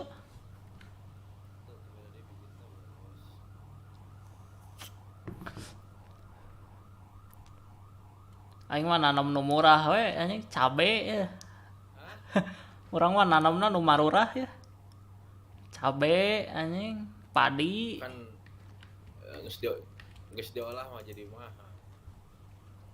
Heeh sih Oke lah mun geus aya duit, ku aing olah meureun. Olah cabe. Ngolah setani. Lumayan lah satu set 250 nya. Ya. Dengan butuh ieu unggul kan butuh karung, botol aja garam unggul geus we nya. Nya. Gampang lah eta murah heuh. Urang ge capek ieu naon sih? Restoran sih target 5.000 pakaian urang. Anjir loba kitu sabaraha minggu eta teh 5.000 teh. Sakudu 5.000. Urang mah targetna saminggu 1.000. 5.000 teh ada jang sorangan yang dijual ke sorangan ieu mah. 1.700 nya mun dijual sorangan mah. Iya hiji. Lumayan berarti nya. Setik deui ge urang. Tinggal diolah sih ieu 1.000 pakaian teh tinggal diolah. Langsung jual-jual ke. Ai buluna meuli atau ngalak sorangan di dinya? Ngaskem atuh bos. Hah? Rupin ngaskem atuh. Kumaha anjing ngaskem? Wah, mau libere nyawa carana bisa diturutan. Kan ulah sia ngaskem mah. Ya teu naon di beulina tapi sesuai harga mah. Oh, maksudnya meulina murah gitu. Nya meulina ka boren ulah kanu ngarti. Meuli naon di dinya meuli hayam atau meuli bulu?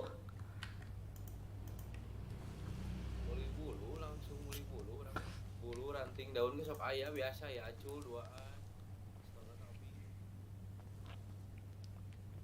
Bulu sabaraha emang kaboren, Bro?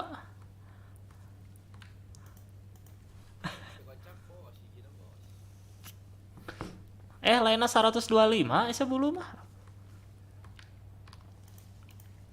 Naon? Bulu mah lainna 125 hijina. Lamun anu si urang mah jual sampai gocap. Oh. Itu maksudnya naon itu urang ngajual atau boren ngajual? Boren. Boren ngajual mah 1.000 bulu bere gocap we atau. Si anjing. Watir anjing. Watir atuh Tapi kan si eta ku urang lamun misalnya eta gawena bener diwaukeun ka pulau, ku urang dibawa ka pulau. Oh.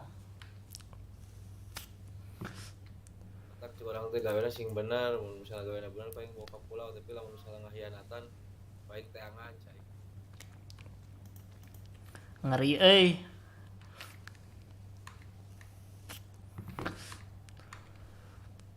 Ade bro, di dia bro sok aya budak. Budak naon? Teka denge euy. Sok aya fraksi nu mentaan duit pokona. Urang teu mawa duit.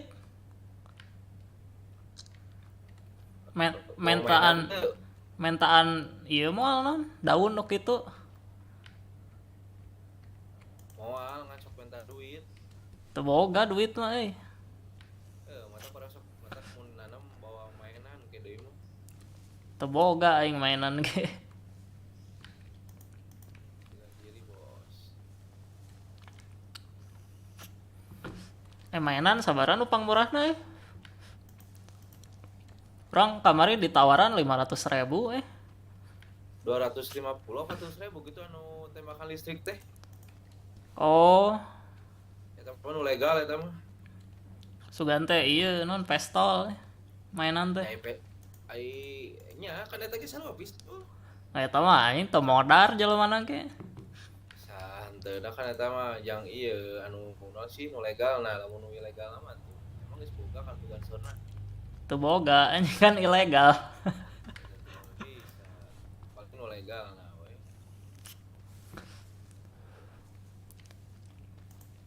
Dibere da urang ieu abang-abang. Urang mah dibere golok hungkul euy. Biasanya sok dibere peso oge, ai jadi acul mah, yang jaga diri mah.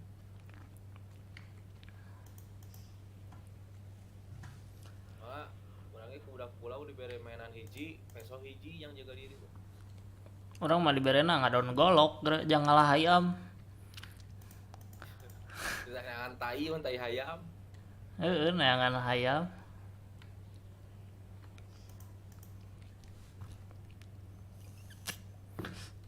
Nah teu nanem maneh euy.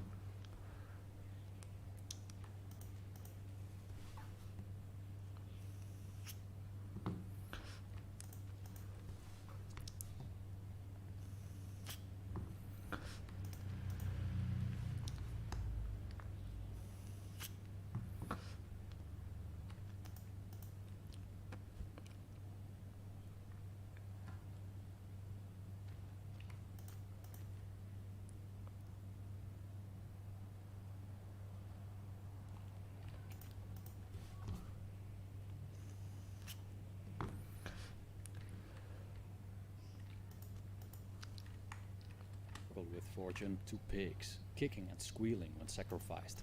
It's no use, as we can't avoid what the gods have in store. We cannot stop people from wanting to fight wars. We cannot stop natural disasters from happening. We cannot prevent our bodies from aging. In the same way, we cannot force the world to grant our wishes. We're not guaranteed that the people we're attracted to are also attracted to us, nor assured that all human beings have the same shots at life. It's just not possible. Yet, we spend a lot of time and energy resisting what is and what we cannot change through any means in our arsenal. We're angry because we don't have what we want, and sad because we have occurred what we don't like, and thus the present moment becomes a torture chamber in which we suffer at fortune's every whim. Or reversely, we're so enamored with the present moment that we cling to it. We're afraid to lose what we have, so again we let fortune control us.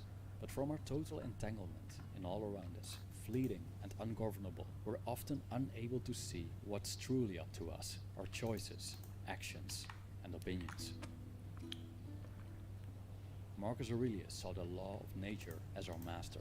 If we run from it, or feel grief or anger about it, we're nothing more than deserters and fugitives.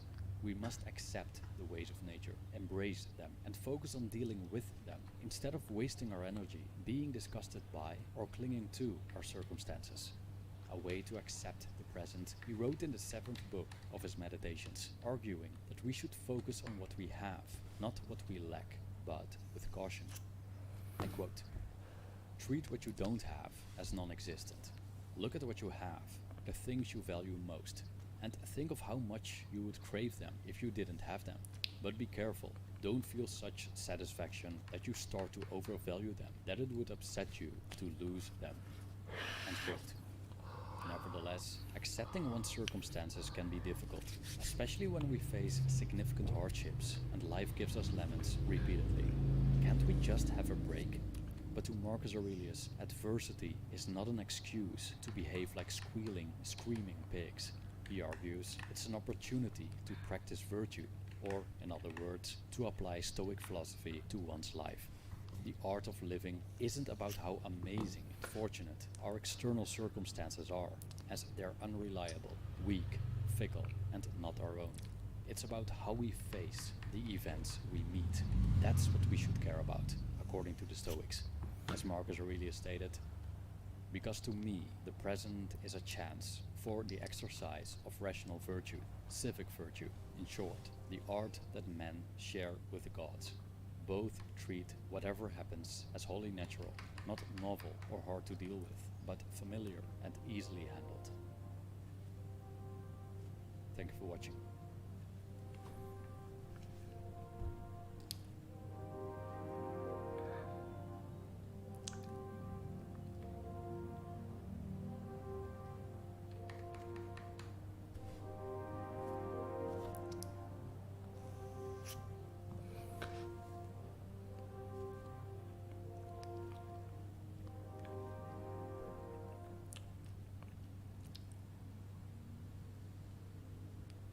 In Navy SEAL training, there is something called drown proofing, where they bind your hands behind your back, tie your feet together, and drop you into a 9-foot pool.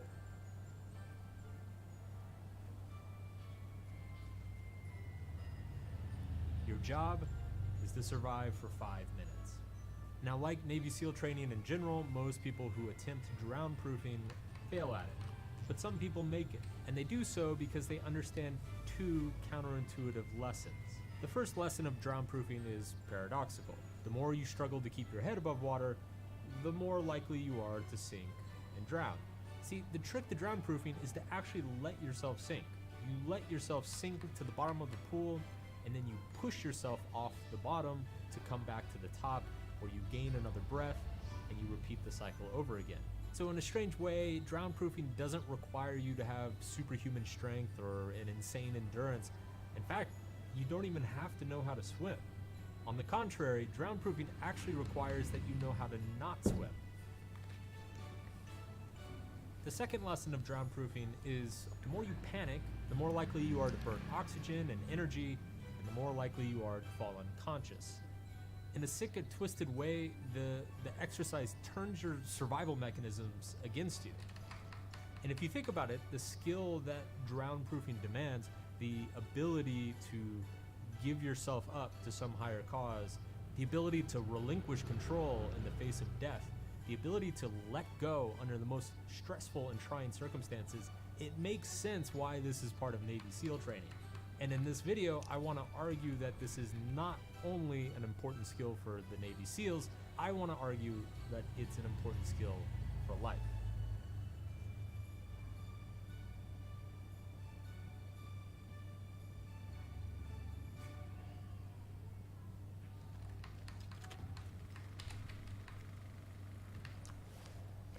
Most people assume that the relationship between effort and reward is 1-to-1. We think that working twice as long, we will get twice as much done. We think that we spend twice as much time with somebody, they will feel twice as loved. But here's the thing, most things in life actually don't exist on a linear curve. In fact, linear curves only exist for mindless, rote, repetitive tasks, like filling out paperwork, or driving a car, or making widgets in a factory. In all these cases, somebody who does it for 2 hours is going to likely double the output of somebody who does it for 1 hour. The linear curve doesn't work for life because most of life's activities aren't simple. They're not rote or repetitive or mindless. They are actually complex and emotionally or psychologically demanding. You adapt and evolve and circumstances change, and this is what makes life so complicated. Therefore, most activities in life actually exist on something called a diminishing returns curve. Diminishing returns means that the more you experience something, the less rewarding it becomes. The classic example here is productivity. Working for 2 hours is probably going to be twice as productive as working for 1. Working for 4 might be twice as productive as 2. Working for 8, probably not. And working for 16 hours is definitely not twice as productive as working for 8. The concept of diminishing returns applies for experiences that are complex and novel. Think of the number of showers you take in a day, the number of chicken wings you eat for lunch, the number of times you have sex in a week, the number of countries you've visited in your lifetime. Friendships also operate on a diminishing returns curve. If you only have 1 friend, having 2 is probably life-changing. If you have 2 friends, having 4 or 5 is probably a little bit better, but having 10 probably starts to get annoying. As I said, sex has diminishing returns, as does eating, as does drinking, as does partying, as does traveling, as does reading books. hiring employees, scheduling business meetings, studying for an exam, masturbating, staying up late to play video games. The examples are endless because the amount of complex and novel experiences we can have are also endless. But there's another curve to human experience, and it's probably a curve you've never seen or thought of before. That's because I come up with this shit. Let's call it the inverted curve. The inverted curve is the bizarro twilight zone of effort-reward curves, where every increasing amount of effort towards an experience actually makes it worse. That is, the more effort you put into doing something, the more you will fail to do it. Now, this might sound insane and completely irrational, but drown-proofing, I would argue, is one of the few activities that exists on an inverted curve. Now, if you sit and think really hard, you could probably come up with a handful of other human activities, meditation, dancing, trying to impress people. But for all intents and purposes, most things in life, the more you try at them, the better you get. So what's the big deal?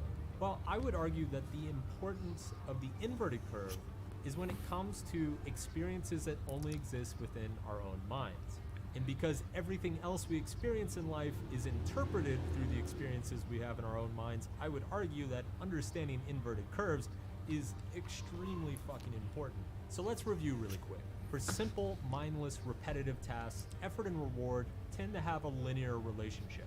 The more time you spend in the car, the further you get. For complex, novel experiences that involve social relationships, creativity, new experiences, they tend to have a diminishing relationship between effort and reward. That is a diminishing curve. And then for emotional and psychological experiences that only exist inside our own minds, that is where the inverted curve kicks in.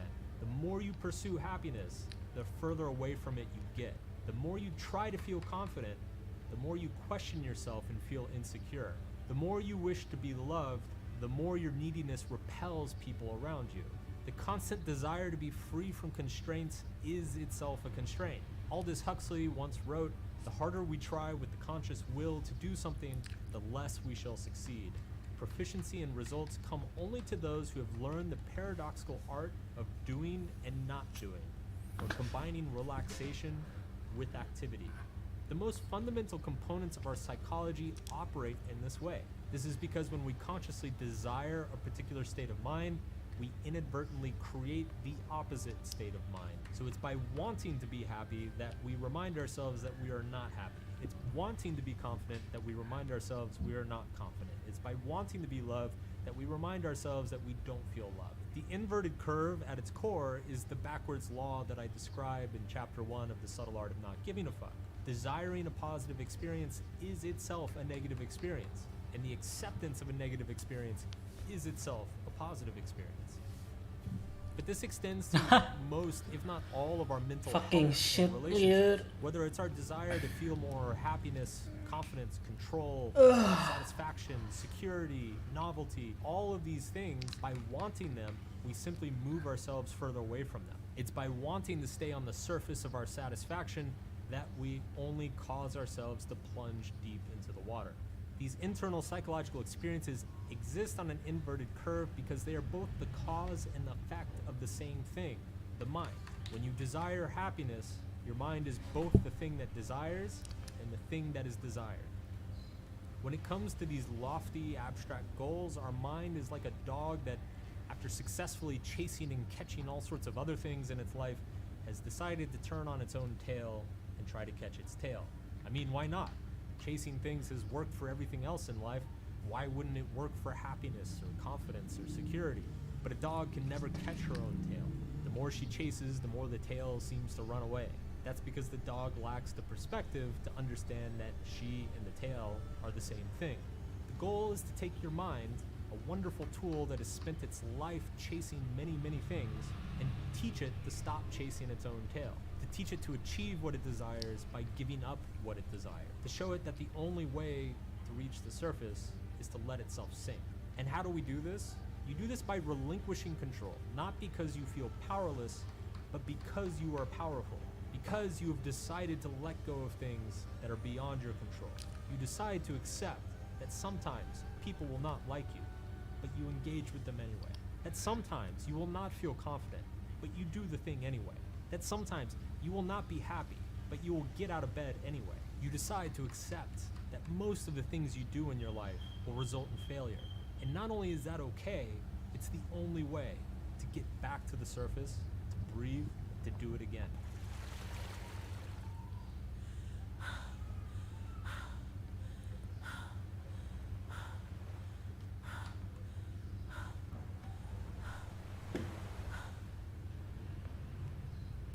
We live in an age where speed is a virtue. The faster, the better.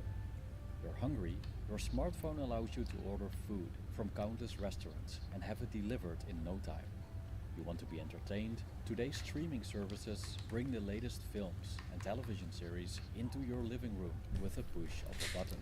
We can communicate with people directly, worldwide, and obtain information instantly, wherever we are, as long as we've got an internet connection. Thanks to dating apps, we also have access to an unprecedentedly large pool of potential mates whenever we use our smartphones. Whatever we want it quickly, because, after all, time is money, and we don't want to waste any of it. The ability to speed up many of life's processes seems like a blessing. We can live more efficiently and get more done in a shorter amount of time. We can be more productive, enjoy a larger quantity of entertainment, communicate with more people, and travel to more destinations within a lifetime. But does doing more in less time equal better, more pleasurable experiences? Is a fast-paced life a happier life? A growing group of people believes that we're better off slowing down. This slower approach to life is known as slow living. As a counter-movement, slow living opposes the fast-paced life that aims for many experiences in a short time, as living at high speed means we're often living hastily, chaotically, superficially, and with a lack of appreciation of the moment. So instead, slow living encourages us to prioritize what truly matters and take time to digest it. Slow living, therefore, includes simplifying one's life and savoring the present moment. When we try to define slow living, theoretically and practically, we'll discover numerous interpretations and ways to live more slowly. So it seems that slow living is largely open to interpretation. However, values like simplicity, balance, intentionality, and being mindful seem to be recurring ingredients among expressions of slow living. But aside from the lifestyle practices, is there a philosophical underpinning for slow living? The idea of slowing down isn't new. For example, thinkers like Henry David Thoreau and Arthur Schopenhauer favored living at a slow pace. This video explores not just the slow living lifestyle and how to practice it, but also some philosophical reflections that support the idea of slow living.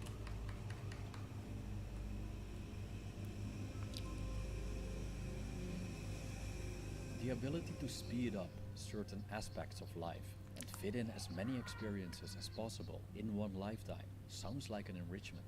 The more experiences, the better. Also, by doing things faster, we can live our lives more efficiently, getting more done in less time.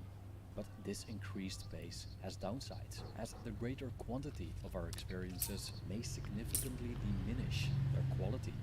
When we're constantly in a rush, we may not have the time or mental space to engage with the activities we're participating in fully. We may rush through meals, conversations, or other activities without fully savoring them, making them feel less enjoyable or fulfilling. Also, when we're always in a hurry, we may miss important details or nuances in our experiences. For example, suppose we're rushing through a museum exhibit. In that case, we may not take the time to fully appreciate each piece of art or read the accompanying descriptions, which can diminish our understanding and enjoyment of the exhibit as a whole. Living life at a fast pace can also lead to overstimulation or overwhelm, particularly if we're constantly trying to fit in as many experiences as possible. And when we're always on the go, we may not give ourselves enough downtime or space to process our experiences, making them feel less meaningful or memorable. So we may think that we have experienced a lot, but we actually experienced many things superficially and often hardly paid attention to them. Paying less attention can negatively impact our happiness. For example, when constantly rushing around and not fully engaging with our surroundings or experiences, we may miss out on moments of joy or contentment. We may not take the time to appreciate the small things that can bring us happiness, such as spending time with loved ones, enjoying a beautiful sunset, having a delicious meal, or simply reflecting on past experiences that gave us joy. Going fast comes with a price. It can harm our mental health and well-being. When we're constantly on the go and not taking the time to care for ourselves, we may feel burnt out, anxious, or depressed. Moreover, we may be so focused on achieving our goals or getting things done that we neglect the things that truly bring us happiness and fulfillment, which are often simple and easy to obtain. In a world that values productivity and hustle culture, slowing down and taking a step back may seem counterintuitive, but it could dissolve the stress and chaos that cloud what we're actually looking for, feelings described as contentment, joy, and happiness. So what did the past philosophers say about slowing down life to enjoy it more fully? The ancient Greek philosopher Epicurus preached living a simple life, enjoying contentment with little rather than the endless chase of vain pleasures. His philosophy shows that the things we need to live happily, like simple foods, shelter, and tranquility, are easy to come by. For Epicurus, the best pleasure is static. It's the pleasure of having our desires satisfied, of no longer being in need or want. Moving pleasure, however, is fleeting and temporary, such as the enjoyment of entertainment, food, and intercourse. Epicurus prioritizing static pleasures over moving pleasures is relevant to the concept of slow living because it emphasizes the importance of taking a more intentional and mindful approach to life. In this case, to be selective of one's pleasures of choice.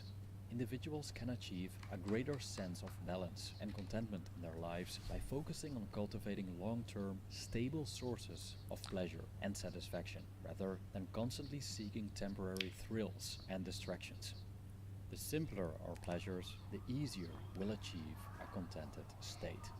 If we can easily satisfy our desires, we'll experience less stress and save more time to sit back, relax, and simply enjoy the contentment of being satiated. So we could say that the engagement in static pleasure is the ultimate form of slow living, as experiencing static pleasure requires us to slow down and stop chasing. Static pleasure is generally enjoyed slowly. How can we enjoy satisfaction if we're already busy chasing the next pleasure again? The 19th century American philosopher Henry David Thoreau's book, Walden, describes his experience of living a simple life in the woods near Concord, Massachusetts, at Walden Pond. He emphasized the importance of slowing down one's life and living deliberately. He believed that society's fast-paced lifestyle hindered authentic living and that we should simplify our lives to truly experience happiness. I quote, "I went to the woods because I wished to live deliberately, to front only the essential facts of life, and see if I could not learn what it had to teach, and not, when I came to die, discover that I had not lived." End quote. Thoreau believed that by slowing down and simplifying our lives, we could become more in tune with nature and our inner selves. And so he encouraged people to disconnect from the distractions of modern life, such as technology and consumerism, and instead focus on the simple pleasures of life, like engaging in meaningful work, spending time in nature, and cultivating deep relationships with others. The ancient Chinese philosopher Lao Tzu also showed the importance of slowing down and living in harmony with nature. In the Tao Te Ching, he famously stated that nature does not hurry, yet everything is accomplished. Accomplishment doesn't require speed. Just take a look at nature. Natural processes like growing plants or the formation of rivers are pretty slow, but the results don't lie. If we force things, however, trying to speed things up in unnatural ways will only get in trouble, according to the Taoist point of view. Lao Tzu believed that by living in accordance with the natural flow of the universe, our lives would be more peaceful and effortless. The concept of Wu Wei, translated as effortless action or non-action, encourages not to force things and, in many cases, to slow down to embark on a natural flow. So, slowing down the Taoists see as a means not to force the ways of nature, which we might be doing when we're rushing.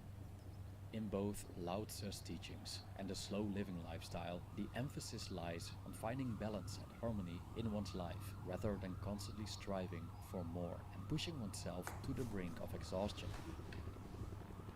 The 19th century philosopher Arthur Schopenhauer believed that the pace of modern life is detrimental to human well-being. In his essay, The Wisdom of Life, he argued that we are so busy pursuing our goals and desires, which makes us miserable. He wrote, "The most important of all for happiness is the avoidance of those voluntary evils that are unnecessary to our existence, and the prime cause of this is the hurry and bustle that mark our existence, the rapid alternation of excitement and ennui, and the constant stimulation that results from our complex social and economic arrangements. For it is to these that we owe that fevered restlessness which throws us into the arms of the manifold illusions we mistake for happiness." End quote.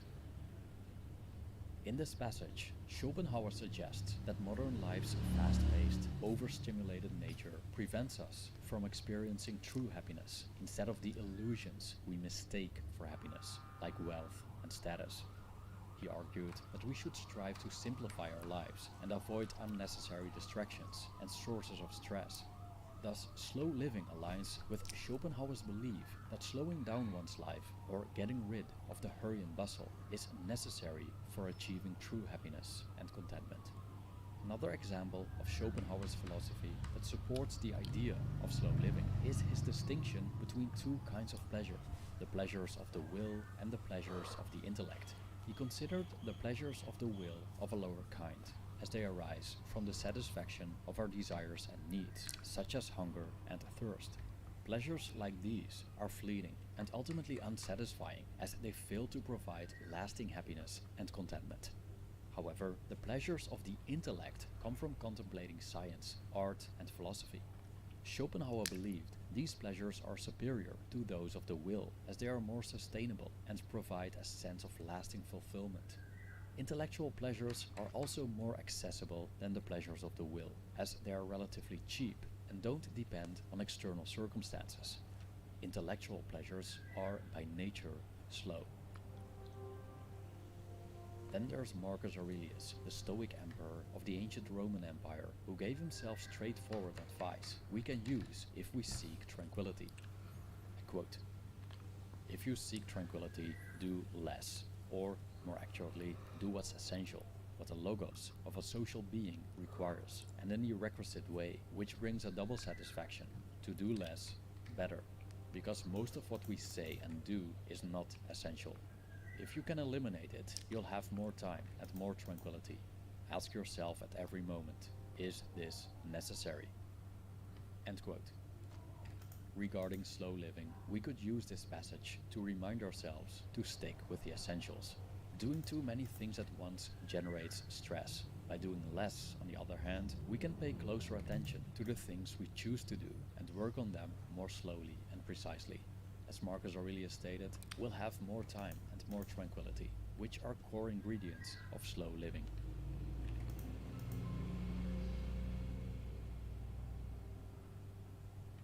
So how do we put slow living into practice? Is it a matter of making our social circles smaller, ditching that job that often requires us to overwork, and appreciating the small things in life? What else can we do to slow down and enjoy life more fully? There are countless ways to apply the idea of slow living to our lives, and we'll explore a couple of practical examples. The first one is to simplify one's schedule. Our lives can become overly busy and complicated, leaving us stressed and overwhelmed. To slow down, you can simplify your schedule by saying no to commitments that don't align with your priorities, taking breaks when needed, and prioritizing relaxation and tranquility. Unplugging from technology is another way to slow down our lives.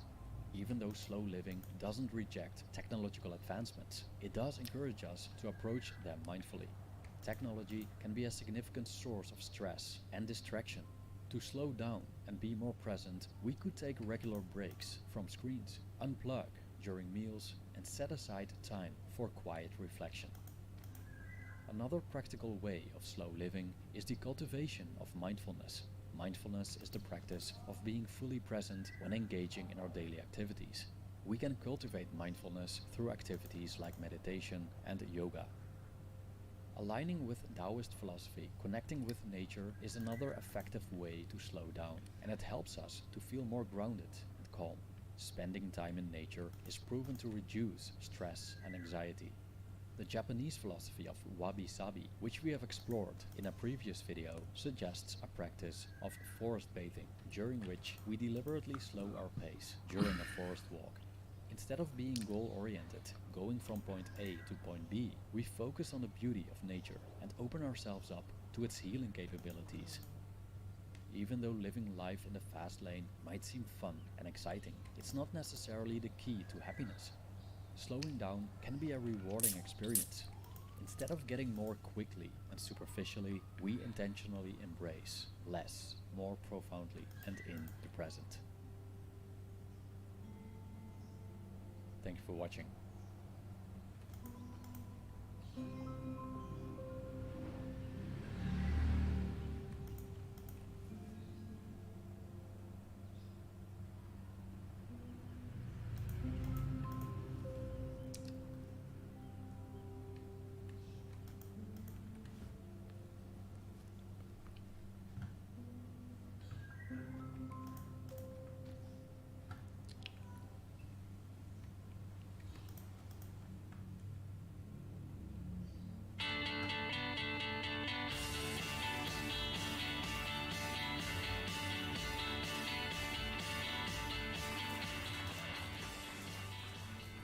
Teman-teman pernah ngebayangin nggak kalau saat ini teman-teman semua punya kesempatan untuk duduk ngopi dengan diri kalian sendiri waktu kalian muda, ya masih muda sih, mudaan, oke.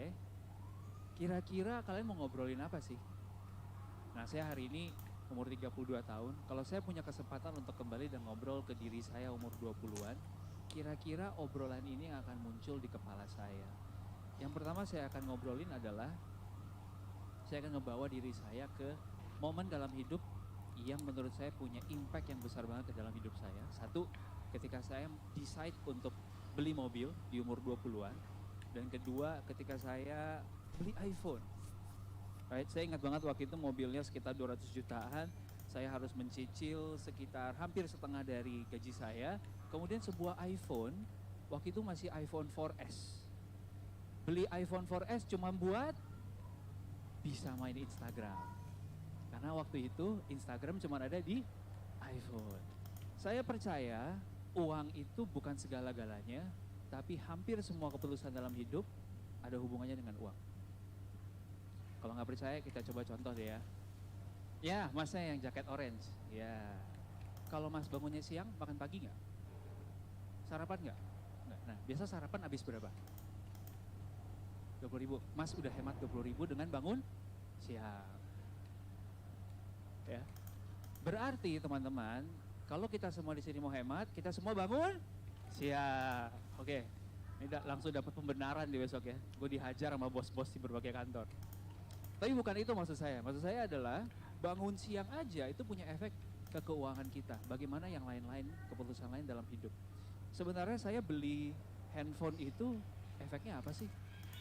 Nah, tadinya saya pikir ini sesuatu yang konsumtif. Wah, mumpung lagi di duit gue beli iPhone waktu itu lagi jaya-jayanya ya.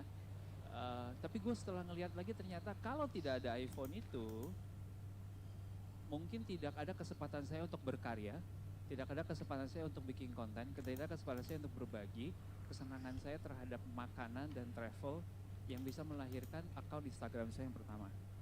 Kalau tidak ada akun Instagram saya yang pertama, saya mungkin gak akan berada di komunitas yang tepat, sehingga saya bisa dikenalkan kepada teman saya satu ini. Shout out to Adit PK, yang memperkenalkan saya pada waktu itu. Ada sebuah kompetisi online diadain sama Netflix, mereka lagi mencari official Instagramer. Nah, kalau tidak ada Adit, tidak ada kejadian ini.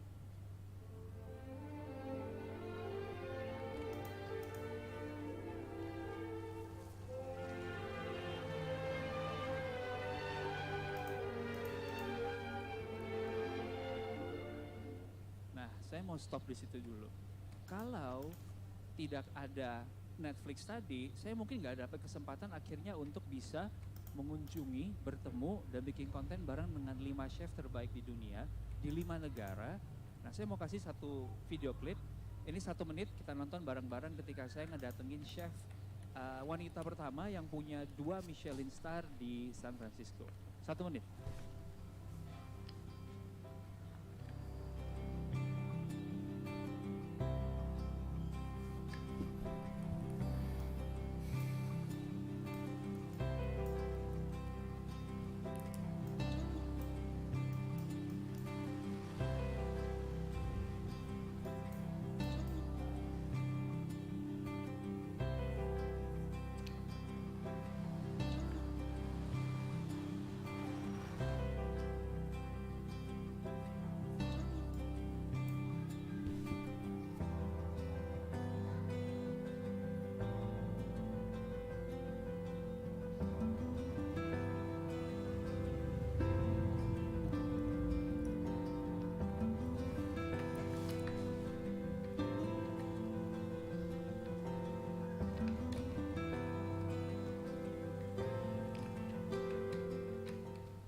Ada 2 pesan yang saya mau share lewat video ini. 1, semua konten itu saya buat dengan handphone saya tadi yang sudah 3-4 generasi ketinggalan dari yang paling baru. Artinya apa? Di zaman sekarang ini kalau kita punya smartphone, kita bisa banget bikin konten, berkarya, berbagi ke siapapun yang kita mau. Yang kedua adalah saya sebisa mungkin menggunakan kesempatan yang saya punya untuk mengenalkan Indonesia. Makanya tadi kalau teman-teman lihat saya kasih apa? Batik sama biji kopi.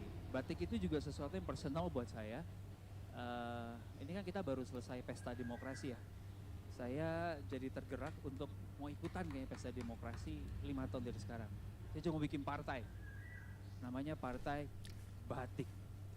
Nah, batik ini ada kepanjangannya. Biarpun ayahku Tionghoa, Indonesiaku kental. Nggak ada ya. Saya nggak lagi mau bikin partai, tenang, ini nggak arah politik, oke? Intinya adalah dari ngobrolan warung kopi saya pertama dengan diri saya di umur 20, bahwa tidak berarti kita harus super hemat, super pelit, tapi dalam segala sesuatu, apakah itu sesuatu yang kita lakukan untuk kegiatan produktif atau konsumtif. Yang kedua yang mungkin saya akan ajak ngobrol adalah lebih dalam tentang investment. Kalau mobil saya tadi saya invest 200 juta tadi, dalam waktu 5 tahun aja, dengan pengembalian 12% per tahun, dalam 5 tahun bisa menghasilkan hampir 2 kali lipatnya. Kalau saya ekstrim, saya dalamin lagi, setelah 10 tahun, angkanya ini. Fantastis. Reasonable, karena saya udah ngecek ke IHSG.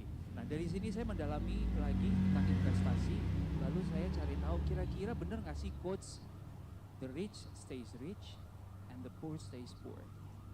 Saya ketemu dengan satu slide ini, bahwa ternyata orang-orang paling kaya di dunia, cara mereka mengatur portfolio keuangannya adalah seperti ini.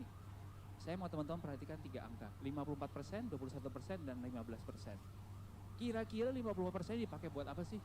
Kalau orang Indonesia mungkin taruh di cash, properti, nyimpen gitu ya. Nah, ternyata hasilnya adalah ini. 54% di saham, 21% di obligasi, dan 15% di tidak ada properti yang terlalu besar di situ, right? Kesimpulannya adalah saya jadi mendalami investasi dan saya paham banget sekarang kalau bahkan segelas kopi atau cemilan aja bisa menjadi rumah. Ya, saya ngebahas ini panjang banget di Instagram saya, teman-teman bisa gali lagi lebih dalam karena waktunya nggak cukup di sini. Yang ketiga saya akan ngajak ngobrol kepada diri saya adalah, bro, kalau lo bisa hidup lebih sehat, lebih sering exercise dan makan yang proper, wah gila, return on investment-nya bisa berkali-kali lipat. Bukan hanya soal bertambah efek ganteng ya. Ini real case ya teman-teman. Ada orang di sana di UK namanya Willy. Ini before and after-nya jauh banget. Tapi mungkin kalau saya pakai contoh orang lain kurang asik ya. Saya pakai contoh saya sendiri. Oke. By the way, ini bukan lagi pamer ya. Kalau saya merasa ganteng, dibilang saya ria lagi. Saya harus pakai contoh saya sendiri supaya saya nggak bullshitting teman-teman. Kenapa saya ngerasa artinya sehat ini bisa ngaruh kemana-mana? Karena di umur 30, saya percaya satu hal baik akan ngarah ke yang lain-lainnya. Saya excited, cuman karena tempat saya mau belanja sama tempat saya mau makan siang deket. Udah itu aja. Kalau yang punya anak pasti lebih berasa lagi. Kalau bisa satu tempat semuanya bisa. Ya. Atau mungkin di umur 30 ini yang terjadi teman-teman. Baca komen yang bawah deh. Gue keseleo cuma gara-gara bangun tidur salah dari samping kasur gue. Dan itu kejadian teman-teman. Kalau kita dari muda udah bisa mengatur kesehatan kita dengan lebih baik, kita bisa lebih siap kapanpun ada challenges yang masuk dan kapanpun ada kesempatan atau opportunity yang masuk. Berakar dari itu, saya belajar banget kalau sebenarnya hidup itu kayak tanaman ya. Saya lagi senang-senangnya tanaman. Di sebelah sana ada yang masih bibit banget, di sebelah sini yang udah jadinya. Jadi semua itu kita punya potensi untuk bisa menjadi besar. Pertanyaannya adalah, kalau kita mau menuai karir yang sukses di umur 30, apa yang harus kita tabur? Tanam ilmu, tanam skill, tanam network, seperti yang tadi Mas Sulung bilang, sehingga ketika di umur 30, kita bisa dihargai sesuai dengan skill, network, dan kompetensi yang kita punya. Yang keempat, kalau saya bisa punya kesempatan ngobrol lagi dengan diri saya waktu muda, saya akan bilang, jangan kebanyakan mikir bro, tenang aja. Umur 20, kalau kata John Mayer, are the times you are supposed to be fighting it out. Kenapa saya coba 9 hal yang berbeda? Saya sempat menjadi sales alat berat ya, eskavator, bulldozer, crane, wheel loader, aspal finisher, saya bisa ngendarain sampai sekarang. Saya juga sempat menjadi product manager untuk sebuah aplikasi makanan, teman-teman mungkin tahu namanya Crave yang depannya pakai Q. Saya juga bahkan sempat menjadi petugas lelang. Tahu petugas lelang? 100 di sana, 100, 110, 130, 150. Iya, ada penawaran lebih tinggi. Sold. Iya, masa kaget. Gue nggak beli apa-apa, kok sold gitu. Nah itu petugas lelang ya. Saya bahkan sempat mencoba untuk menjadi musisi. Nah, ketahuan lah ya, berhasil apa enggak. Setelah ngejalanin begitu banyak, saya jadi ngerasa kalau hidup memang kadang-kadang harus keluar dari bulatan merah. Walaupun nggak boleh, karena kita perlu eksperimen, nyobain hal-hal yang di luar comfort zone kita, kadang-kadang balik, kadang-kadang keluar lagi ke sisi yang sebaliknya lagi, kita nyobain lagi, tapi ujung-ujungnya mau menemukan balance di tengah-tengah namanya ikigai. Kalau kita bisa menemukan apa yang kita suka, apa yang kita jago, apa yang dunia butuhkan, dan apa yang dunia bisa bayar kita, itu sweet spot banget. Itu yang saya pengen share ke teman-teman. Terakhir, mungkin saya akan ngajak diri saya untuk lebih sering dengerin om saya, namanya Om Lee. Om Lee ini ya saudara jauh ya. Dia salah satu orang paling kaya di Hong Kong. Nah, saya kenalin teman-teman om saya, Om Lee Ka-shing. Anyway, apa sih yang Om Lee bilang ini gitu?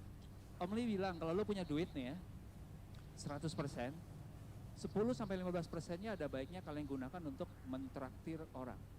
Saya ulang sekali lagi, 10-15% buat mentraktir orang. Siapa yang ditraktir? Orang yang lebih pintar, orang yang lebih bijak, orang yang lebih dewasa, orang yang lebih tajir, orang yang lebih sukses. Kenapa? Di zaman kita bisa connect dan collaborate dengan siapapun di 2019 ini, opportunity-nya limitless. Dan kita bisa ngambil shortcut ketika kita langsung datang ke sumber. Saya akan sangat berterima kasih kalau teman-teman di sini ada yang langsung praktekin apa yang Mas Sulung bilang. Todok nanti jalan perjalanan pulang. Boleh nggak saya traktir makan siang? Wah, habis ini kayaknya ada 200 makan siang sepanjang tahun ya. Oke? Nah, belajar langsung dari sumbernya. Oke? Nah, ini yang kita lakukan, saya coba lakukan melalui podcast kita namanya 30 Days of Lunch. Kita ngajak makan siang orang-orang yang kita rasa kita bisa belajar dari dia. Kita belajar dari Alanda Kariza, kita belajar dari Cat Womanizer tentang relationship. Kita bahkan berangkat ke Singapura untuk belajar dari foundernya Irvin Salted Egg. Nah, tapi paling ultimate dari ini adalah di dunia connect and collaborate, kita akhirnya bisa ngajak Gary V ke dalam podcast kita. Tepuk tangan buat Gary V dong. Gokil. And again, di setiap kesempatan saya gunakan untuk mengenalkan Indonesia, supaya jangan lupa saya kasih kaos bolanya tim Indonesia. Nah, teman-teman, ketika saya reflect balik, hal-hal yang saya rasa saya pengen sampaikan ke diri saya sendiri di umur 20, saya menemukan kalau sebenarnya ini bisa diartikan balik sebagai things I wish I knew when I was 20 bisa menjadi things my 30-year-old self would thank me for. Jadi instead of kita melihatnya sebagai sesuatu yang kita sesali, aduh dulunya harusnya gue begitu ya. Kenapa nggak kita mikir, kalau gue ngelakuin ini sekarang, diri gue di umur 30 akan berterima kasih kepada diri gue. Dan kalau saya mikirin lagi 5 hal itu, melek financial, paham investasi, bisa connect dan collaborate dengan orang, kemudian hidup sehat gitu ya, itu semuanya adalah hal-hal yang principles. Bahkan saya di umur 40 pun saya akan berterima kasih kepada diri saya, atau di umur 50 pun itu masih hal-hal yang matters buat saya. Nah, with that in mind, saya tutup sharing saya hari ini. Semoga teman-teman dapat manfaatnya. Thank you. Buka aja Bukalapak. So this is you on your first day at the prestigious consulting job you got straight out of college. You finally did it. After months of applying and back-to-back interviews, you were selected as the best candidate for this position. It's been a celebratory week to say the least. And now today, at last, you can get started on what's going to be a brand new chapter in your life. Hey, this is room 1120, right? Yeah, come on in, have a seat. Okay, cool.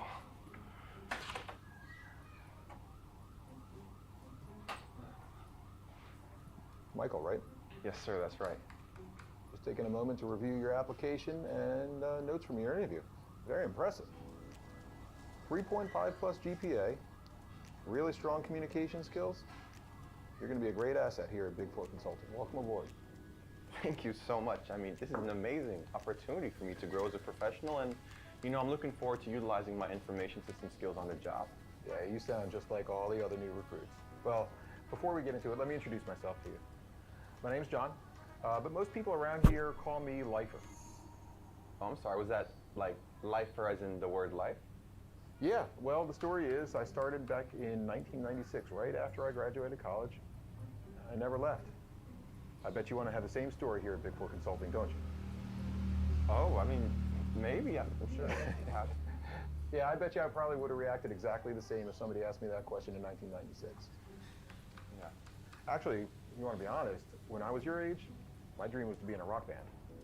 Oh, really? I mean, yeah, I actually make music on the side. It's something I enjoy. Yeah, but then I realized that I had to give up all those childish dreams. I couldn't be a true professional, couldn't dedicate myself to Big Four if I was still doing those other things. You'll figure that out soon enough. Anyway, let's get down to it. We're here so I can give you your first project today. Oh, sure, yeah, great. So, you know, I was talking with the recruiter and I was telling them that I'm interested in the data science field. You know, I took a class on it. Let me stop you right there just for a second. I know we say here at Big Four Consulting that you can choose your own projects and chart your own career path, but we really expect, since you're so new, that you'll be a little bit more lenient with that. Oh, I mean, I thought I'd be able to choose my own project. I'm not going to sugarcoat this for you, Michael. You're not really in a position to make decisions right now. There are a lot of people out there that would love to be in the same position that you are, but we hired you for your tenacity and your ability to work through adversity. Isn't that right? Yeah. All right. So the project I have for you is going to be an in-person project. It's for a very high-profile client. We're going to need you to work 7 days a week from 9 until 7 p.m. Oh, don't look at it as a bad thing. Just think about it as an opportunity to stretch your consulting skills.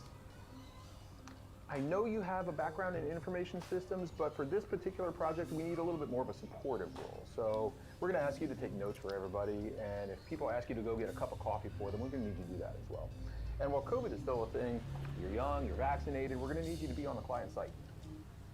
I'm sorry, it's just, I know I'm in a very privileged position right now, but I thought I'd be able to choose my own project. I mean, that's what was said in the interview and in the website, you know, let alone take on a project like that. I mean, the hours, the role I'm playing, and the expectations just aren't what I envisioned I'd be doing here at Big Four Consulting.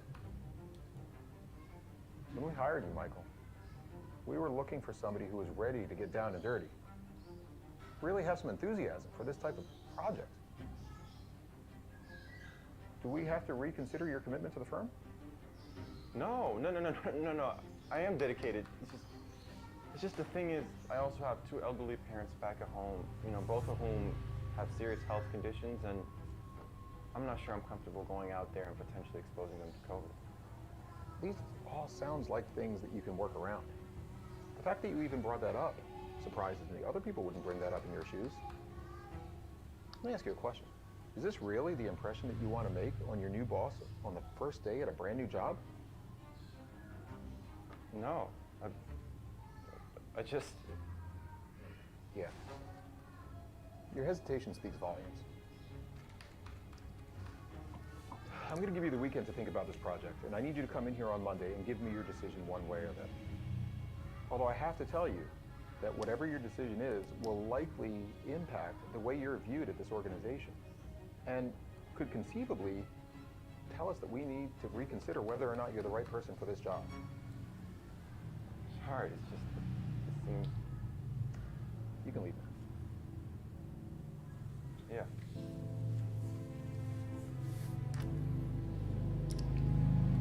And so the story begins, a rude awakening as to what your many years of hard work at the education system got you, what your colleagues at university announced was the most prestigious consulting job you could get, what you pushed aside your dreams for to make your parents proud, was all for this. Was this really what you wanted? To surrender all your waking hours, your skill set as a person, any ambitions you had prior, and the well-being of your loved ones, all to the Church of Corporate America, a decision in which, if you don't concede, could ruin your promising career, disappoint all your loved ones, and leave you jobless in a recession economy. There must be a better way out of this. Well, you have approximately 72 hours till Monday where you have to make a decision. A decision that will undoubtedly determine the course of your life.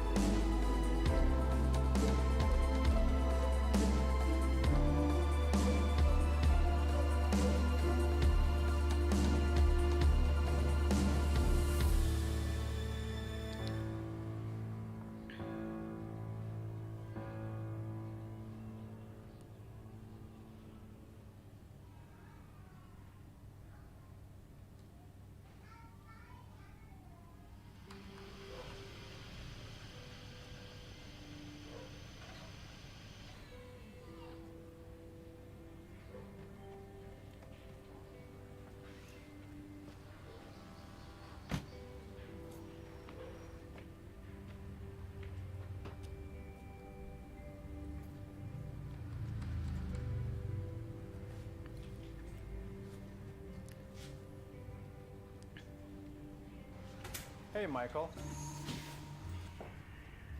Anything wrong? No. Wih, Bapak jual mentahan nggak, Pak? mentahan apa bang? Bebas apa aja yang ada. Oh berapaan bang? 150 perak per satu biji.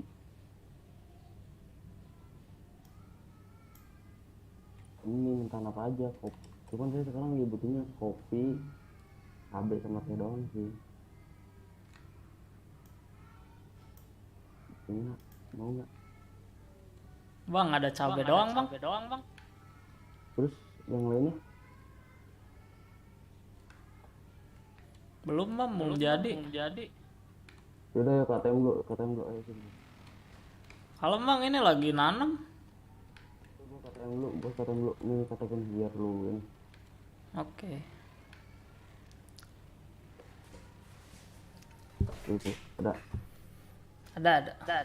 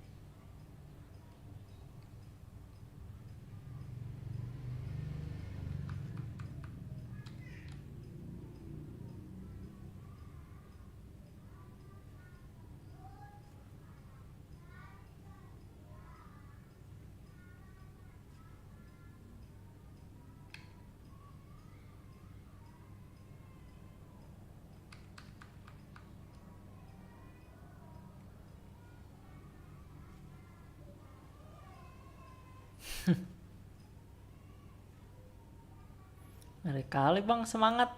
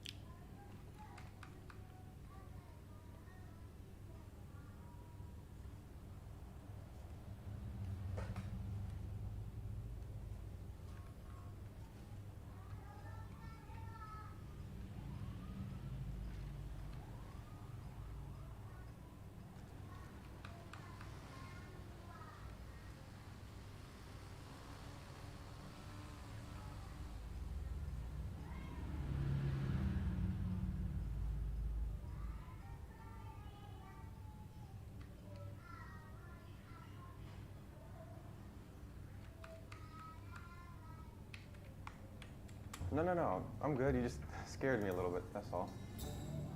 How was your first day of work? It was amazing. Yeah. Today was a great day. You know, I met my boss and he gave me like this really good project. Yeah, it was overall good. Oh, wow. That's exciting.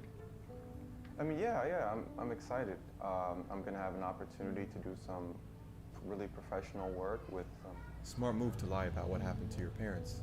Ultimately, you know they'll side with the boss that you should do the project, even if it threatens their own well-being. You can't blame them though. All they want for you is to be financially secure in life, and being they came from a third world country, a corporate 9-to-5 job in America is practically winning the lottery to them. This is something that you're gonna have to solve alone.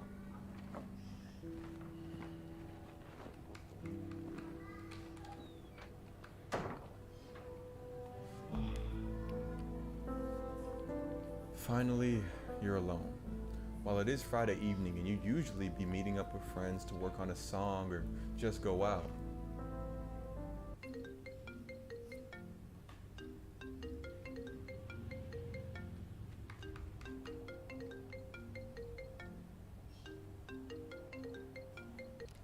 this isn't one of those Fridays. You decide to stay in tonight and work. Not on a job or school assignment, but on your escape. The first thing you research is whether these feelings you had towards a 9-to-5 was valid. Could it be that this is just what needs to happen for you to become an adult? You do a quick Google search and boom.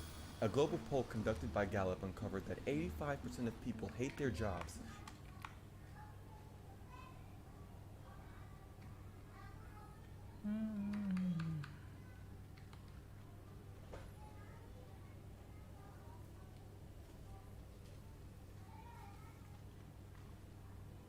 Ini Pak nih. Bang, gua minta kontaknya bang sekalian bang. Siapa tahu nanti kan mau ngejual lagi.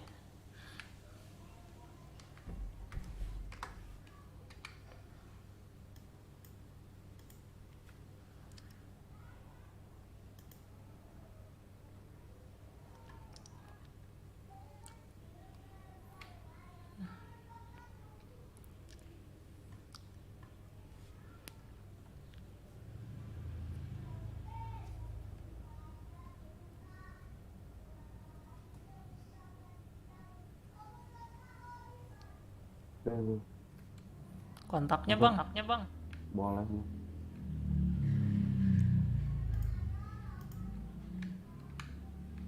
Coba cek, ada.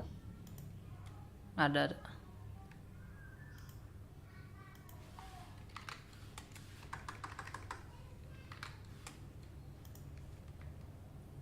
Oke, makasih bang.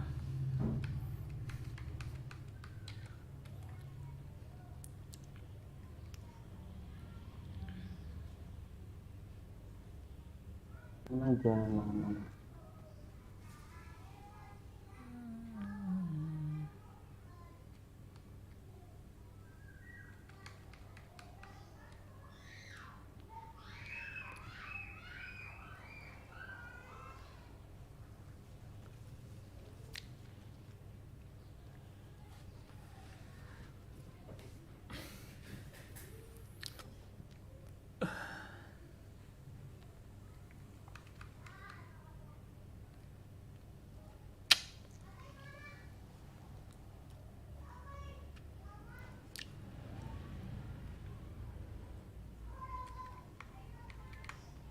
Pak, Ya, ya. ini ya tanaman teh ya? Ini kopi, Bang. Bentar.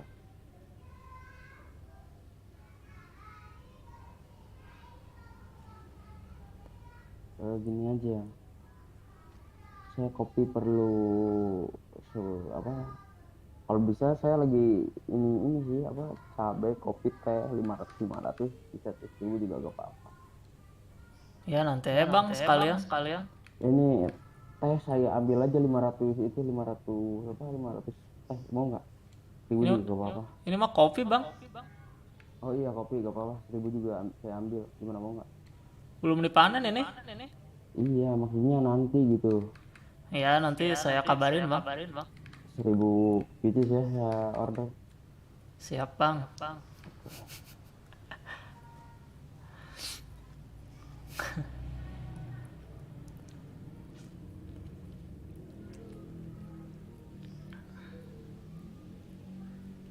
Lu nyewa gudang nggak? Nyewa tapi di bandara, Bang. Gudang. Iya, gudang bandara. Itu tiap hari itu emang cukup bayar pajak ya? Iya, Bang, 7,5. Itu buset gua rugi sih. Kenapa, Bang? Soalnya gua lagi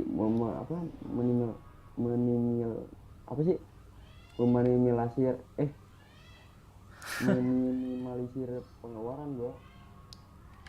Murah atuh, Bang, pajak mah. 7.000 doang. Ya gak kerasa sih. Tapi gua ngerasa rugi. Soalnya gua lagi ngelola uang dengan sebaik-baiknya sih. Gua kira itu nggak ada pajaknya gitu. Jadi Ada. per bulan cuma 50.000 doang. Tapi itu seumur hidup bang. Apanya? Ini gudangnya. Seumur hidup. Kalau mau ditutup juga bisa. Oke. Pokoknya nanti saya telepon ya. Nanti saya aja yang kabarin. Oke. Soalnya belum tentu beres. Iya.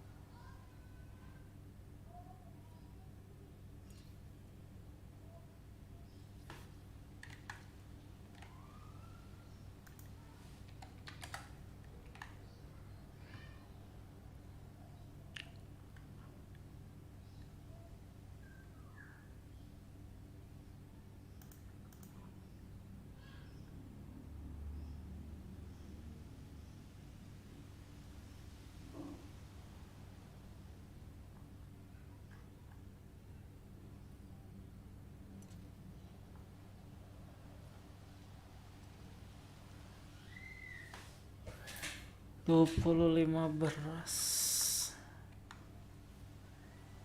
25 kali 8.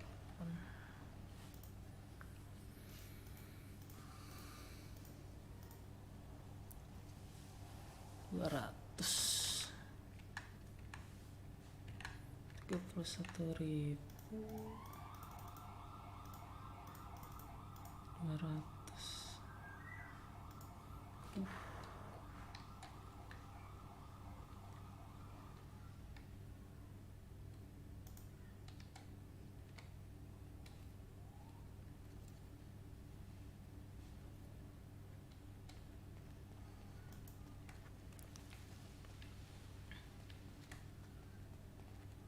Bang. Kue apa bro? Kalau harga mentahan biasanya berapaan bang? 8.000 per 100. 8.000 per 100. Iya.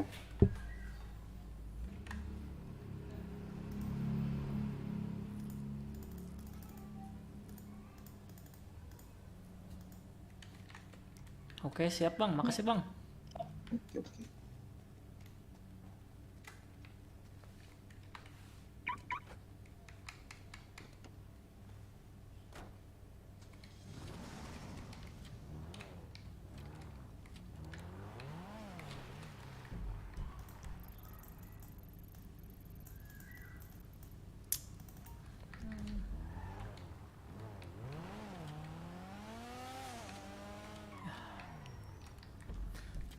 No need.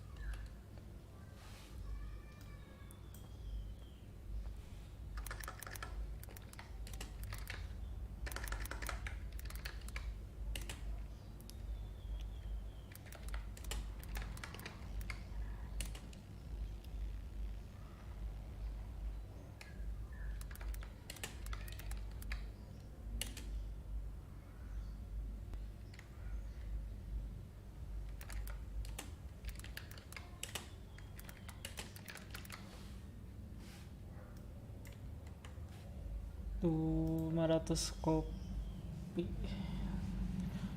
200 cabe. Oke.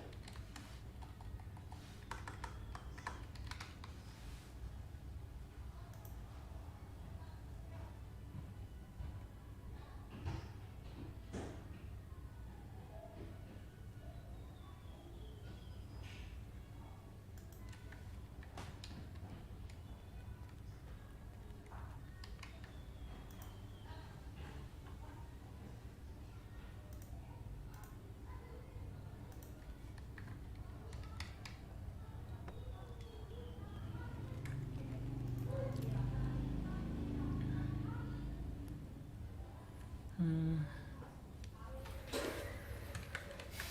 845.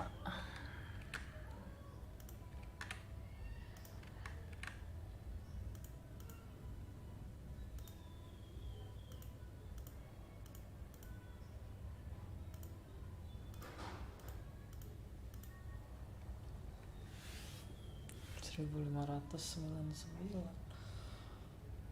Wah.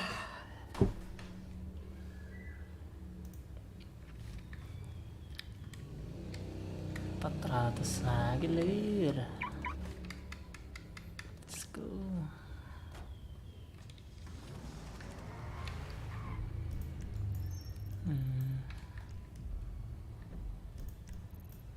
Bensin.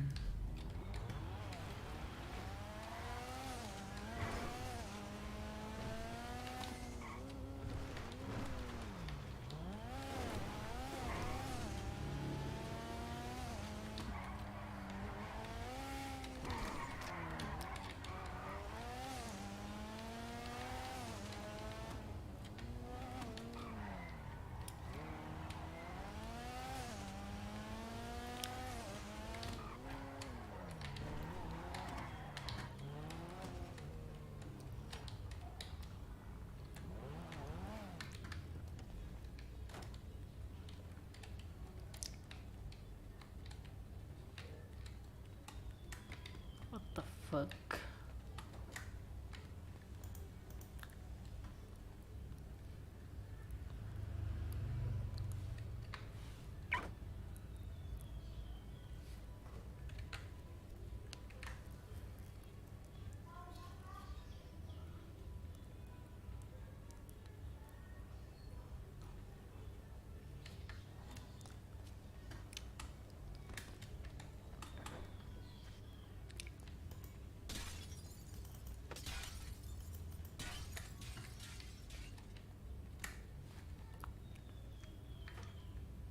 tujuh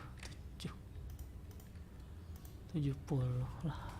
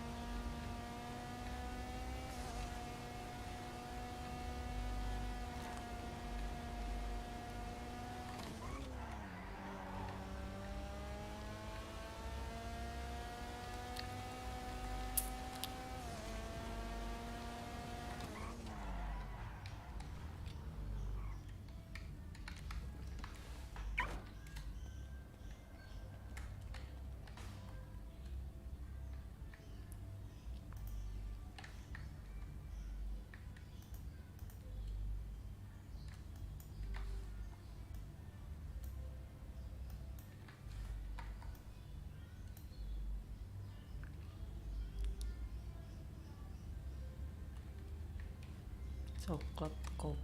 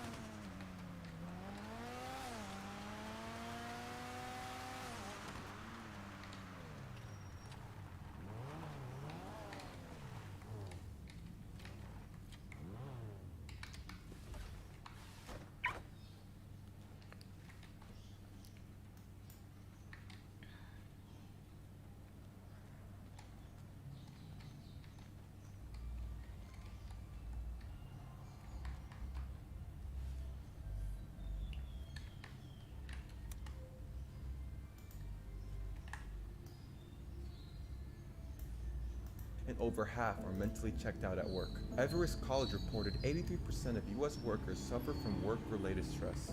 Korn Ferry reported that over 1/3 of U.S. workers said their main source of stress was because of their boss. Mental Health America reported that depression is one of the top 3 workplace problems for employee assistance professionals. Dynamic Signal reported nearly 2/3 of workers said they're ready to quit their job as a result of workplace stress. And scariest stat of them all, 98% of people die without fulfilling their dreams, according to Wealth Research Group. So it was true. You're not crazy for having that response to your boss's project. The rat race is a scam. Being an adult means ending up unhappy, unfulfilled, constantly stressed, and mentally checked out. Little did you know this was only scratching the surface as to what's really going on here. That night you end up diving deep into the rabbit hole and uncovering the truth behind the 9 to 5. That this is a form of slavery that has been going on long before you could imagine. In fact, it dates all the way back to the Industrial Revolution.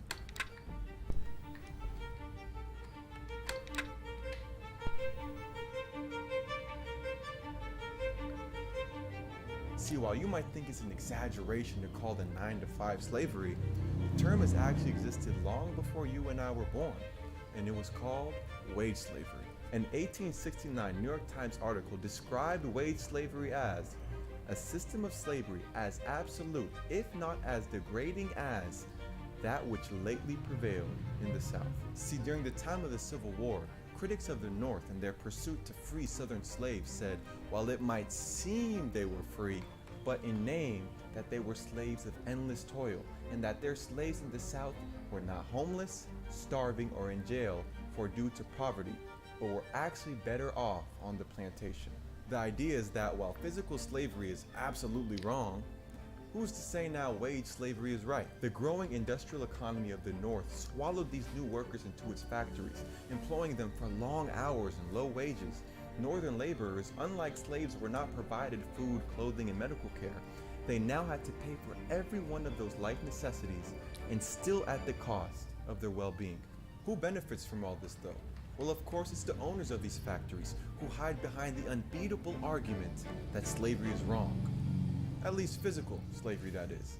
This wasn't the only time a social movement was called out for being used to employ more sections of society that previously wasn't working, and that movement is still alive and well today. It's called feminism. Some argue that behind a feminist position that being a traditional household wife was an oppressive stereotype that undermines the development of women in society is actually a sinister plot propagated through media as a way to continue creating more workers for factories, or in today's terms, cubicles, that previously wouldn't be there, that previously didn't want to be there, but thanks to successful social engineering from the elite of society, now they do. Now, while that is just a conspiracy theory, there is a system that we've all been through, that we've had firsthand experience with, that designs us to be workers for the workforce from the very start. And what is that system called?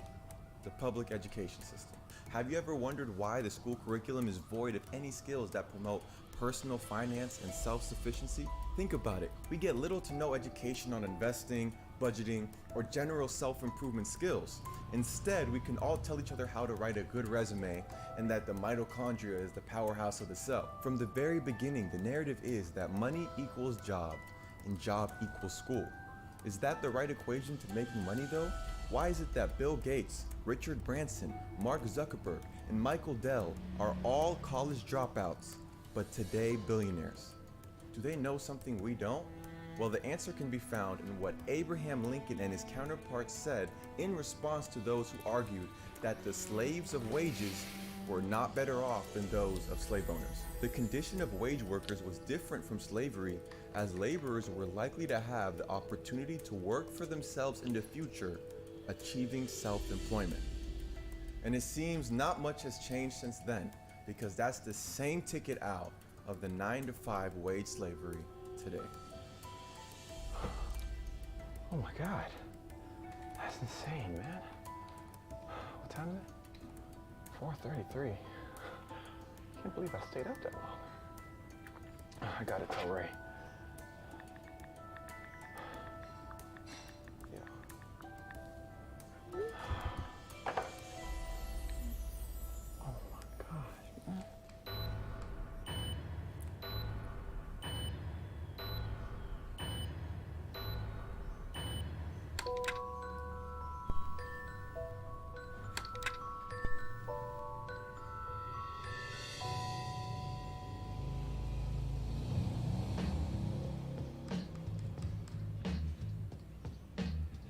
Then I found out that even the public education system, bro, from the very beginning, they designed us to be workers in the workforce, bro. They thrive on us not knowing how to escape the 9-to-5, the rat race, bro. They literally brainwash us as a society. Wait, hold on. Let me just understand this. So you mean to tell me that you got the best job out of the university, the job I literally been shooting for this whole time, and you're gonna throw it away because we've all been brainwashed by society? Yeah, exactly. And the only way out is entrepreneurship. Yo, see, that's the thing about you. You get obsessed over things. Like, yo, tell me, what happened to your music career? Oh, I mean, I still do that on the side. It's not like I'm done with it. It's just like, you know. I mean, how you go from a comedic YouTuber to a rapper and now an entrepreneur? Like, make that make sense. All right, I mean, you got a point, bro. I'm not saying you don't got a point, but I don't understand, bro. Like, where's all this animosity coming from? Oh, I know what it is. It's because, like, this whole 9-to-5 being alive, bro, I know, it shocked me too. I was angry too, bro, but don't worry, I can help you understand. So the way it works is that they take our— Nah, see, that's the thing. You think I'm too dumb to understand or something. Like I'm not red-pilled enough. Let me guess, you listen to Andrew Tate? Yeah, I mean, I think he has some good ideas. Oh, of course. See, that's the problem with you, man. You think you're better than people. Yo, what day is it today? Saturday? Nah, that's exactly what I thought you'd say. Today's my birthday. And I was actually hitting you up yesterday so that we can cool in and step out to celebrate. But you didn't answer any of my calls. And how is it that when you called me to talk about this wage slavery stuff, I pulled up? Dude, I'm so sorry, bro. You don't understand, man. Yesterday was my first day at work, and it wasn't this, like, amazing day that I'm sure you're probably thinking it was, bro. In fact, it was... Yo, you can save all of that, man. I guess I'm not on your level or something, huh? No, it's not. Yo, I'm gonna keep on applying to these 9 to 5s because not everybody has the luxury to be researching this stuff. That's not what I'm saying, Ray. Where you going, Ray? Dude, come on, miss. And right when you thought things couldn't get worse, it did. See, while entrepreneurship is a ticket out of the system, it comes at a cost, a grave cost. I don't need to tell you the stats on entrepreneurship for you to know that this route is one that very few see success in. Many people put their jobs, family, and social life on the line to make it out and still fail, being left in a position worse than where they started. Are you sure this is the route you want to take? You already see what it's done to your social life in less than a day. Man, fuck, dude. How the fuck did I forget Ray's birthday? I can't believe he just went on me like that. I mean, what the fuck? Bringing up my old YouTube channel? Dude, I was like fucking 13. We all had corny YouTube channels at that age, bruh. Like, sorry you're not fucking ambitious, dude. Like, what the fuck? Whatever, bro. It's not my fault you can't get a fucking job. This is the price of going against the grain. Many people will resist and doubt your ambitious bravery. To them, you're a reminder of their cowardice and conformity. So they will wait and pray that you fail so that it reaffirms that their decision to play it safe was right. However, what they don't know is that their safe route comes at a cost too, and that's their happiness, well-being, and dreams. But that's not something you're willing to compromise. You choose to take the road less traveled and bear whatever fruits or consequences it entails.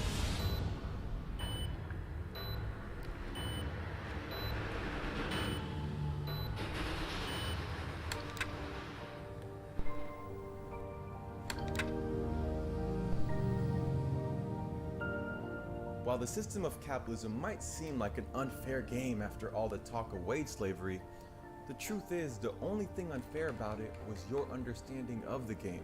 But don't worry, that's not your fault. It was deliberate that you don't understand it. See, there is a blueprint to getting rich that if you were taught since a kid would guarantee that you'd be swimming in money and forever outside the corporate system. This knowledge that is so powerful that only those who seek it hear it, and far fewer can effectively implement. The craziest part about it is that it can be summarized in a single sentence. You ready? You will give society what it wants, but does not yet know how to get at scale. If you can accomplish this, you will 100% get rich and escape the 9 to 5 wage slavery. Now I know what you're thinking. What does that even mean? Like what? Wait, can you say that again? It doesn't make sense. What? Like what? Don't worry. That sentence can be extrapolated into 3 principles that by the end of me explaining would make it very clear as to how to actually get rich. The first principle is specific knowledge. This principle explains the you give society what it wants but does not yet know how to get aspect of the sentence. See, the equation to money that you were programmed to believe since a kid was wrong.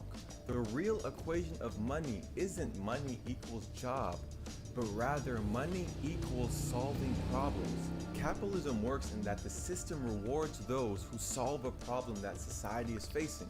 It incentivizes society to contribute to itself through the reward of money. Simply put, if you can solve a problem people are facing, you will get paid. Let's take cancer, for an example. It is an issue that is yet to have a grounded solution. What if you were the one to find that solution, the cure to cancer? How much do you think it would be worth? 50 million? Okay, well, maybe 500 million. Oh, well, maybe a little higher actually. 5 billion? Well, according to a study done by University of Chicago, the cure for cancer would be worth 50 trillion. That is 500 billions and 500,000 millions. Now don't worry, I'm not saying you need to cure cancer to get rich and escape 9 to 5 wage slavery. The bar to do that is far lower and can be done by anyone with the right information. What I am saying is to give society what it wants, but does not yet know how to get, you need specific knowledge. What most people do, though, to get specific knowledge is follow whatever is trending at the moment. In university, students get computer science degrees, and in the investing world, people buy crypto. However, if you can rationalize why it's popular and see people are making money from it, then it might be too late already. Thousands of others are going to be going for that, and that isn't specific knowledge. Someone is actively solving that problem already.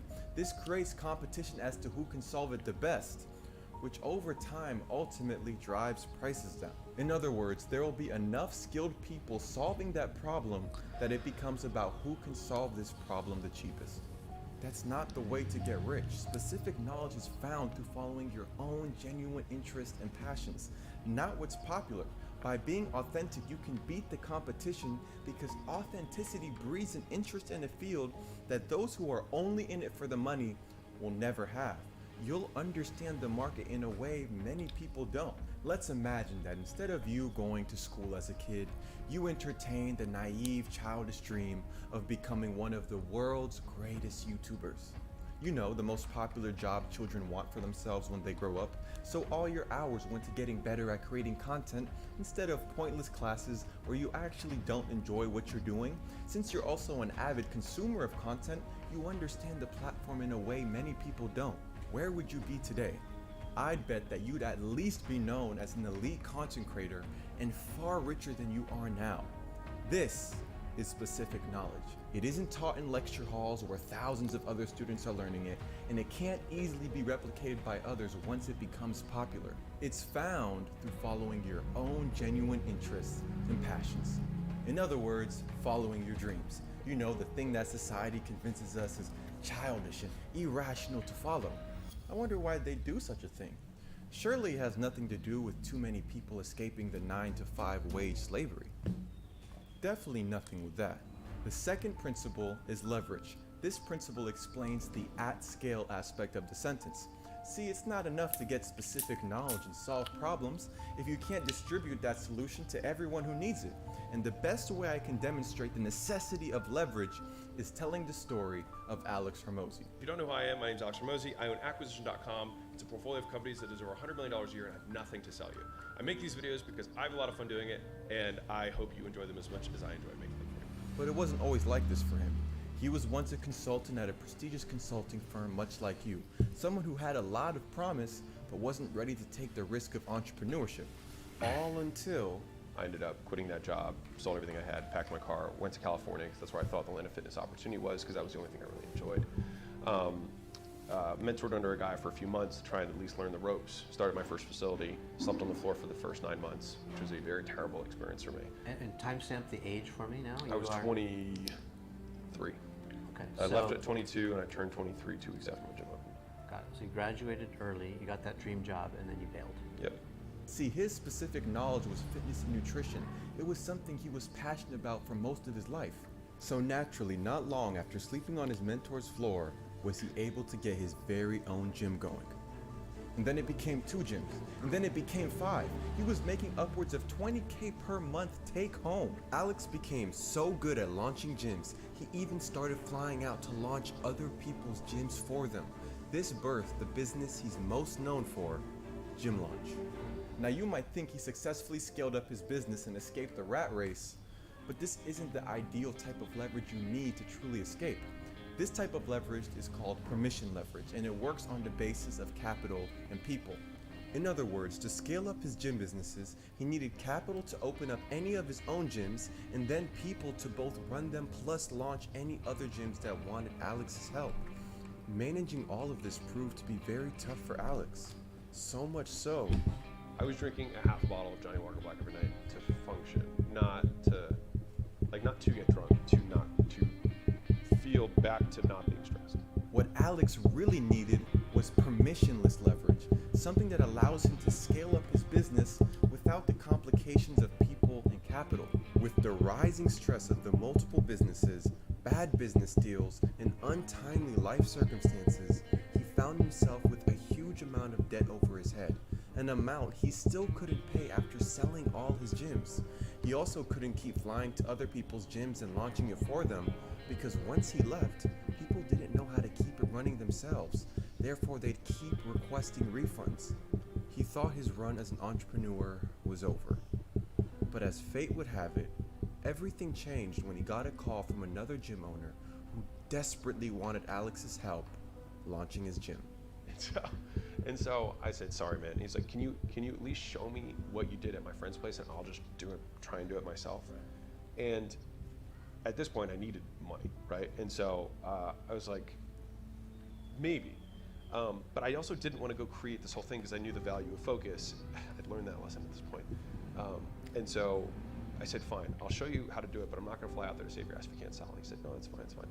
And so he said, how much? And at the time, I picked the highest number I could possibly think of because I thought I wanted him to say no so I could move on with my life. Yeah, what's your IP worth? Yeah.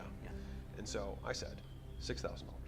Now, mind you, this is someone's doing $100,000 in every single gym in a month. And he's like, deal. And I still remember, I looked at the phone and I was like, holy shit. I can't, and then I just like, cool, what card do you want to use? And it was this fateful call that transformed his gym launch business from instead flying out and physically launching gyms for other gym owners. He'd give them the knowledge to do it themselves. No more would they request refunds after Alex left, and no more would Alex even need to run any gym at all. This model of selling information, his IP, became a multi-million-dollar company that he eventually sold for around $50 million. What made this business work was that he relied on a far better source of leverage to scale up. It wasn't more capital nor people. All he needed to distribute this information to more clients was media and code. In other words, permissionless leverage. With whatever solution you want to bring to the market, whatever specific knowledge you have, remember, this is something that should be scalable using permissionless leverage. Another way to look at permissionless leverage outside of code and media is that it should leverage the internet. The internet is what connects us all, and the idea of brick and mortar businesses are a thing of the past. This is how one gives society what it wants, but does not yet know how to get at scale. But there is still one more aspect missing to this sentence, an essential piece that cannot be ignored. The third and final principle is accountability. This principle explains the you will aspect of the sentence. It's highlighting the very important point that this is something you will put your name on and the world will judge you for. Unlike working for a massive faceless organization where no one knows that it is you that is adding the value, it is you solving the problems, when you have a business, you will be the point of reference for everything. If things go well, you will be celebrated and paid big time. But if things go south, your head is on the chopping block, and so is your reputation. This accountability isn't something you should fear. It's what drives true innovation and incentivizes people to actually work hard and create something valuable. Not like a job where you pretend to work all 8 hours and keep looking at the clock to see when you can be let out. The greatest thing about accountability is that if you build up a good track record, the market will start rewarding you for being you. So while you're getting rich, you will eventually build an inherent value around your name. Don't believe me? Kanye West, Elon Musk, Kim Kardashian, all people whose names carry a lot of weight. All people who literally can explore whatever they want and the world will pay them for it. Elon, you want to go to space? Sure. Kanye West, you want to get into clothing? Fine. Kim Kardashian, I actually don't know a lot about Kim Kardashian. you want to, I don't know.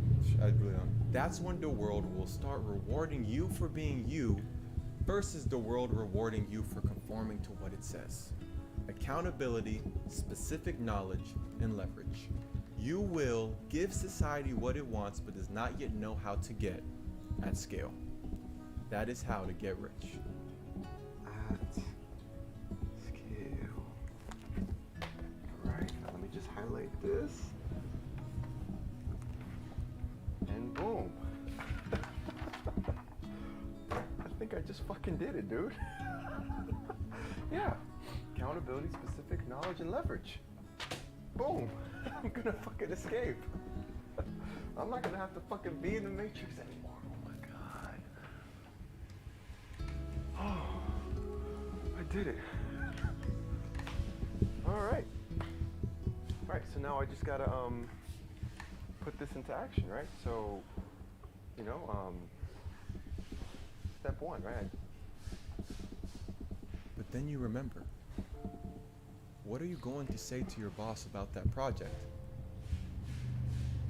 If you say no, you'll lose what you worked for years in university, disappoint everyone that loves you, and you don't even have a solid business plan in place. You did music for years and still got nowhere. Are you sure you're really cut out for this? If you say yes, you'll lose every waking hour you have and have to move out from your parents' house in order to not compromise your parents to COVID, which means you'll lose any money you'd have to investing in your business. A business you still don't know what is. Either way, you lose. Man, who am I fucking kidding, dude? Ray's fucking right, man. Why can't I just be fucking realistic with my life?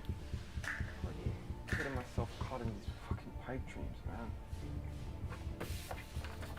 Stupid. When am I gonna fucking grow up, man? The real value of money isn't the luxurious lifestyle. It buys us the only resource that no one can get back, not even billionaires. The resource that 9-to-5 jobs, literally in its name, bank on taking from us. Time.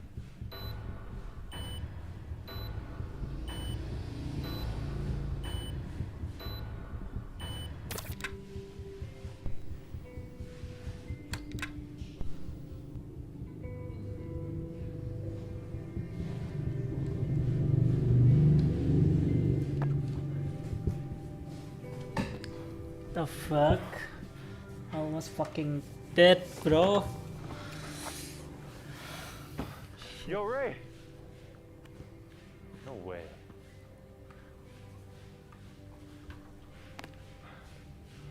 Ray.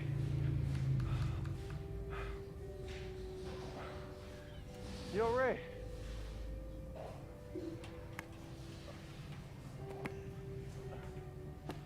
Come on, Ray. Yo, Ray, slow down, man. Slow down. Let's just talk, bro. Come on, let's just talk. What are you doing here? I mean, I knew I'd catch you here, right? Sunday shooting drills, just like the old days. Look, man, I get why you're not answering any of my texts or calls, okay? I promise you I'm not here to explain some grand concept or ask you any questions, all right? I came here to actually apologize. Oh, yeah?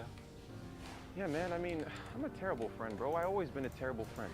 You know, I'm always focused on myself, and I rarely ever ask what's going on with you. I mean, obviously talking about my brand new job, the job that you wanted, then complaining about it, you know, will look condescending to you. Man, most importantly, man, I let my own selfishness get in the way of us celebrating your birthday, bro. I'm sorry. It's fine, man. No, it's not fine, bro. Take this.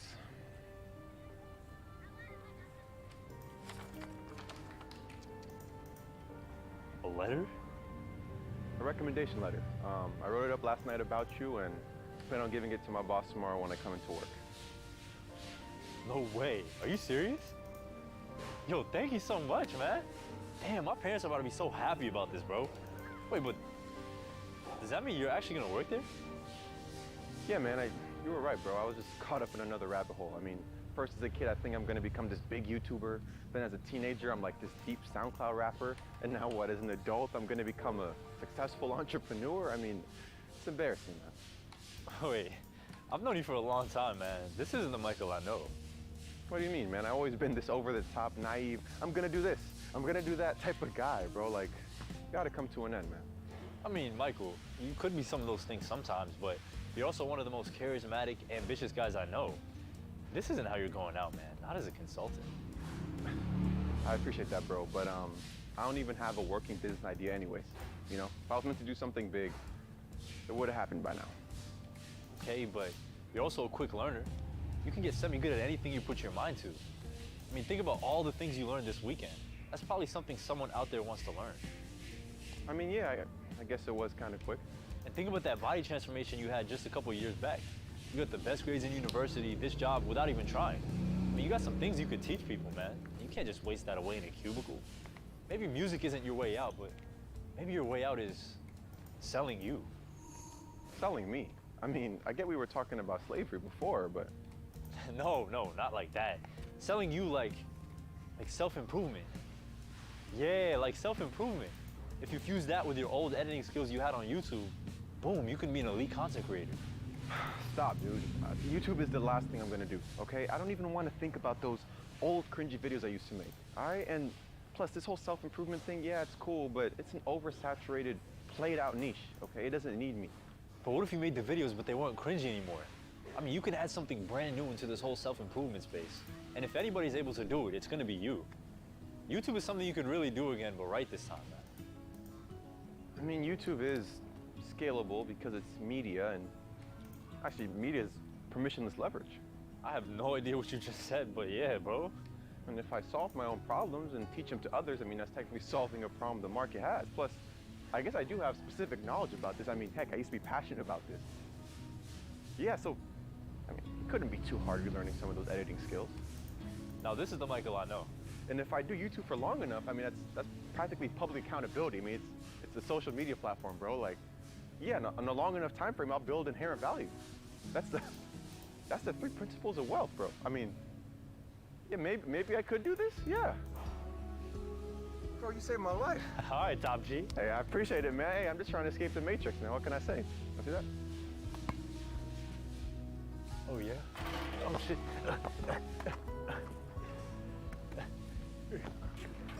Oh, yeah. Oh, yeah, that's a bucket. That night, you lay out the plan for your newfound business, and in the process, you reignite a long-lost passion you had, a passion you let the world fool you out of. What society convinced you was childish and cringy, it was obvious the whole time. YouTube was always for you. You learned how to make music from YouTube. You learned how to lose weight from YouTube. You learned about entrepreneurship from YouTube. You've been watching this platform for most.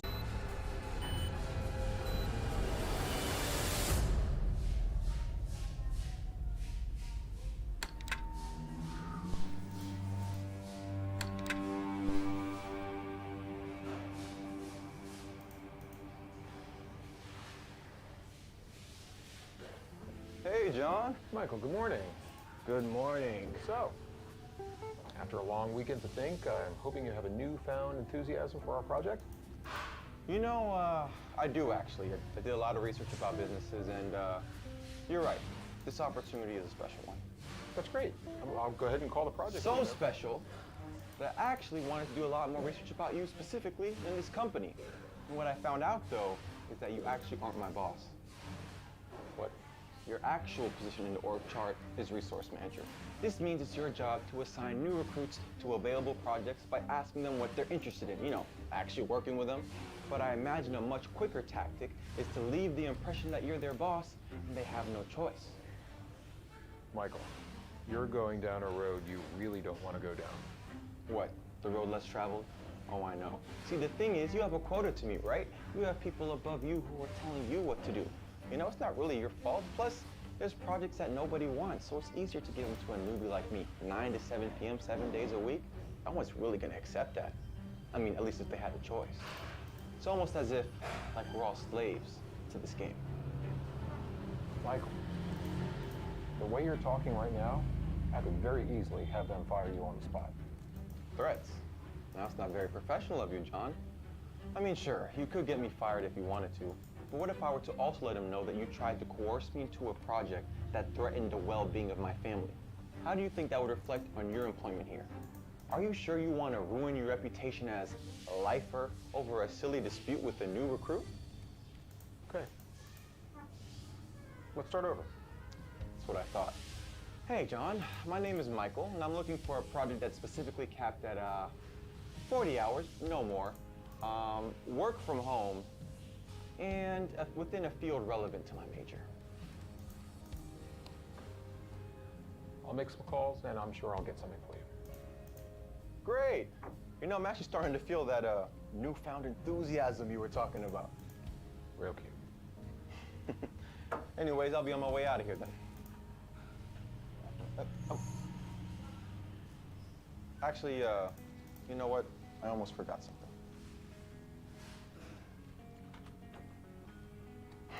Take this. What's this? A long overdue favor. I owe somebody. What is this, a recommendation letter? Appreciate it, lifer.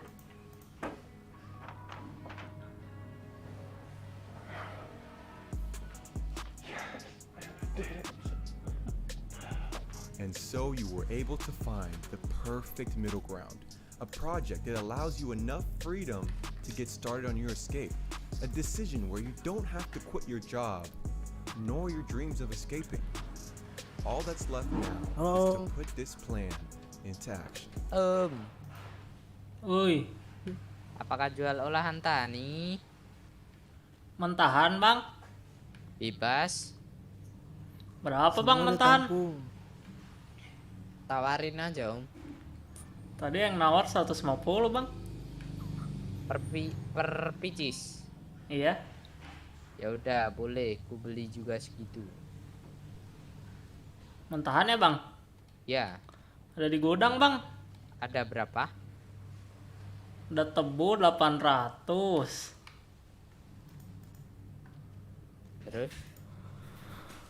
Terus kopi 500, padi 300, cabai 200, coklat 200. Iya om, bentar, nanti ku tunggu temanku dulu om. Sama ente 200. Ya om, jangan pergi dulu ya om. Oke.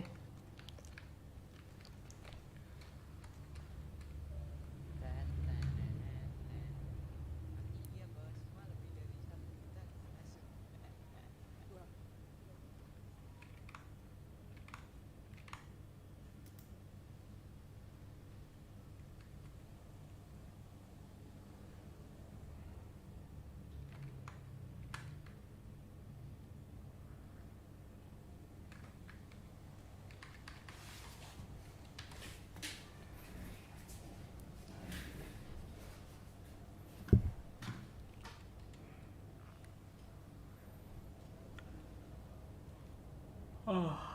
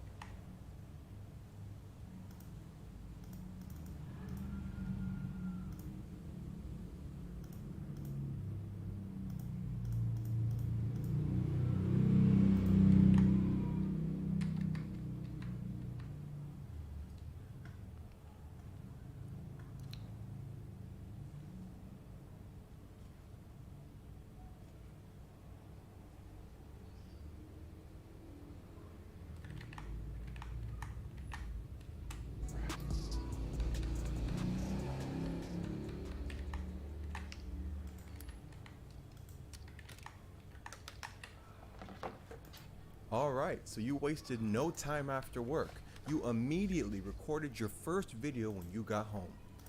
Now the final step in actually getting started is to create your channel and upload it. But here's the thing.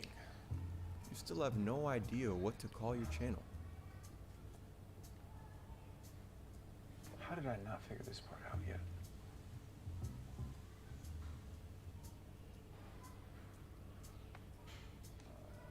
How about, Michael Improvement? Alright, I mean, that's fucking corny, dude. How did I come up with my rap name? Michael Drift. I think I just chose it because it sounded cool. 16-year-old Mike, man, you're a funny guy, but, no. This name needs meaning, okay? Significance.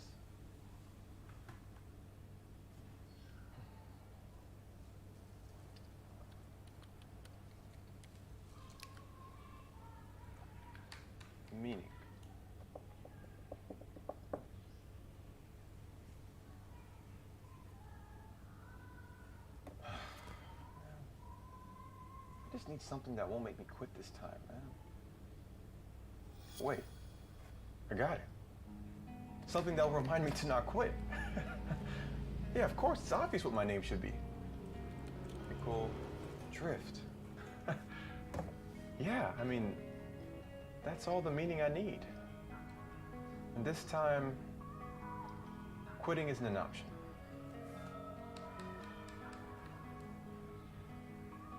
All right, here we go.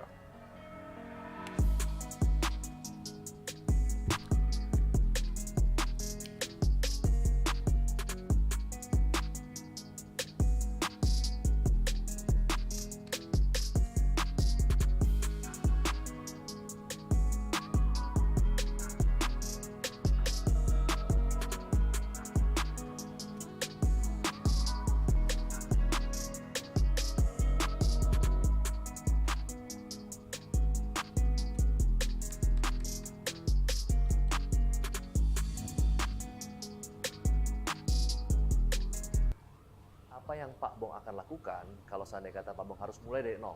Berarti misalkan bangkrut ya, harus mulai dari nol, tapi hanya boleh pilih satu skill yang menetap. Nah, jadi skill itu kan banyak ya, misalkan mungkin Pak Bong mau pilih skill di real estate, skill public speaking, skill coding misalkan, karena sekarang mungkin coder gaji lebih tinggi ya daripada mungkin di marketing gitu ya, atau skill marketing, skill sales, skill personal branding, atau kira-kira skill apa yang menetap. Oke, nah di sini saya akan coba jelaskan 5 hal yang akan saya lakukan seandainya kata saya harus mulai dari nol. Ya, ada 5 poin. Yang pertama adalah skill yang saya akan pilih adalah people skill. Nah, ini mungkin agak cukup mengejutkan.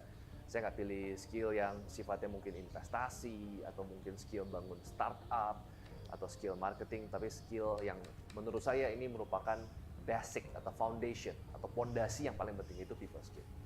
Kenapa saya pilih people skill? Karena saya percaya bahwa bisnis apapun ya itu memerlukan yang namanya people skill. At least kita bisa menggunakan people skill kita untuk bisa expand ya network kita. Kita bisa ketemu dengan banyak orang, kita bisa cari investor, kita bisa fundraising, kita bisa yakinkan partner atau future partner, kita bisa team building. Nah, kalau misalnya kita nggak punya people skill, menurut saya ya mungkin kita bisa punya skill marketing, tapi skill marketing itu mungkin berguna untuk satu periode tertentu, cycle tertentu, tapi ketika trennya sudah berubah, skillnya akan nggak terpakai lagi. Jadi menurut saya people skill adalah skill yang nggak akan bisa expired. Ini yang pertama. Nah, yang kedua, langkah yang kedua adalah saya akan gunakan people skill tersebut untuk memulai kemungkinan 2 opsi yang akan saya pilih. Either saya menjadi seorang real estate agent, atau yang kedua saya menjadi seorang insurance agent. Nah, kenapa saya pilih 2 ini ketika saya mulai dari nol ya, dan saya punya people skill, saya pilih 2 ini. Yang pertama adalah karena leverage-nya sangat tinggi ya. Jadi menjadi seorang real estate agent sebagai contoh, ketika kita jual rumah atau satu produk ya, rumah rata-rata harga 500 jutaan, 1 miliar, bahkan ada yang 5 miliar sampai 10 miliar.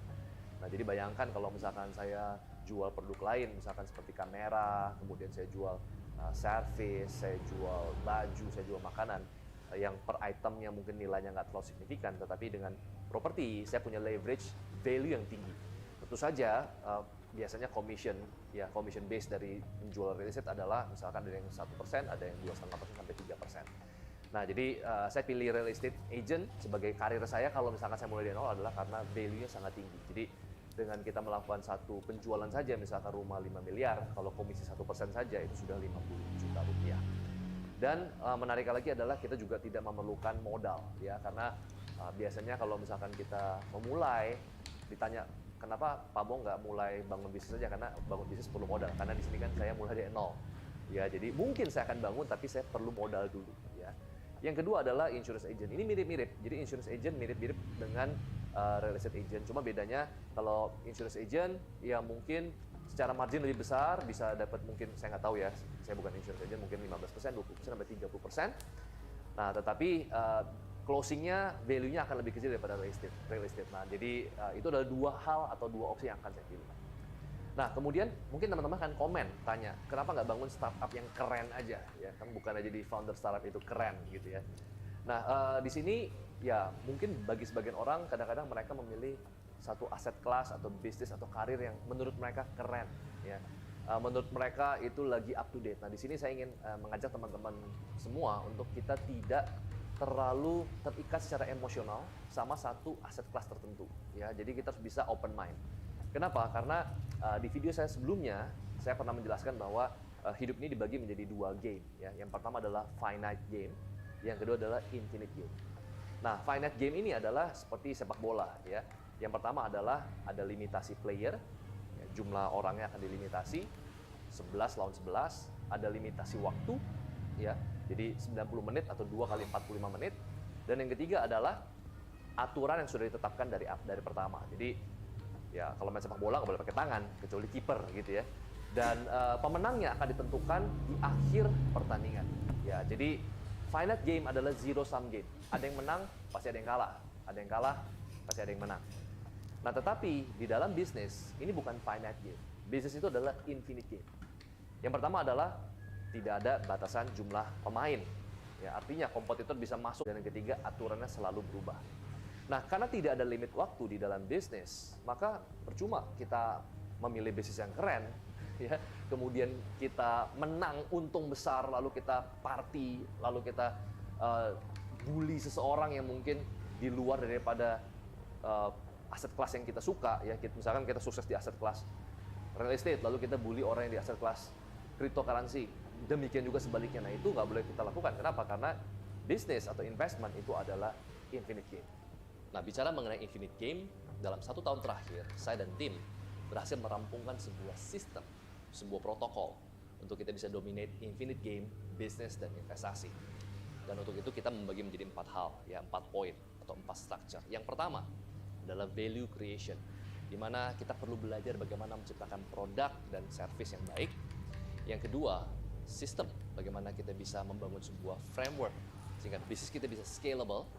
Dan yang ketiga adalah growth hacking, bagaimana kita bisa triple X, kita bisa 10X bisnis dan portfolio kita. Dan yang keempat adalah cycle. Nah, keempat framework ini akan saya bagikan dalam rangka ulang tahun komunitas saya, yaitu Circle X. Yang ketiga, kita akan mengadakan yang namanya Circle X Bootcamp. Jadi untuk teman-teman yang pernah ikut Circle X sebelumnya, sejak 2018, itu bisa ikut lagi karena kali ini Circle X Bootcamp akan sangat berbeda. Ya, akan ada 10 pertemuan. 7 pertemuan secara online setiap hari Sabtu 2 minggu sekali. Dan 3 pertemuan secara offline dengan konsep bootcamp. Jadi kita akan menginap 2 malam 3 hari ya di Bogor. 2 malam dan 3 hari di Bogor, di mana saya akan mengundang praktisi bisnis, saya akan mengundang sahabat saya private equity dari Singapura, dari Dubai, kemudian juga akan saya undang Dan Sutradewa dan juga Andika Sutoro Putra, dan banyak hal-hal atau business insight yang akan kita bagikan selama 10 hari. Pertemuan pertama dari Circle X Bootcamp akan diadakan tanggal 25 Maret tahun 2023 dan ini dibatasi hanya 30 member saja. Dan sebagai member, teman-teman akan mendapatkan 3 jenis akses. Yang pertama adalah community. Teman-teman bisa networking dengan sesama business owner, founder, dan juga investor. Yang kedua adalah mentorship. Jadi kita akan ajak practitioner untuk bisa mementor bisnis dan investasi portfolio kalian. Dan yang ketiga adalah direct investment opportunity. Jadi kita akan membuka opportunity untuk teman-teman member dari Circle X untuk bisa berinvestasi bareng dengan kita di private company. Ya, jadi selama 3 tahun terakhir kita telah berinvestasi di lebih dari 15-20 private company dan kita telah berhasil exit 2-3 company dengan nilai atau value mencapai 3x atau 3 kali. Jadi untuk teman-teman yang ingin punya akses untuk bisa bareng-bareng direct invest di startup atau misalkan private company yang punya potensi yang besar, teman-teman bisa bergabung menjadi member Circle X. Dan untuk informasi atau misalkan teman-teman ingin mendapatkan e-brochure dari Circle X, silakan hubungi nomor yang ada di bawah saya. I'll see you there. Hal ketiga yang saya akan lakukan ketika saya harus mulai lagi dari nol adalah dengan membangun personal branding. Teman-teman ingat, bisnis dan investment itu merupakan yang namanya infinite game, jadi no player limit. Misalkan saya memulai karir sebagai seorang real estate agent atau sebagai seorang insurance agent, saya tidak bisa membatasi berapa jumlah kompetitor saya. Karena tidak ada batasan waktu kan di dalam infinite game. Jadi mungkin saya akan bersaing dengan 100 kompetitor agent lainnya, 1000, puluhan ribu, dan mungkin 1 juta lebih. Nah, jadi saya harus bisa membuat diri saya bukan hanya sekedar lebih baik, tapi harus lebih berbeda. Nah, untuk itu saya butuh platform, dan platform itu lewat sosial media. Either lewat YouTube, TikTok, atau Instagram. Nah, kalau misalkan ada yang bertanya bagaimana secara detail membangun personal branding, mungkin saya akan jelaskan detailnya di next video atau di video berikutnya. Tapi kurang lebih untuk bisa membangun personal branding, hal yang paling penting adalah dengan teman-teman sharing, ya, sharing atau mengajar, ya. Nah, mungkin kita kadang-kadang bingung, Pak, saya belum expert bagaimana saya bisa mengajar. Nah, teman-teman bisa menggunakan aplikasi seperti misalkan ChatGPT, teman-teman bisa tanya dengan AI, atau bisa lihat YouTube luar negeri, konten-konten berkualitas, teman-teman itu terjemahkan, atau teman-teman bisa kasih opini. Atau yang paling simpel adalah personal branding itu kadang-kadang dibangun bukan dari kesempurnaan, tetapi lewat behind the scene. Jadi teman-teman ya boleh coba sekedar dokumentasiin perjalanan karir kalian, dan orang-orang akan melihat bagaimana failure-nya, bagaimana bangkitnya, bagaimana teman-teman thriving-nya. Nggak apa-apa, nggak harus sempurna. Karena sekarang di sosial media orang nggak terlalu suka sesuatu yang sempurna. Poin yang keempat adalah double down. Oke, banyak orang bilang setelah sudah dapat income yang banyak dari real estate agent atau dari insurance agent, setelah itu mungkin orang-orang akan berpikir adalah kira-kira diinvestasikan di aset kelas mana? Di capital market kah? Saham? Atau di surat berharga kah? Atau ditabung di deposito? Atau properti kah? Atau misalkan di kripto kah? Nah, jawaban saya adalah enggak. Jangan terburu-buru untuk bisa menginvestasikan. Kenapa? Karena income kita belum besar, dan kalau income kita belum besar dan kita invest di aset kelas manapun, ya kadang-kadang hasilnya juga, imbal baliknya juga nggak akan besar. Nah, imbal balik yang paling besar atau return on investment yang paling besar di investasi awal saya ketika saya mulai karir saya sebagai real estate developer adalah dengan double down atau invest di bisnis saya sendiri. Kenapa? Kita tahu resikonya, ya, kita yang jalankan, dan kita yang tahu bagaimana dari 0 to 1. Nah, maka kalau misalnya dari 1 to 100, maka return on investment akan jauh lebih besar daripada kita invest di bisnis lain. Jadi ketika teman-teman melakukan personal branding dan bisnis, misalkan real estate agent dan insurance agent yang sudah berkembang dengan baik, income kalian sudah besar, reinvest, double down, ya, di bidang yang sudah kalian kerjakan. Misalkan contoh, dengan membeli mungkin kamera yang lebih baik, kemudian dengan meng-hire tim, ya, kadang-kadang sebagai real estate agent atau insurance agent kita boleh punya tim juga, ya, dan itu adalah bagian dari investment. Dan saya percaya ketika kalian double down, ya, kalian akan mendapatkan return on investment lebih baik daripada sekedar berinvestasi di aset kelas tertentu. Yang kelima adalah menjadi activist investor. Nah, kenapa menjadi activist investor? Ingat, kita punya skill, yaitu people skill. Ya, kita juga punya personal branding, ya, kita sudah punya network, kita tahu apa yang kita kerjakan. Nah, di sini bedanya menjadi investor dengan aktivis investor itu apa? Nah, investor biasa adalah kalimat pasif, ya, kita hanya invest aja loh, ya. Investor kan diambil dari kata orang yang menginvest. Orang yang invest itu berarti mereka tidak operate karena mereka hanya pasif. Nah, tetapi di sini saya ingin mengajak skill yang memang kita punya, people skill, dan pengalaman yang sudah kita punya, dan personal branding yang sudah kita punya, kita jangan hanya sekedar invest secara pasif, tapi kita menjadi activist investor. Jadi kita invest dan kita operate. Nah, kenapa? Untungnya apa? Bukannya lebih capek, Pak. Yang pertama adalah karena capital yang kita punya belum terlalu besar. Ingat, kita baru start from zero. Capital yang kita punya belum terlalu besar untuk kita invest di the right business, di bisnis yang lagi bagus banget, dan kita bisa invest besar dan kita pasif. Kita belum sampai ke level itu. Ini mungkin soon. Yang pertama adalah kita mungkin masih di level awal, sehingga kita mungkin bisa berinvestasi ke perusahaan yang lebih kecil di private sector. Kenapa private sector? Karena menurut saya investment di private sector itu punya nilai gain yang akan jauh lebih besar. Karena mostly di capital market, ya, harga saham perusahaan itu mostly itu adalah over value. Ya, kenapa? Karena mereka go public dengan mereka jack up dulu value mereka.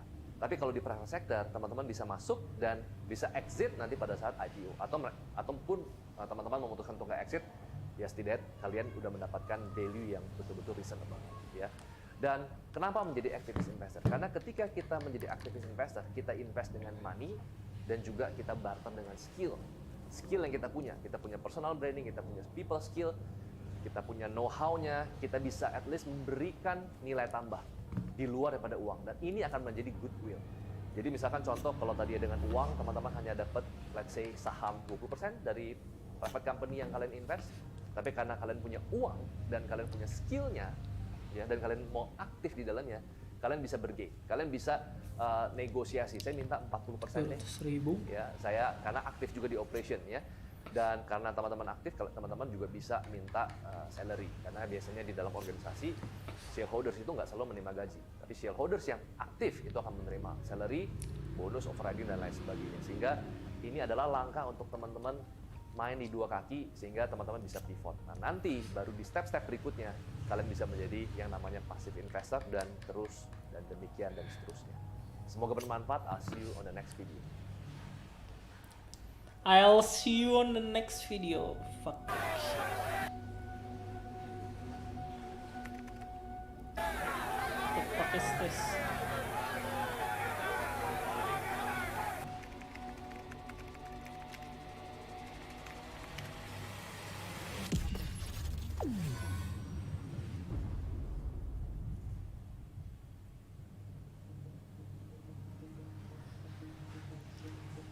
In 1979, with Japan is just entering one of its all-time greatest booms in the stock and real estate market, with Japan absolutely dominating international markets in the 1980s. Japan was developing unrivaled technology and workforce efficiency. In 1988, the 8 largest banks in the world were Japanese, and Japan accounted for almost half of the global stock market. In this climate, in 1979, a clever little fellow was thrown up in the streets of Tokyo. While his true identity is still unknown, this kid would later go on to be the legendary name Sizz, the most notorious day trader in Japan. Sizz's first lesson in day trading came in kindergarten. Sizz loved playing games but hated losing. He and his kindergarten friend would often go to the local snack store to purchase snacks and play the lottery game. However, they always walked away with a loss, and as competitive as he was, this was upsetting Sizz. After months of repeatedly buying in and losing, he had enough. One day, being the clever kid that he was, Sizz came up with a plan to beat the lottery game. Instead of buying single lotteries, both Sizz and his friend each bought themselves an entire box, feeling confident that this way, they would definitely win. They started handing in the numbers at the counter, and the results were astonishing for both Sizz and his friend. Much to their surprise, both the winning numbers in each box were exactly the same. While he did not know it at the time, that day would mark on one of the most important lessons Sizz would learn throughout his entire life, the lesson of the universal law that every game has expected values and patterns. But with the Japanese economy re-emerging after World War II and growing up in a traditional middle-class Japanese household, Sizz's parents were extremely strict. His parents wanted Sizz to have a great education, which was a problem for Sizz as he sucked at academics. Unable to make his parents happy and succeed in academics, Sizz was forced into feeling like he's a good-for-nothing kid. As many young kids, Sizz dreaded going to school and would spend most of his free time playing fighter games with his friend at the local arcade in Tokyo. Instead of facing the academic challenge, Sizz was more drawn to a new challenge, beating his friends at the fighter video game. Having a sharp eye for patterns, Sizz was a natural, but his emotional instability made him easy to taunt, which often led to Sizz throwing games because of his anger. Determined to be the best player in the arcade, over countless hours, Sizz started to learn that he needed to think fast and stay calm in order to win. Shortly after, Sizz started destroying all his friends and quickly became a notorious tough player to beat among the local arcade fanatics, which led to him coining the name Sizz, which in Japanese means death. However, mastering the game came at a cost. His grades had dropped even further. Despite having built up a sense of pride from his notorious reputation at the local arcade, Sizz's true challenge was only just beginning. Having experienced the poverty of World War II, his parents deemed education as one of the most important opportunities for Sizz to get a better future. His mom was relentlessly tough on him for getting failing grades and often beating him up with a belt or by throwing her sandal. With limited finances, household abuse, Sizz grew up a skinny kid feeling hopeless, trapped by his surroundings.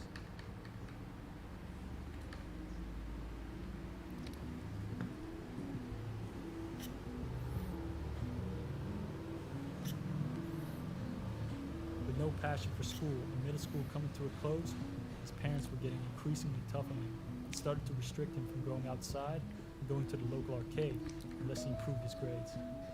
Having no choice in the matter, Sizz really had to bite through it and just wanted to get it over with as soon as possible. After middle school, his parents decided he would have to study mechanical engineering as his relatives held good positions in the manufacturing business. Spending his college days locked in the bedroom, he would get lost in the virtual universe of Ultima Online, developing his character, forging weapons, and managing his resources, or as he would later call it, building and protecting assets. Despite his gaming obsession, Sis, with barely minimal grades, got a degree and job as mechanical engineer in the family business. Hoping his new job would please his parents, he was further disappointed when he realized nothing in his relationship with his parents had changed. Being trapped in a 9-to-5 as a mechanical engineer, having no girlfriend and little to no money, Sis was feeling dead inside and lost in life. Being the prideful and competitive kid he was, Sis wanted to win now more than ever. Feeling unhappy with his life, determined to prove his parents wrong, Sis decided he was going to do whatever it takes to escape the boring system. From his failure to get the girl he liked and the poor upbringing with his family, he realized that only one thing was going to make all heads turn, and the only thing the system cared about is money.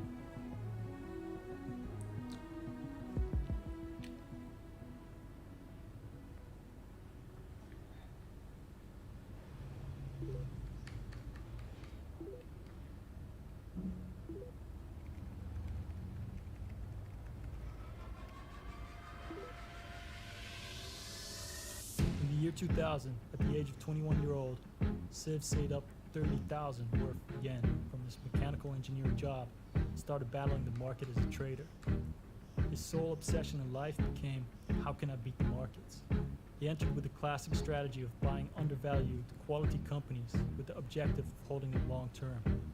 However, he quickly realized this wasn't going to make him money fast enough. So what trading strategy would allow him to make the daily wins? He quickly shifted to day trading and a more active strategy of scalping, buying and selling short gains multiple times a day to generate a daily earning. But his experience with the market was limited, and even though he had great pattern recognition, macro variabilities and a high risk often led to an equal amount of losses, getting him nowhere near his goal of making a lot of money.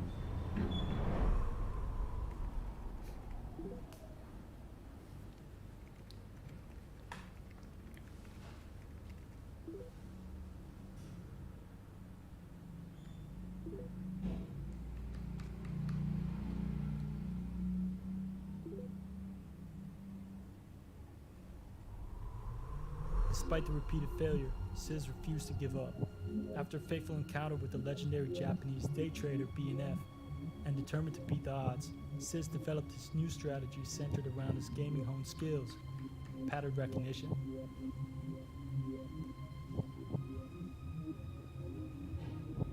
Sis started trading emerging trends and patterns using a few key indicators off the daily chart.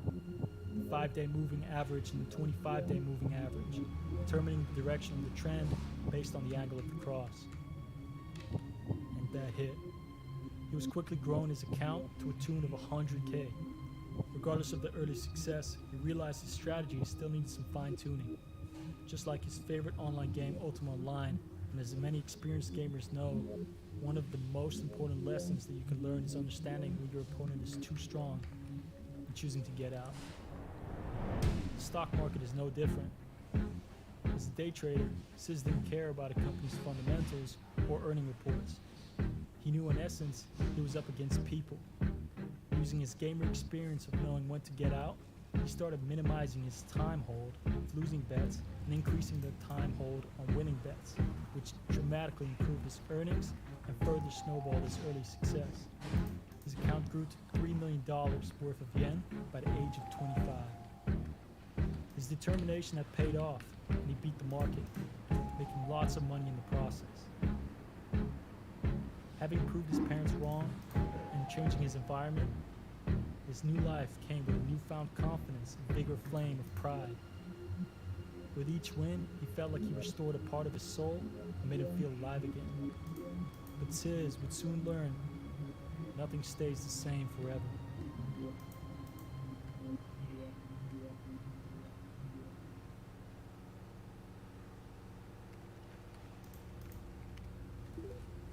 His overconfident chat style in Japanese forums too challenging, and his rapid growing gains on the markets quickly birthed him the reputation as one of the most notorious and aggressive day traders in Japan. His gambling habits and wild dog reputation started growing him a cult-like following amongst Japanese day traders and communities. His increasing attention to successful trades fueled an even greater flame and monstrous sense of pride. He was unstoppable. When he was wrong, he lost small, and when he was right, he won big. Trade after trade, Sis was growing in skills and money. He transformed his account from 3 million yen to 30 million yen in 1 year. He was a money printing machine, an outlaw who beat the system, and a legend. There wasn't a single Japanese day trader who hadn't heard of him.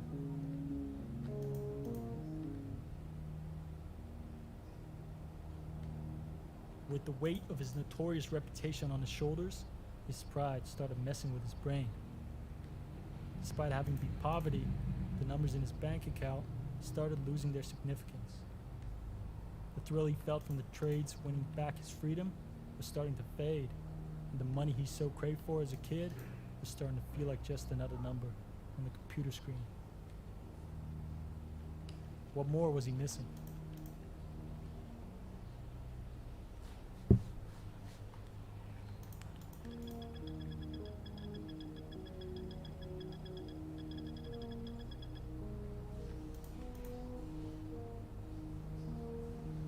With his growing account size and decreasing satisfaction in his wins, Sis started increasing his trading size in an attempt to recreate the same highs as the trades in his early day trading career. However, things took a turn for the worse. On January 17, 2006, news spread that a young Japanese e-commerce company called LiveDoor was under investigation for accounting fraud. The news spread like wildfire across Japanese markets, and investors started to panic, leading to numerous sell-offs and triggering countless stop losses. Sis was quick to catch on, but was unable to save his position, as the large account size prevented him from quickly exiting the market, forcing him to have to wait for sell orders to fill. The market was ruthless.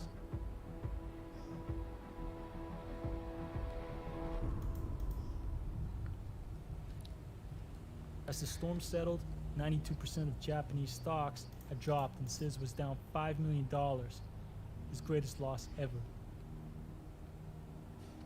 True prideful fashion, Sis joke messaged his fans, "Hey, I'm losing 5 million," referencing Son Goku in a play of words. Despite trying to brush it off and still growing his account significantly on a yearly basis, the losses didn't stop there, and Sis would soon face his toughest battle yet.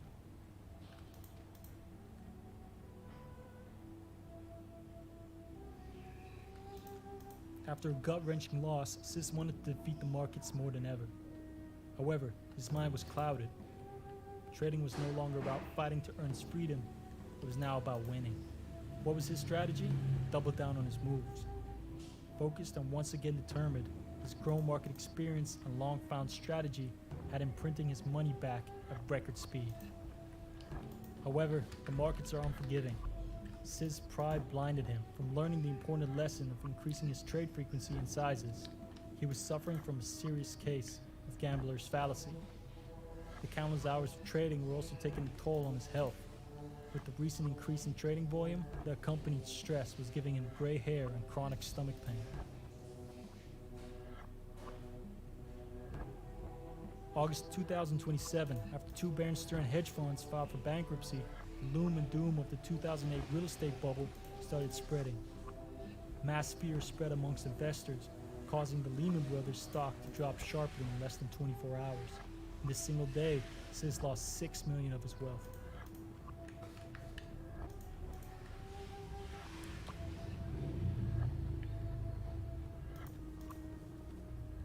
It was no longer a fluke.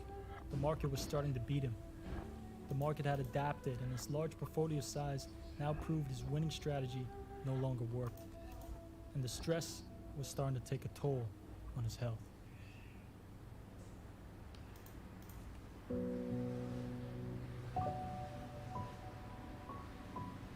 Despite the millions in his bank account, the recent sharp losses had set him back multiple years of hard-earned gains. Games taught him to think fast and stay calm. One of his legendary quotes his cult-like following worshipped him for, yet lately, he hasn't quite felt it. His recent aggression and large portfolio had made him slow and blind. He had proved his parents wrong, got filthy rich, and beat the system. What else could he want? While his humble lifestyle didn't feel the losses, his notorious pride did.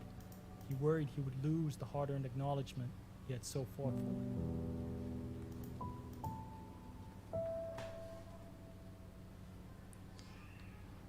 After such a painful loss, yet still having such a large fortune, many men would have rolled over and just laid back and enjoyed the rest of their lives. But Sis is different. After reflecting on his journey, Sis realized he was the problem. The weight of his pride had left him blind and arrogant. He hadn't become a worse trader, he had simply stopped changing and improving his strategy to fit the current circumstances. Even though his external environment had changed, inside he was still the same clever kid who was playing games. And the one thing he hated more than anything was losing.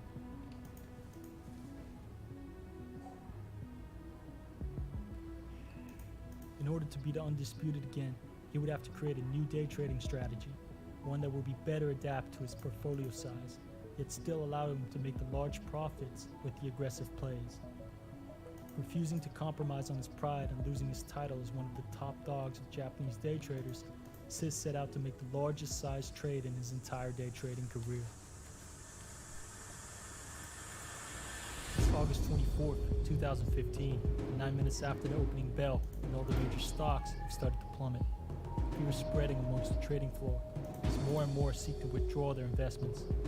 News had spread that a recession was imminent, as China's decade of growth would finally come to an end. It was Black Monday, and the reversal was coming, like never seen before. In a tiny bedroom apartment in Tokyo, Japan, there was one man tensely staring at the red numbers on his 7 screens. Betting against the markets was dangerous, but it was now or never. There was no going back. After being short the paper futures of the Nikkei 225 stock average for the last 2 weeks, small profits started rolling in. Despite a $12 million profit, it wasn't enough, and he decided to further double down on his positions. Struggling to sleep that night, news had spread that the New York markets were collapsing. This thing was turning global. By morning, he was staring at double the profits. He knew his trend trade was right on mark. He went in for the final stage of his trade, betting on the market bounce. The stress was enormous. If his timing was off, he would once again lose it all. With excruciating stomach pain, he transferred his profits from his short positions to his longs, slowly buying in calculated amounts as the downward momentum was decreasing. The momentum shift. As soon as the candles started coloring green, he was already determining his long exits. Countless years of trading had all come down to this one moment. It was the perfect trade. That single day, Sis walked away with $33 million in profit, and his large volume size had moved the leading index of Japan. One man had moved the Nikkei.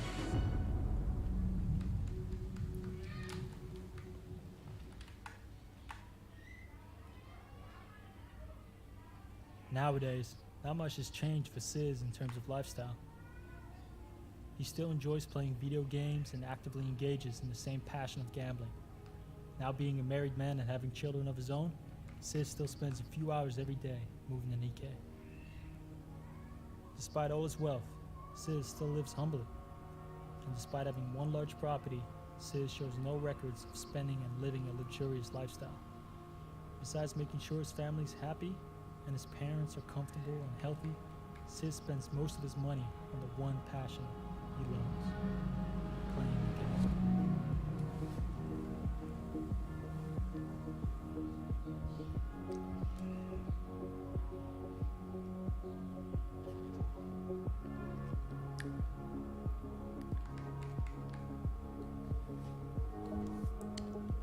You made it to the end.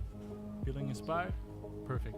Don't click away, as we want to thank you for watching all the way through, and your support means the world to us.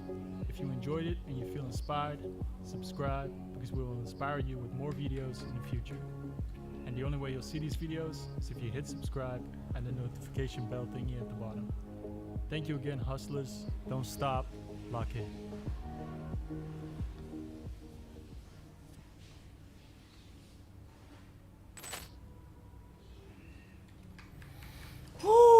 nggak bisa manage That was so antara fucking pemasukan good. sama pengeluaran. Jadinya pengeluarannya itu pasti lebih banyak daripada pemasukannya gitu. Banyak ngeluarin Tolong, goblok. penghasilan ke yang nggak penting kayak beli baju gitu. Kebutuhan sih sebenarnya, cuman pas dipikir-pikir ini nih nggak penting gitu, ini tuh nggak penting, bisa cari yang lain gitu. Masih mending duitnya ditabung untuk keperluan yang lebih mendesak gitu. Sekarang tuh banyak banget ya belajar investasi, belajar reksadana, saham kayak gitu tuh. Aku masih belum bisa belajar kayak gitu dan belum bisa nyisihin pemasukan yang ada untuk diinvestasiin gitu Kak. Pinjamkanlah ke teman saya, ke orang-orang yang saya anggap dia butuh gitu, tanpa ada bunga, tanpa apa-apa, dengan tempo sekian-sekian, hitung-hitung saya naruh uang dan supaya uang itu bermanfaat. Tetapi yang saya kecewa adalah tidak sesuai tempo, yang harusnya itu maksimal 3 bulan, justru malah setahun lebih. Banyak So orang fucking bilang kalau stupid. semua hal yang kita lakuin di usia 20-an itu bakal nentuin gimana masa depan kita nanti. Kita bakal sukses Are you katanya freaking kalau sure misalnya about that? rajin belajar dan kerja keras. Dan kita bakal gagal kalau cuma malas-malasan aja. Dan itu bener sih ya. Tapi kenyataan tuh nggak sesimpel itu.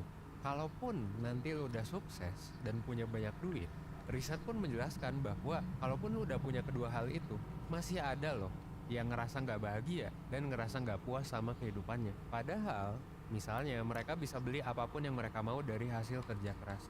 Jadi, uang memang menjamin kesejahteraan tapi tidak dengan kebahagiaan dan kepuasan hidup. Pertanyaannya adalah, kok bisa sih punya banyak uang, beli barang-barang mewah, itu tidak menjamin kebahagiaan? Emang apa sih yang salah? Gimana sih caranya kita bisa membeli kebahagiaan dan menikmati hidup? Well, di segmen Psychology of Finance kali ini, gue bakal bahas 5 keputusan finansial di umur 20-an yang bisa ngebantu lo buat ngeraih kebahagiaan dan kepuasan dalam hidup. Stay tune sampai habis biar lo bisa dapet keseluruhan insight-nya.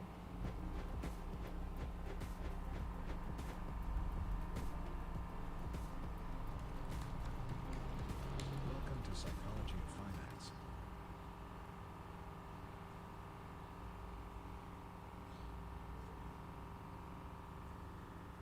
Lebih pilih pengalaman ya, karena misalkan saya punya uang, saya lebih memilih untuk ikut suatu pelatihan tertentu atau kursus tertentu.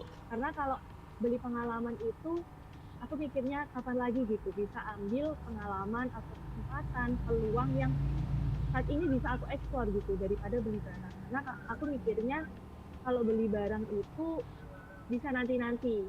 Karena kalau pengalaman menurut saya gitu, itu tuh nggak bisa dinilai pakai uang apapun, karena itu lebih kepada kepribadian kita juga gitu, akan berkembang dari pengalaman itu gitu. Cuma kalau barang kan ya mungkin kita butuhin, tapi ketika barang itu sudah value-nya ibaratnya udah berkurang di kita, ya itu udah gitu tuh, bisa diganti yang baru atau yang lain. Ketika uang nggak bikin lo bahagia, kemungkinan besar lo nggak pakai uang itu dengan benar. Nah, setuju nggak? Well, gue sih setuju. Contohnya misal gini, ketika Gue sih kita enggak. mengutamakan beli barang daripada pengalaman, apalagi beli barangnya biar kelihatan keren doang, udah itu ngutang lah. Beli barang bagus akan bikin lo be aja ketika lo udah lama makainya. Yang namanya manusia kan pasti akan beradaptasi, namanya hedonic adaptation. 1-2 hari pertama lo beli barang ya mungkin lo jadi happy banget, tapi nyampe hari ketiga, keempat, ke-7, ke-10, ya udah perasaan happy-nya bakal jadi be aja. That's why emang disarankan untuk membeli pengalaman dibandingkan barang. Ketika lo beli pengalaman itu bisa bikin kita bahagia karena pengalaman itu masuknya kemana? Ke memori yang bisa lo kenang. Nah, memori yang lo kenang ketika umur 50, 60, 70 nanti kan bisa jadi bukan ketika lo beli barang. Justru yang akan dikenang dan yang akan diomongin itu adalah ketika lo lagi merasakan sesuatu, ketika lo lagi jalan-jalan seru sama temen sampai kesasar di jalan, momen-momen lagi ospek, momen-momen nongkrong-nongkrong sambil deep talk. Pengalaman tuh lebih bisa dinikmati lah dari segi jangka panjang, karena tadi pengalaman tuh punya aspek memori yang kuat. Jadi gini, meskipun umur 20-an adalah fase yang berat, gue juga udah sempet bahas nih di video sebelumnya, tapi umur 20-an juga adalah tempat semua experience dan memori itu bermula. Lu kuliah di umur 20-an, lu pertama beli sesuatu di umur 20-an, lu pertama beli rumah di umur 20-an, lu pertama nikah di umur 20-an, pertama pacaran Jadi ya disarankan lakukanlah sesuatu yang bisa menciptakan memori yang baik. Karena kalau ngomongin memori, semakin kita tua, semakin kita bisa mengenang memori tersebut. Jadi memori itu makin lama makin bagus biasanya. Makanya pengalaman bikin kita lebih happy daripada barang, karena menghasilkan memori yang kuat. Memori juga seringkali ya melibatkan orang-orang terdekat dibandingkan barang yang mungkin lebih individual lah. Ketika kita ngelibatin orang terdekat, ya kebahagiaan kita juga bukan cuma dikenang oleh diri kita sendiri kan, tapi juga dikenang sama orang lain. Jadi kebahagiaannya meningkat secara signifikan. Gitu yang akhirnya bisa bikin kita inget fucking momen shit. itu sampai tua.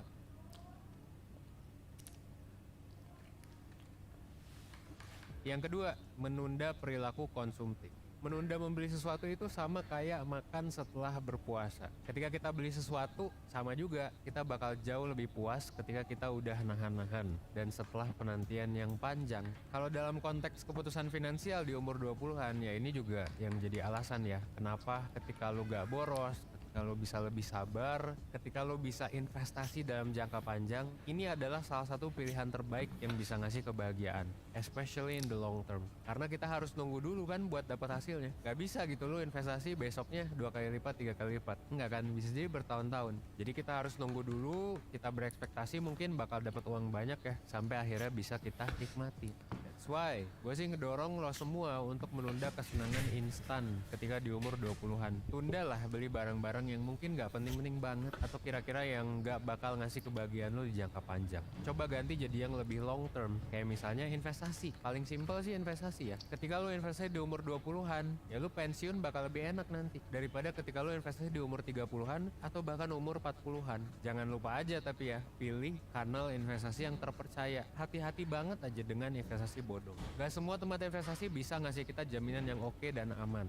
That's why kalau misalnya lo umur 20-an nih sekarang atau lebih bahkan ya, penting banget buat lo untuk mikir mateng-mateng tempat lo buat menginvestasikan uang lo. Lo bisa coba investasi di aplikasi yang diawasi oleh lembaga nasional tersertifikasi, misalnya di Nanovest. Nanovest ini udah dapat lisensi dari Bapepti, plus ada sertifikasinya juga ISO dan KAN. Nanovest juga udah terdaftar dalam program perlindungan resiko cybercrime dari asuransi Sinarmas.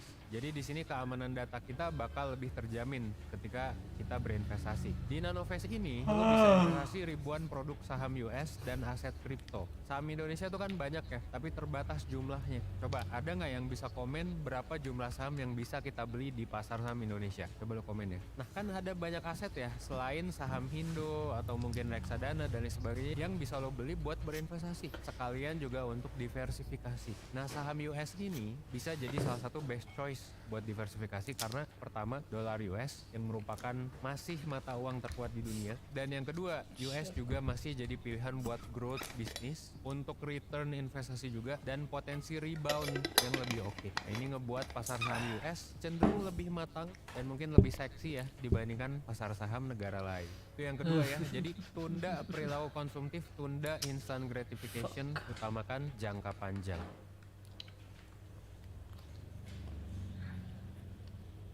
Part 3, beli sesuatu yang bisa menyelesaikan masalah dibandingkan yang menambah kesenangan. Di umur 20-an, lo perlu kenal dengan satu konsep yang namanya adalah compounding effect. Satu keputusan yang lo ambil setiap harinya, satu perkembangan yang lo ambil setiap harinya itu bisa ngasih dampak positif yang sangat signifikan di kehidupan lo dalam jangka panjang. Dan ini bakal ngasih efek compound. Ini juga alasan kenapa nama channel gue ini adalah 1%.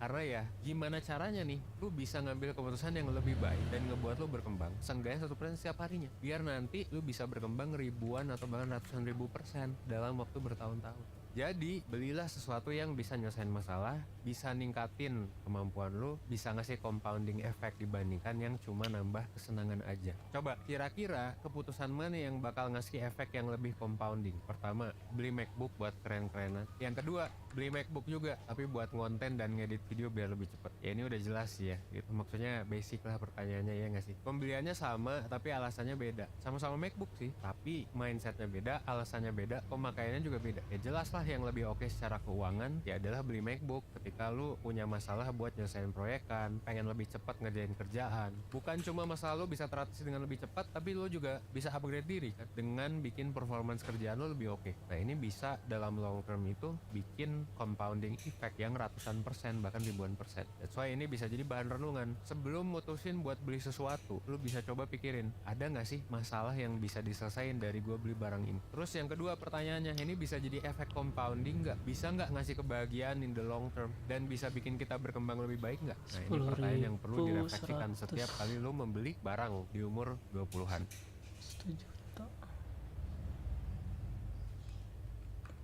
Oke, part 4. Beli hal kecil tapi banyak daripada hal besar tapi satu. Anggap lu punya budget 100 juta. Menurut lu lebih bahagia orang yang beli pertama satu mobil yang bagus, atau orang yang kedua beli baju, terus beli komputer, terus traveling, jalan-jalan dan lain sebagainya? Well, based on research, jawabannya orang yang lebih bahagia adalah orang yang kedua, yaitu orang yang beli barang-barang dan juga experience kecil. Sama aja sih ya, kayak konsep diversifikasi aset. Kayak Mas Warren Buffett gitu kan, dia bilang, don't put your egg in one basket. Ya kalau lu punya duit 100 juta, 1 miliar, 10 juta, atau berapapun, terus lu spend itu di satu hal aja. Lu nggak tahu kan, kalau beli satu barang mahal, apakah barangnya bakal bikin lo happy, apakah barangnya oke, apakah untung, atau malah rugi. Ya sama, kayak investasi saham, investasi apapun sebenarnya. Kita juga harus melakukan sedikit banyak yang namanya diversifikasi resiko. Lagi-lagi, ulangi kata Warren Buffett ya, jangan simpen semua telur lu di satu keranjang yang sama, karena kalau keranjangnya rusak semuanya bisa pecah. Jadi ini juga pesen ya buat yang investasi, coba deh disebar uang lo bukan cuma di satu aset. Even ketika budget lo nggak terlalu besar ya, dengan alat yang tepat, dengan aplikasi yang tepat, lo bisa tetap sebar uang lo di banyak aset. Contohnya misal dengan aplikasi Nanovest ya, lo bisa ngelakuin yang namanya diversifikasi investasi, bukan cuma invest aset di Indonesia aja, tapi juga saham US dan kripto dengan modal mulai dari 5.000 doang. Bayangin ya, modal goceng lo bisa invest di perusahaan-perusahaan besar kayak Google, Microsoft, Netflix.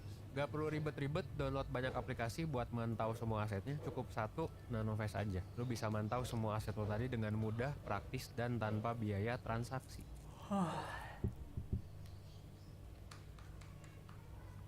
Yang kelima, mungkin ada netizen yang habis baca part 1 tadi langsung mikir, beli barang itu nggak ada manfaatnya. Well, nggak juga ya, karena part 1 tadi yang gue bilang adalah beli pengalaman tuh memang bikin lebih bahagia daripada barang. Tapi bukan berarti beli barang itu nggak boleh, dan bukan berarti beli barang itu jelek. Dan ada juga kan tips di part 3 dan part 4, yaitu ya boleh beli barang, tapi perhatikan value-nya dalam menyelesaikan masalah. Terus, beli sesuatu yang dikit-dikit juga lebih oke, barang juga lebih oke, daripada sekaligus banyak. Jadi bukan masalah beli barangnya, beli barang tuh nggak apa-apa, malah bagus kok. Kalau barang tersebut bisa ngasih pertama pengalaman, dan yang kedua barang tersebut bisa nyelesain masalah lu juga. Gak ada salahnya kok beli barang buat mempertimbangkan pengalaman menyenangkan yang bisa dihasilin dari beli barang itu. Jadi pikirin juga experience. Kayak gue sendiri misalnya ya, kemarin habis beli konsol. Gue beli PS4, sekarang udah PS5 kan, udah Xbox Series X juga. Tapi PS4 tetap jadi pilihan yang oke buat gue, karena pertama, PS ini bisa bikin gue membeli pengalaman, karena gue bisa mainin game-game yang berkualitas. Yang kedua, PS4 juga bisa jadi tempat gue istirahat setelah gue kerja atau meeting seharian. Dan ketiga, barang ini juga bukan barang yang relatif mahal. Kasetnya pun bisa beli kaset-kaset bekas juga. Pada akhirnya, kalau ada barang yang baik, yang meaningful, selama itu nggak ngerugiin diri lu sendiri dan orang lain, gaskeun aja. Bagi ketika barang itu bisa ngasih multiple benefits, jadi beli barang nggak masalah, tapi coba pikirin experience-nya.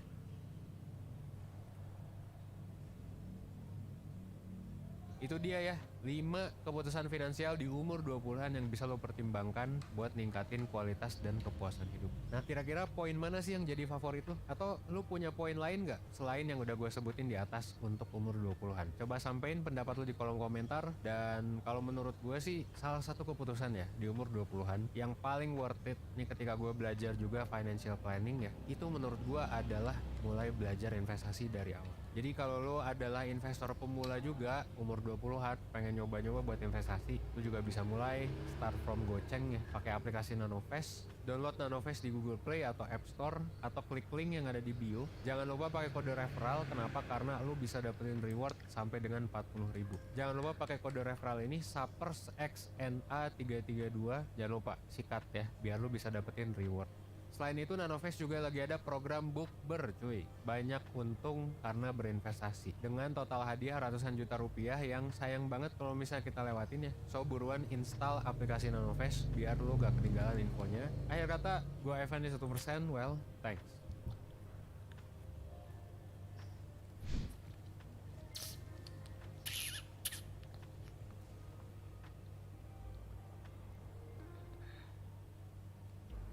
Hai semuanya, welcome back to my channel. Ketemu lagi kita hari ini. Apa kabar semuanya? Aku harap kalian semua baik-baik aja. Dan please jaga kesehatan, patuhi protokol kesehatan juga. Buat kalian yang baru pertama kali nonton video aku, salam kenal, nama aku Devi. Aku suka buat video tentang minimalism, tentang lifestyle, tentang budgeting, dan juga tentang YouTube. Baru satu video, nanti aku mau bikin lagi. Jadi di video sebelumnya aku lihat di komen banyak banget yang senang dengan video tentang budgeting karena pas mau gajian. Jadi hari ini aku mau sharing kebiasaan buruk dalam menggunakan uang yang perlu kita stop. Tapi pertama disclaimer dulu karena aku suka lupa disclaimer. Jadi aku itu bukan financial expert, aku juga bukan sekolah keuangan, tapi seenggaknya aku expert dalam budgeting atau keuanganku pribadi. Kita langsung aja masuk dalam pembahasannya. Jadi kebiasaan yang pertama adalah menabung di bank dengan biaya admin yang besar. Terutama mungkin buat kalian yang punya beberapa account di berbeda bank. Tapi kayak aku pribadi di sini sebelumnya aku punya 2 bank di Filipina. Jadi satu itu pribadi, personal, yang satunya itu dari kantor. Tapi setelah beberapa lama akhirnya aku baru sadar bahwa si bank pribadi aku ini itu dia setiap bulannya bisa narik sekitar 100.000 rupiah. Kalau misalnya kita nggak punya 1 juta dalam rekening, itu dipotong lagi. Jadi sejak sadar kayak kok duit gue suka hilang-hilang kayak kemana gitu ya, aku nggak merasa belanja, aku nggak merasa pakai, tapi kok suka berkurang gitu, lama-lama sadar juga, apalagi sejak aku mulai ke budgeting. Akhirnya aku baru sadar bahwa itu adalah potongan admin dari si bank tersebut. Jadi aku putuskan untuk udah aku cuma pakai satu rekening bank aja, yaitu rekening bank dari kantor, di mana tempat aku terima gaji dari kantor. Jadi buat kalian yang punya beberapa rekening di bank yang berbeda, coba kalian lihat lagi, kalau memungkinkan bisa kalian tutup aja bank-bank yang nggak kalian pakai, atau misalnya bank yang biaya adminnya itu besar. Next, kebiasaan yang perlu kita stop yang kedua adalah tidak merencanakan uang kita. Jadi aku sangat mengencourage kita untuk mulai budgeting. Dari kapan? Dari sekarang. Dari kalian nonton videoku, kalian langsung mulai budgeting. Karena aku percaya banget dengan kayak bahwa setiap uang kita, even itu 1 perak, 100 perak, itu harus punya tujuan. Karena kalau nggak punya tujuan, uang itu kita nggak tahu lari kemana, dan kita baru menyesal di akhir bulan. Kita ngerasa kayak kok uang ini udah habis aja sih. Bahkan nggak nyampe akhir bulan kita udah merasa bahwa uang kita hilang nggak tahu kemana, padahal itu sebenarnya kesalahan kita sendiri kalau aku pribadi ya. Jadi buat kalian yang belum pernah budgeting atau misalnya baru mulai budgeting, kalian bisa cek playlist budgeting aku, nanti akan aku taruh linknya di atas sini, dan kalian bisa langsung mulai budgeting kalian. Next, kebiasaan yang harus kita stop yang ketiga adalah paying yourself last. Jadi kalau misalnya kalian udah sering nonton video aku sering sebut tentang paying yourself first. Kalau misalnya kalian belum tahu, intinya paying yourself first adalah kita menabung untuk diri kita di masa depan. Ini berhubungan banget dengan namanya Parkinson's Law. Kalau misalnya kalian belum tahu, aku akan kasih tahu. Tapi daripada aku ngomongnya salah-salah, jadi kita akan cari artinya di Google sama-sama ya. Jadi Parkinson's Law menurut Wikipedia bahasa Indonesia itu adalah sebuah teori yang menjelaskan pekerjaan berkembang sedemikian rupa agar waktu yang tersedia untuk menyelesaikannya terpenuhi. Gampangnya adalah gini, kayak misalnya kalau kita sekolah, kuliah, atau kerja, dikasih tugas atau kerjaan dari bos kita atau dari guru dosen kita, kita itu akan ngerjainnya sesuai dengan waktu yang dikasih. Misalnya, oke, PR ini dikumpul minggu depan, ya kita akan ngerjainnya itu seminggu. Kalau misalnya dibilang PR ini harus dikumpul besok, ya kita ngerjainnya itu 1 hari dan besok udah jadi. Hubungannya sama uang terus apa? Biasanya kita itu bilang oke, kita akan memenuhi kebutuhan hidup kita dulu, sisanya baru kita tabung. gak akan ada sisa. Itu yang dinamain Parkinson's Law. Kita akan selalu merasa kurang. Jadi coba kita mulai ganti kebiasaan kita yang nabung dari uang sisa, tapi kita beralih untuk nabung terlebih dahulu, baru kita hidup dari sisa uangnya. Tips keempat yang perlu kita stop dalam menggunakan uang adalah impulsive shopping atau membeli barang secara tiba-tiba. Aku gak sempurna juga, aku masih sering jatuh dalam jebakan, tapi aku balik lagi berdiri. Aku berusaha membuat lebih kuat lagi imanku untuk gak impulse shopping, tapi intinya ini adalah hal yang harus dilatih. Jadi di impulsive shopping ini adalah kebiasaan kita kayak dulu sering banget pergi ke mall yang sebenarnya kita gak ada niat mau beli baju atau sepatu, tapi karena misalnya lagi diskon atau kita lihat itu dipajang lucu, akhirnya kita beli. Itu yang dinamakan dengan impulsive shopping. Ini adalah kebiasaan yang harus dihentikan kalau misalnya kita mau menggunakan uang kita dengan lebih baik dan bijak lagi.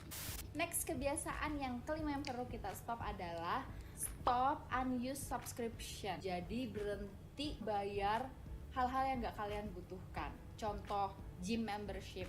Jadi banyak banget kayak kita, termasuk aku dulu, setiap tahun, mau awal tahun, itu kayak aku daftar gym membership. Karena dengan alasan, oke, 2020 kurus, 2020 lebih sehat. Yang akhirnya cuma dipakai 1 bulan pertama dan setelah itu kayak uangku terbuang dengan sia-sia. Itu contoh doang, tapi misalnya juga ini baru kayak mungkin Spotify atau misalnya Netflix atau misalnya TV kabel. Kalau misalnya ada paket kan internet, udah nih ditambah aja gabung sama yang TV kabel. Menurut aku kalau misalnya kita nggak butuh nggak usah ditambah, walaupun pasti secara marketing bahasa mereka kan kayak ini akan lebih irit loh kak daripada kalau misalnya cuman kakak pasang internetnya doang. Ini misalnya cuma nambah 50.000 sebulan, kita udah bisa nonton berbagai macam internasional channel. Kalau aku akan tolak karena 50.000 satu bulan tetap juga uang yang bisa aku kumpulin untuk financial goal aku. Next, kebiasaan yang keenam yang perlu kita stop sekarang adalah waiting to start saving atau kita menunda untuk menabung. Kenapa sih? Aku tahu itu susah. Karena itu susah, kita harus belajar, kita harus melatih diri kita untuk membiasakan menabung. Makanya aku selalu bilang jangan menabung langsung pikir yang gede dananya, kayak misalnya untuk pensiun, untuk beli mobil, rumah. Jangan, karena itu kayak kita mengatur goal yang gak bisa kita capai. Tapi bikin diri kita itu punya goal yang achievable dulu, dimana itu akan membuat kita merasa, oh aku bisa nih nyampe goal ini. Oke, next goal yang level 2 lebih tinggi lagi. Oh ternyata bisa nih level 2. Oke, kasih goal level 3. Jadi itu yang akan membangun diri kita dengan kebiasaan menabung. Nah buat kalian mungkin udah tahu tentang emergency saving, tapi aku juga suka terima pertanyaan di kolom komentar tentang emergency saving. Dan ini adalah salah satu jenis tabungan yang aku saranin jadi prioritas nomor 1. Ibaratnya kalau misalnya kayak kalian nanya, aku punya dana tabungan, nggak ada tujuannya, boleh nggak dipakai untuk DP rumah? Boleh nggak dipakai untuk beli mobil? Kalau aku akan jawab, kalau misalnya kalian udah punya emergency saving, boleh-boleh aja. Ya toh itu dana kan tabungan nggak ada tujuannya. Karena aku selalu bilang nomor 1, setiap tabungan harus ada tujuan. Kalau misalnya udah punya emergency saving, ya udah pakai aja untuk beli mobil. Tapi kalau misalnya nggak punya, pakai dulu untuk emergency saving. Kedua, pertanyaannya adalah berapa emergency saving yang harus kita punya? Menurut orang-orang juga financial expert yang aku dengar, yang perlu kita punya untuk emergency saving itu adalah 6 kali pengeluaran vital kita. Ini aku harus tekanin pengeluaran vital ya. Artinya adalah pengeluaran untuk bertahan hidup. Bertahan hidup loh ya, artinya adalah benar-benar pengeluaran yang sangat-sangat penting. Netflix penting nggak? Enggak. Spotify penting? Enggak. Itu nggak penting. Untuk beli jajanan-jajanan nggak penting. Nonton apalagi itu nggak penting. Yang penting adalah untuk makan, untuk mungkin ya bayar tempat tinggal, transport untuk kerja. Itu kita total berapa dalam 1 bulan. Makanya nomor 1 step budgeting adalah catat pengeluaran kita. Dari total pengeluaran vital tadi, kalian kali tuh 6 bulan. Terus ada juga pertanyaan kayak, ini mau disimpan dananya itu di bank atau cash atau gimana? Menurut aku terserah, kalian mau simpan cash, kalian mau simpan di bank, tapi intinya adalah jangan dimasukin ke jenis investasi apapun. Karena apa? Ini adalah tabungan emergency. Kalau misalnya amit-amit terjadi sesuatu, itu adalah dana yang bisa kita ambil dengan cepat. Karena kalau misalnya kita taruh di investasi, kripto dan lain sebagainya, itu dana nggak bisa langsung cair, itu butuh waktu. Jadi ini bukan dana untuk itu. Makanya berhubungan dengan kebiasaan Yang selanjutnya, yaitu yang nomor 7, kita harus stop untuk menunggu investasi. Mulai investasi sekarang. Tapi harus balik lagi nih, aku harus kasih penjelasan lagi. Maksudnya ini untuk aku sih ya, jangan pakai uang tabungan untuk investasi. Karena apa? Investasilah uang yang gak kepake. Kalau misalnya diurutin gitu ya, kita gajian, ambil uang untuk tabungan, emergency saving. Kalau misalnya ada lagi, kita bisa nabung untuk yang lain, tabung buat yang lain. Baru kita ambil uang untuk keperluan hidup kita. Ternyata di akhir bulan kita punya sisa dari uang hidup kita itu. Itulah uang yang bisa kalian pakai untuk investasi. Dan terus tipsnya adalah jangan pernah investasi di hal yang kalian gak ngerti. Kayak sekarang aku gak ngerti kripto, jadi sampai sekarang aku gak tahu kripto. Tapi suamiku dia coba taruh di situ karena dia emang lebih berani. Kalau aku nggak berani. Aku orangnya tuh kicep banget, takut, panik, semuanya serba emosional. Jadi aku nggak taruh. Aku taruh yang pasti aja. Aku tuh seneng ngeliat grafik tuh naik. Jadi aku taruh di hal yang lebih pasti, yaitu di pasar uang, karena itu udah pasti naik walaupun kecil. Aku sekarang aja merasa bahwa nyesel banget aku nggak belajar ini dari 5 tahun yang lalu. Jadi kalau misalnya kalian denger ini, coba belajar. Setelah itu kalian bisa coba untuk investasi dari yang kecil aja, dan jangan yang susah-susah, jangan yang kalian gak tahu, dari yang kalian yakin aja. Dan banyak banget di YouTube pelajaran tentang investasi, aku juga belajar dari sana. Kalian bisa belajar sama ahlinya, jadi kalian bisa langsung merasakan pengalamannya sendiri. Next tips yang harus kita stop, yang ke-8 adalah mengandalkan kredit. Aku nggak punya kartu kredit, dan aku kayaknya nggak mau juga punya kredit card karena itu adalah hutang. Tapi kalau orangnya itu emang udah dewasa secara uang, menurut aku nggak masalah, karena itu balik lagi tergantung cara kita menggunakan uang.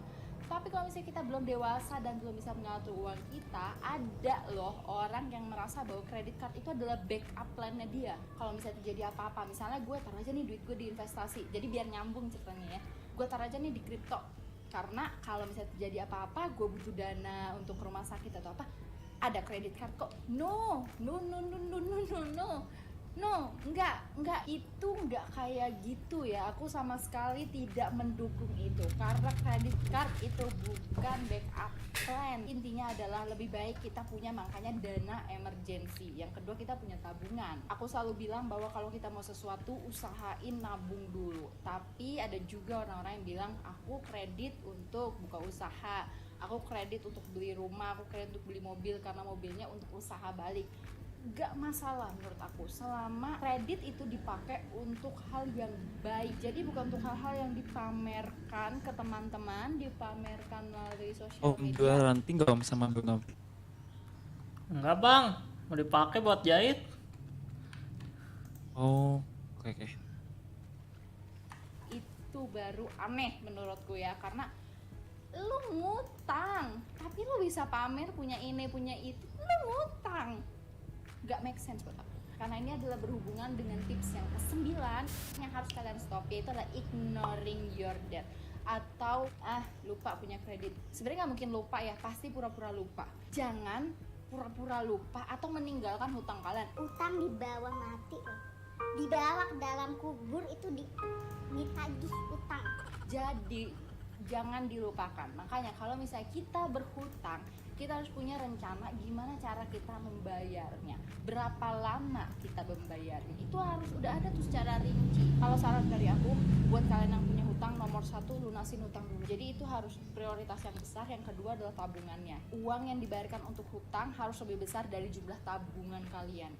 Next biasanya yang harus stop, yang nomor 10 adalah emotional shopping. Taulah emotional shopping. Aku bete, aku pergi ke mall, I deserve this, aku berhak dapat ini karena aku udah ngerjain ini itu, aku berhak dapat ini karena aku lagi sedih.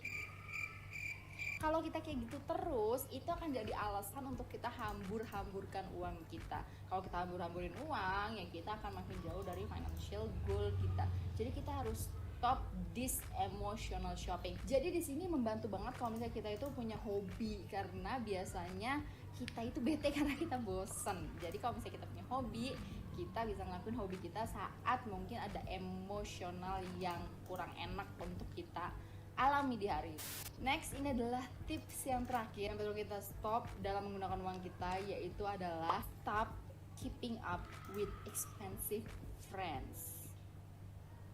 Iya, stop just stop. Kalau misalnya kalian tahu kalian gak punya budgetnya untuk nongkrong, untuk brunch di cafe, ya gak usah hangout sama orang itu. Bilang aja bahwa sorry tapi aku nih nggak ada budgetnya karena aku lagi punya financial goal. Kalau misalnya itu temenannya pure, pasti mereka ngerti kok. Nggak ada temenan yang membawa kalian jatuh ke dalam jurang. Pasti sebagai teman yang baik itu justru malah menguatkan, menyemangati kalian untuk mencapai hal itu gitu. Justru mereka ada juga oke ya udah nggak apa-apa. Mungkin kita bisa nongkrong di rumah lo aja, bisa jadi. Cuman intinya adalah pasti mereka ngerti kalau misalnya kita nggak mau ikutan nongkrong atau brunch sama mereka. Kalau misalnya teman kita itu punya selera yang mahal dan kita nggak sanggup, ya udah nggak usah sok-sokan. Jadi balik lagi, keep it real, tetaplah jadi diri kalian sendiri. Aku harap dari video ini gak ada omonganku yang salah ditangkap, tapi kalau ada juga ya well nggak apa-apa. Bisa ditanya di kolom komentar, mungkin kita bisa saling ngobrol. Kalau kalian mau ngobrol lebih jauh, kalian bisa follow aku di Instagram @devimelisa. Kita bisa DM-an dan ngobrol langsung di sana. Jadi segitu aja video aku hari ini. Semoga kalian suka, semoga kalian merasa terbantu dan terinspirasi dari video hari ini. Jangan lupa kalau kalian suka, kalian kasih tombol like-nya dan kalian bisa share video ini ke teman-teman atau keluarga kalian. Jangan lupa klik juga tombol subscribe-nya buat kalian yang belum subscribe. Kalau gitu thank you untuk kalian yang udah mau nonton dan dengerin video aku. Sampai bertemu lagi di video selanjutnya. Bye-bye.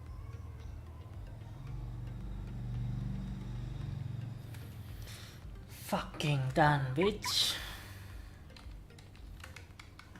Kerja keras sama dengan berhasil, dan malas sama dengan gagal. Narasi ini sebenarnya udah ada Shit.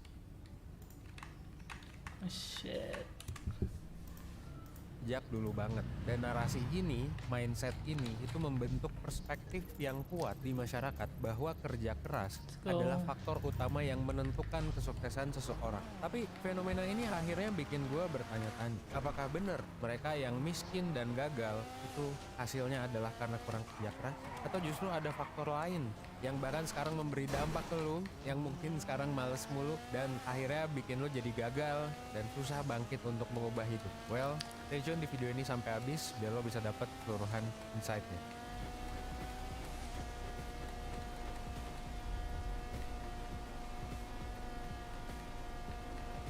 Welcome to Psychology of Finance.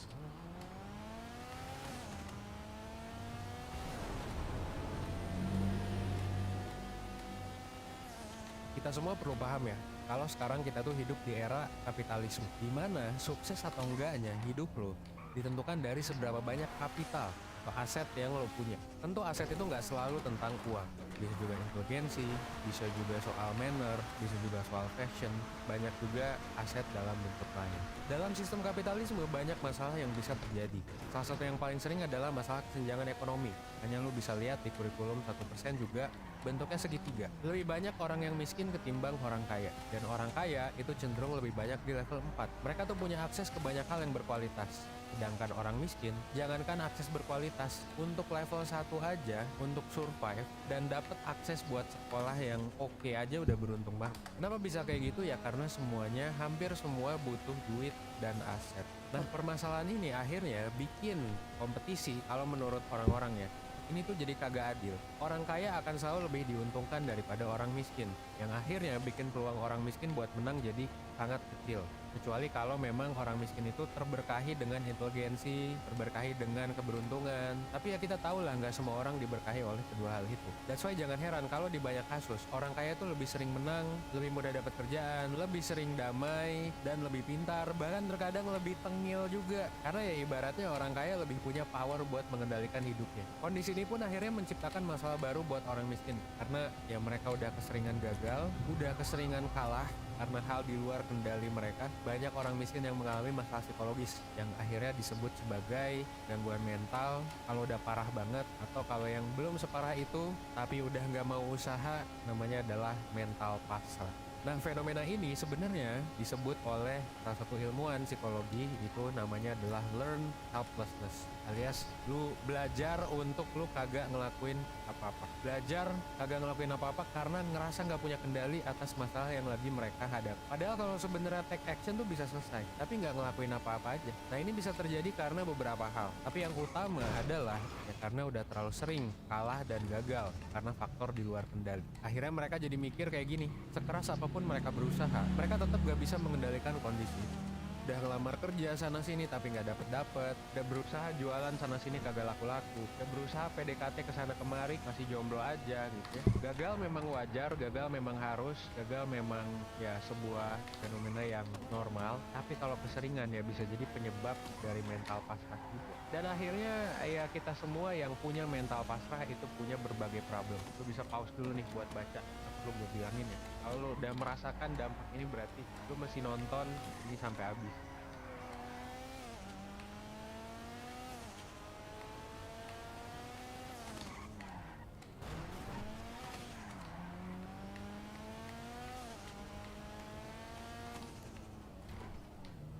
Gimana sekarang menurut lo? Apakah miskin dan gagal tuh lebih disebabkan oleh struktur atau masalah mental? Atau masalah apa? Nah, kita coba bahas solusinya di section selanjutnya.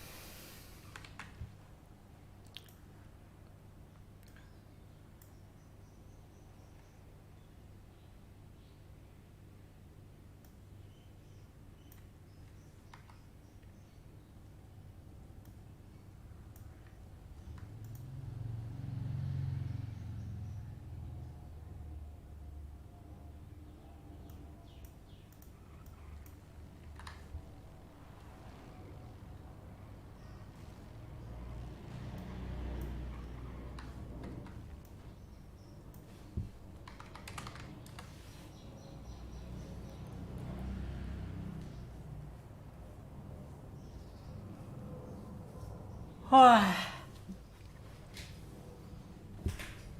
1.000, 3.000.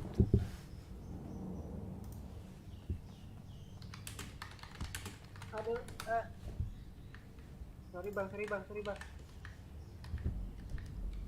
Oke.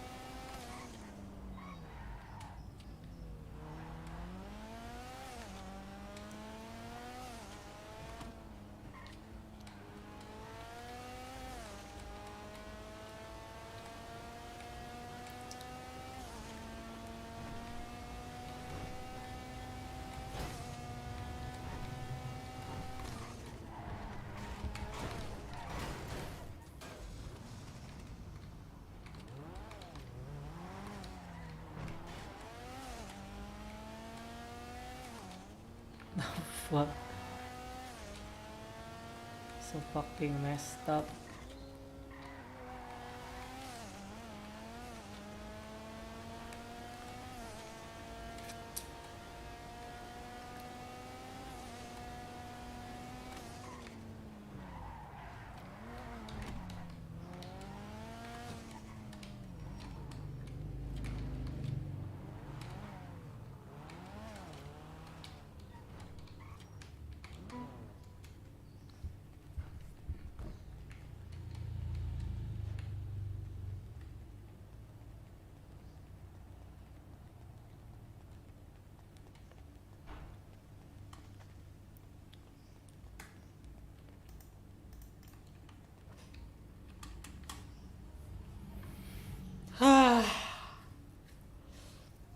3.000.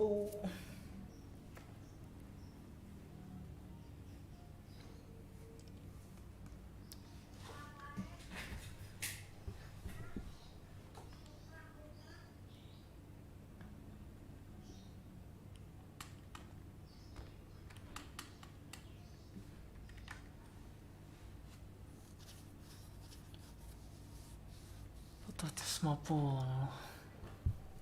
Lumayan.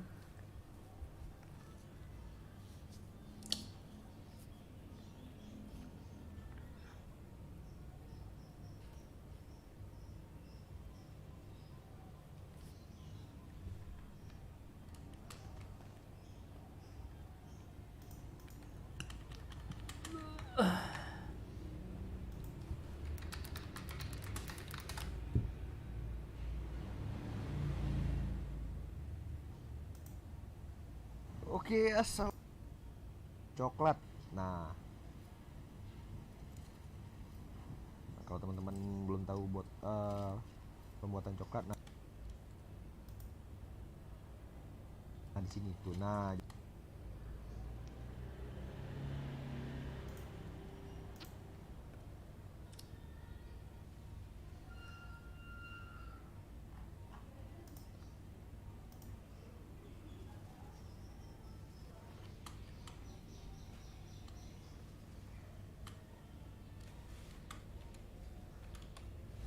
udah biasa itu pasti gampang sih. Buat 2 beras karung. Lanjut lagi. 4. Jadi kalau kalian udah biasa itu pasti gampang. Ini kita cepetin lagi sampai selesai. Ngentot. 2 beras.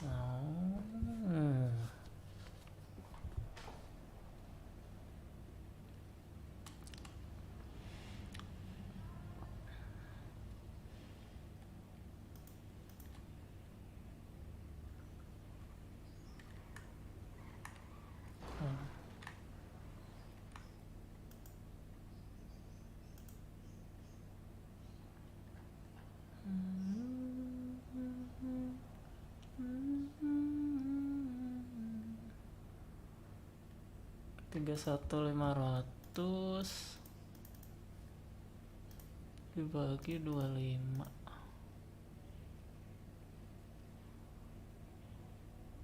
dibagi 4 315.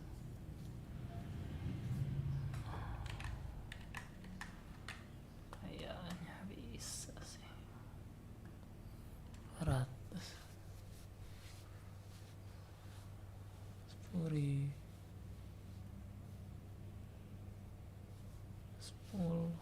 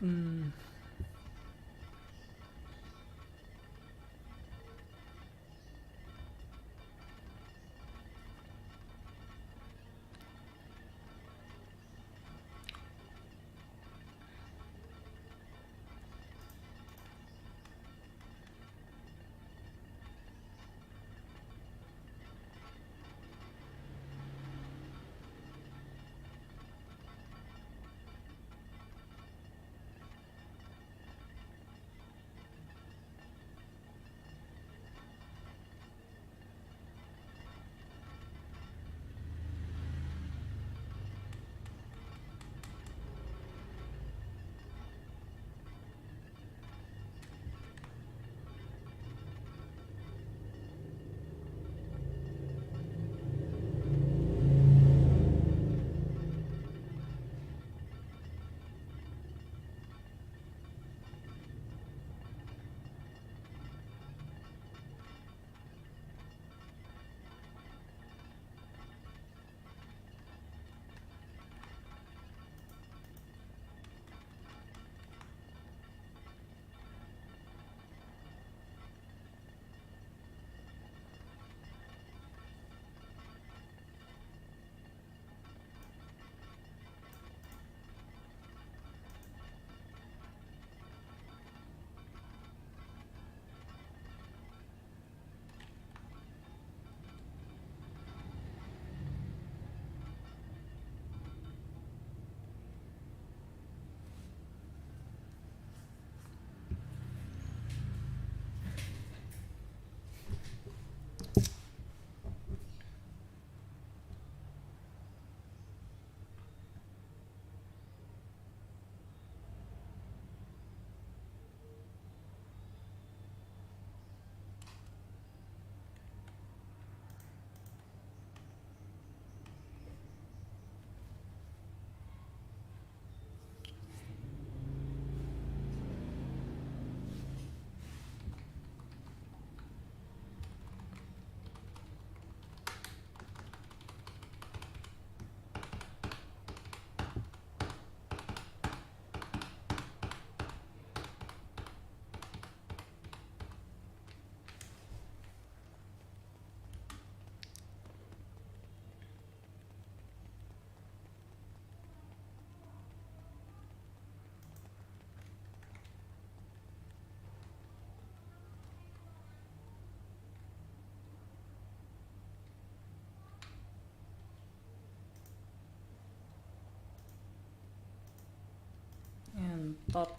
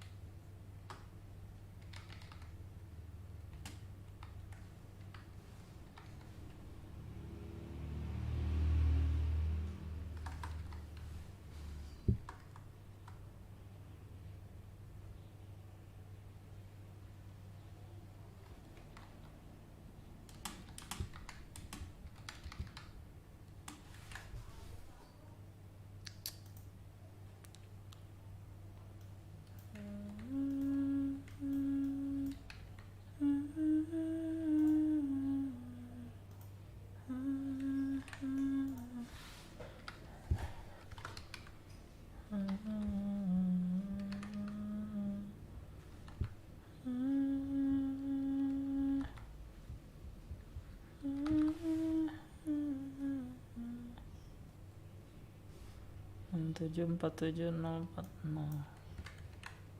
Let's go. Let's try it.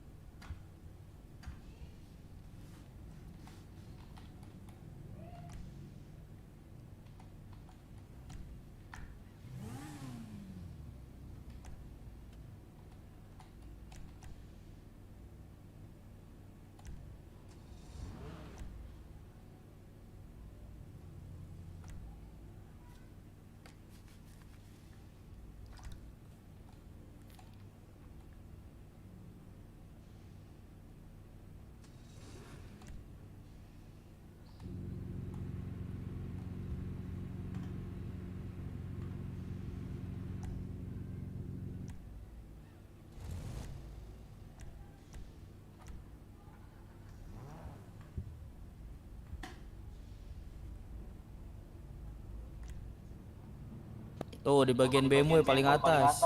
Oke, coba. Ya, bagian BMW.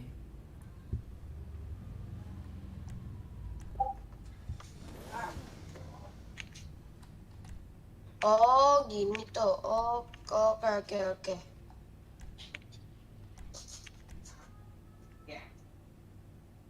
1,5 harganya. Yang nggak ada ini, yang nggak ada bodinya tuh. BMW XR.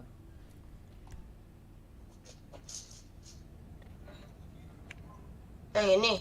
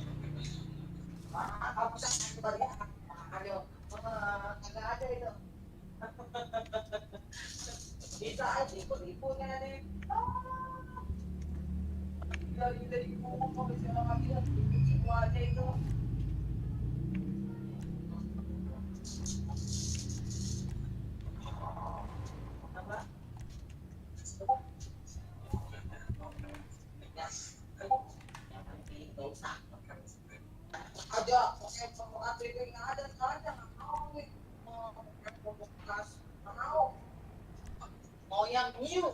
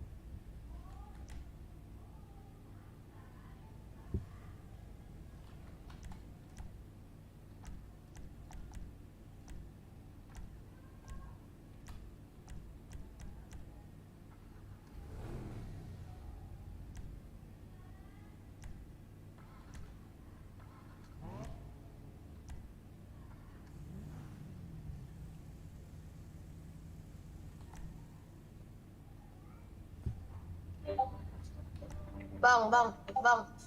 Halo. Wih, Ada duit berapa, Bang? nggak ada bang. Ada sekitar 50 ribuan nggak, Bang? Nggak bawa bang di ATM. Oh, oke.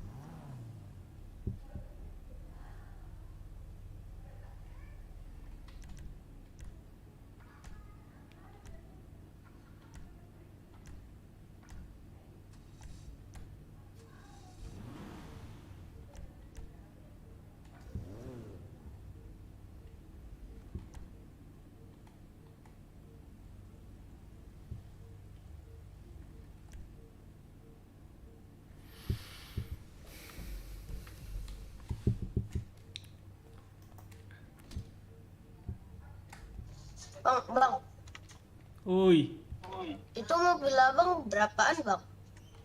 350 bang. 950.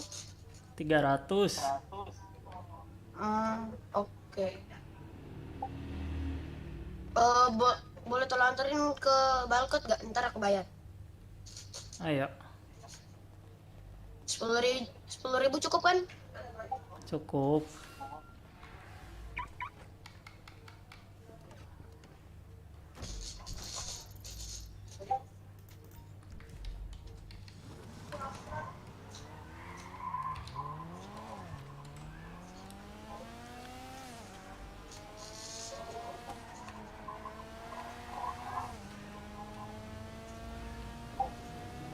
Ini abang satu-satunya mobil kah? Iya bang. Aku lagi nyari mobil second apa aja lah. Asalkan jangan truk gitu lah. M3 aja bang. M3 sih aku ada kenalan. Harganya ditawarin 550, katanya negoin aja dulu. Aku tawarin 400. Ya udah katanya. Tapi lagi di luar kota sekarang. Tapi aku juga kemungkinan lagi nyari yang lebih murah sih, M3-nya. Udah murah itu bang, 400 lumayan.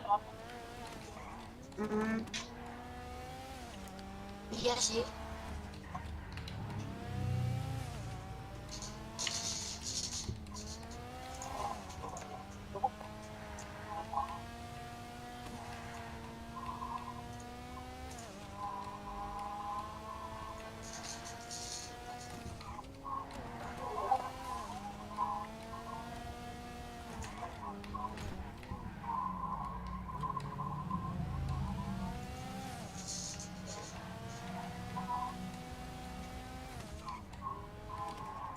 Ya bang. Siap.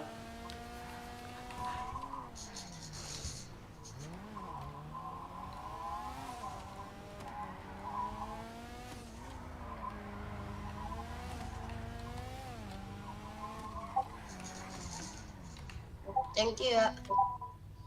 Yuk.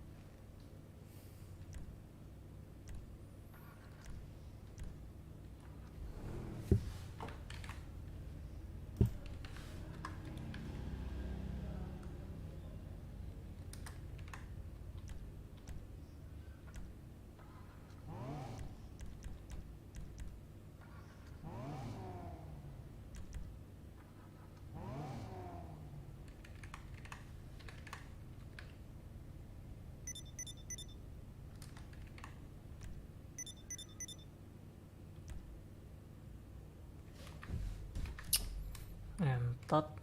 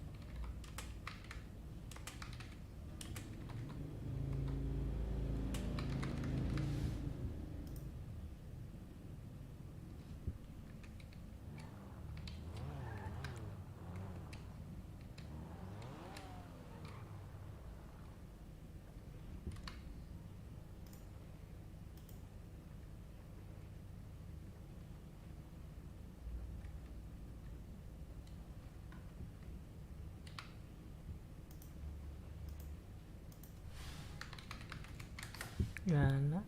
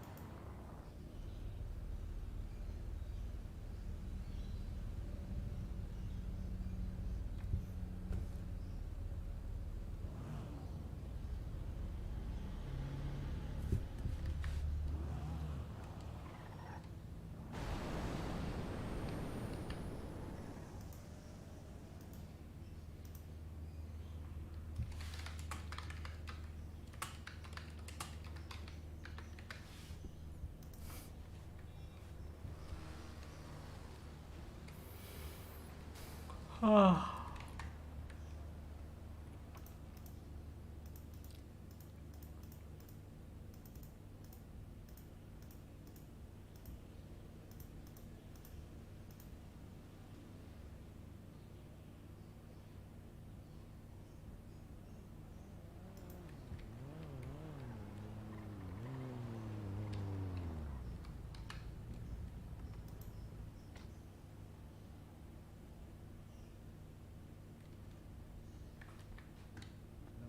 Abang yang jual bahan tani tadi ya?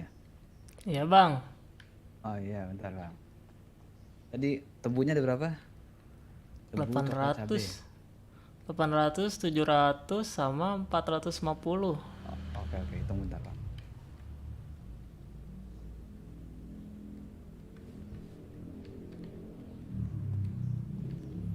Totalnya jadi 250, 2.500 ya bang ya? Oh?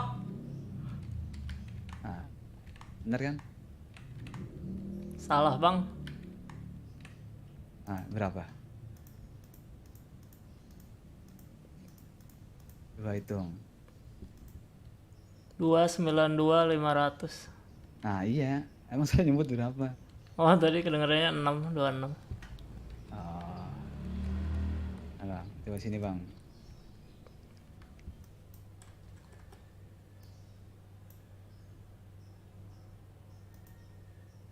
Ya.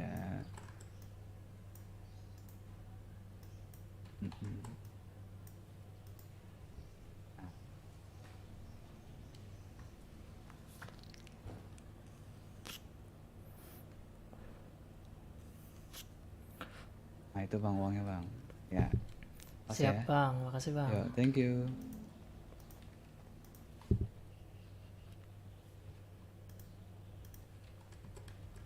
Kalau ada lagi tebu ya. Kalau ada lagi, aku mau tebu. Udahan saya bang jadi taninya. Oh. Paling nanti minggu depan. Capek. Udah ya? minta kontaknya bang. Oke. Oh boleh. Mau ngejahit dulu sih minggu ini. Oh oke.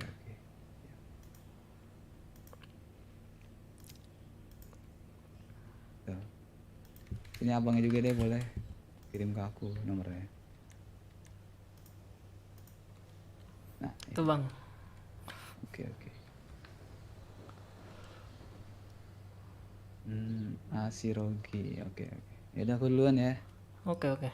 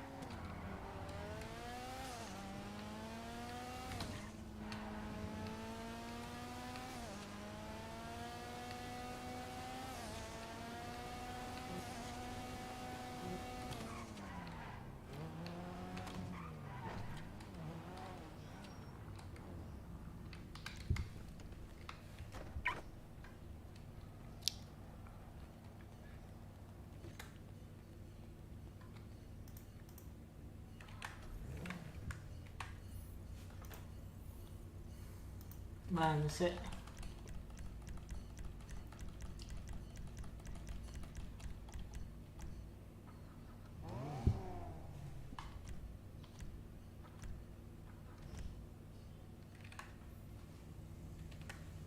bulat. Sebenarnya bulat. 90.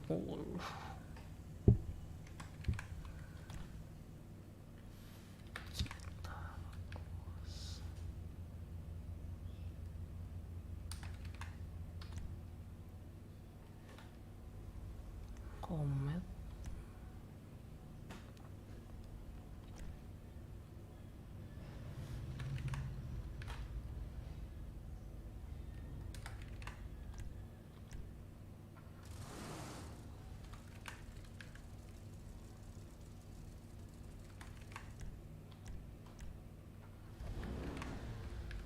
Ini sih.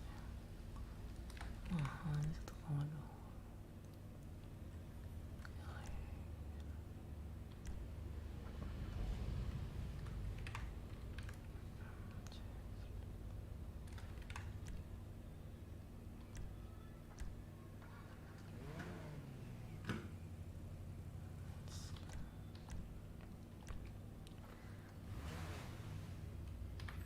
Oh.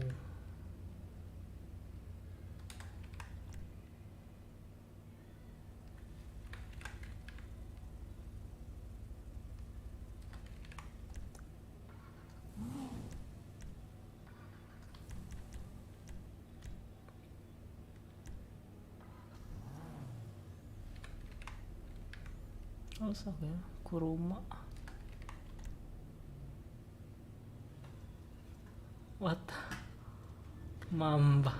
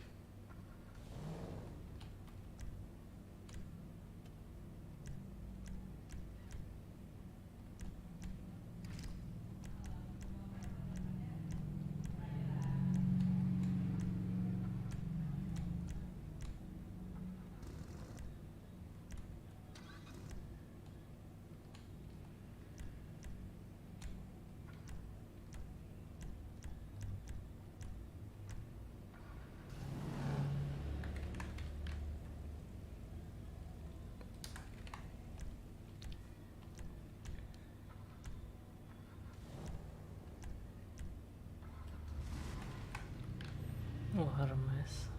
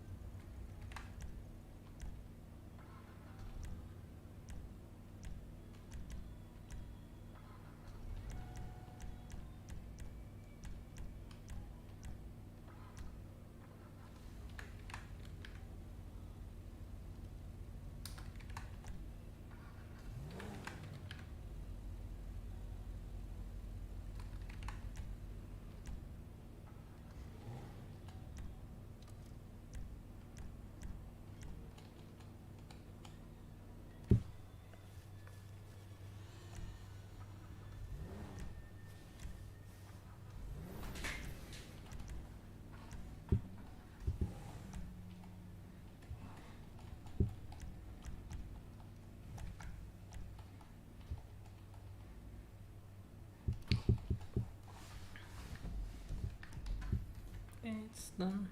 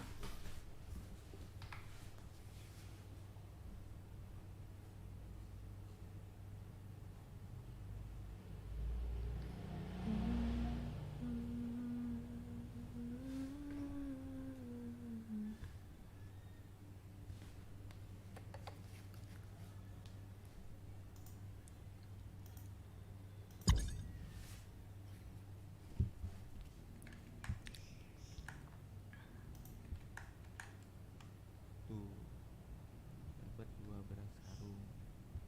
Lanjut lagi. Tapi kalau kalian udah biasa itu pasti gampang sih guys.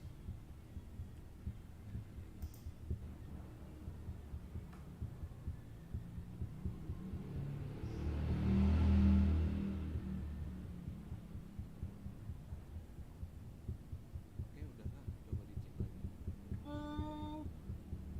Kayaknya garamnya harus diproses dulu deh. Ya iya kah? Pakai botol. Astaga, salah ngambil kak. Kalau gitu saya ambil dulu kak ya. Ya aja ya. Ya, astaga. Astagfirullah. Apa itu? Berarti tinggal garamnya aja ya. Kakak tunggu di mana nih? Aku tuh Oke, kalian nanti bayar Oh di lounge ya? di lounge. Dekat ATM ya. Oke kak, aku ambil dulu ya. Oke. Astaga, lupa gue, ternyata garamnya salah.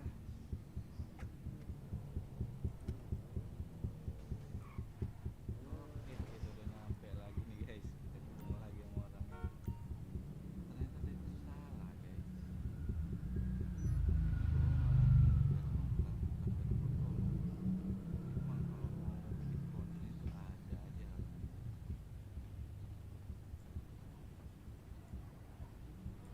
Halo kak. Iya. Sorry ya tadi salah kak, salah lihat aku.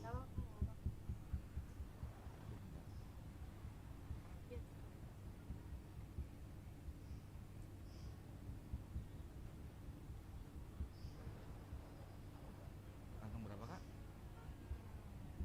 Satu.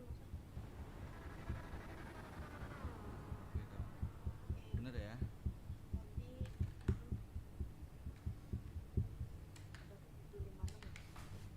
Iya.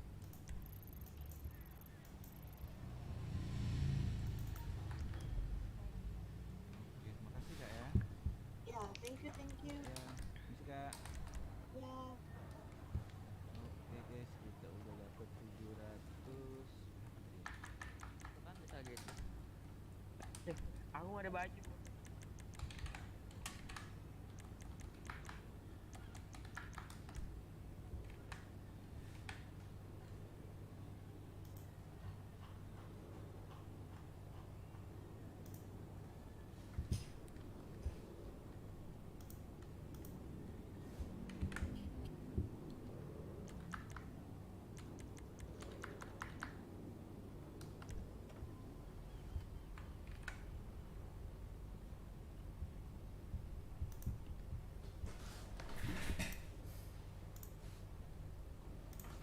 bulat ban.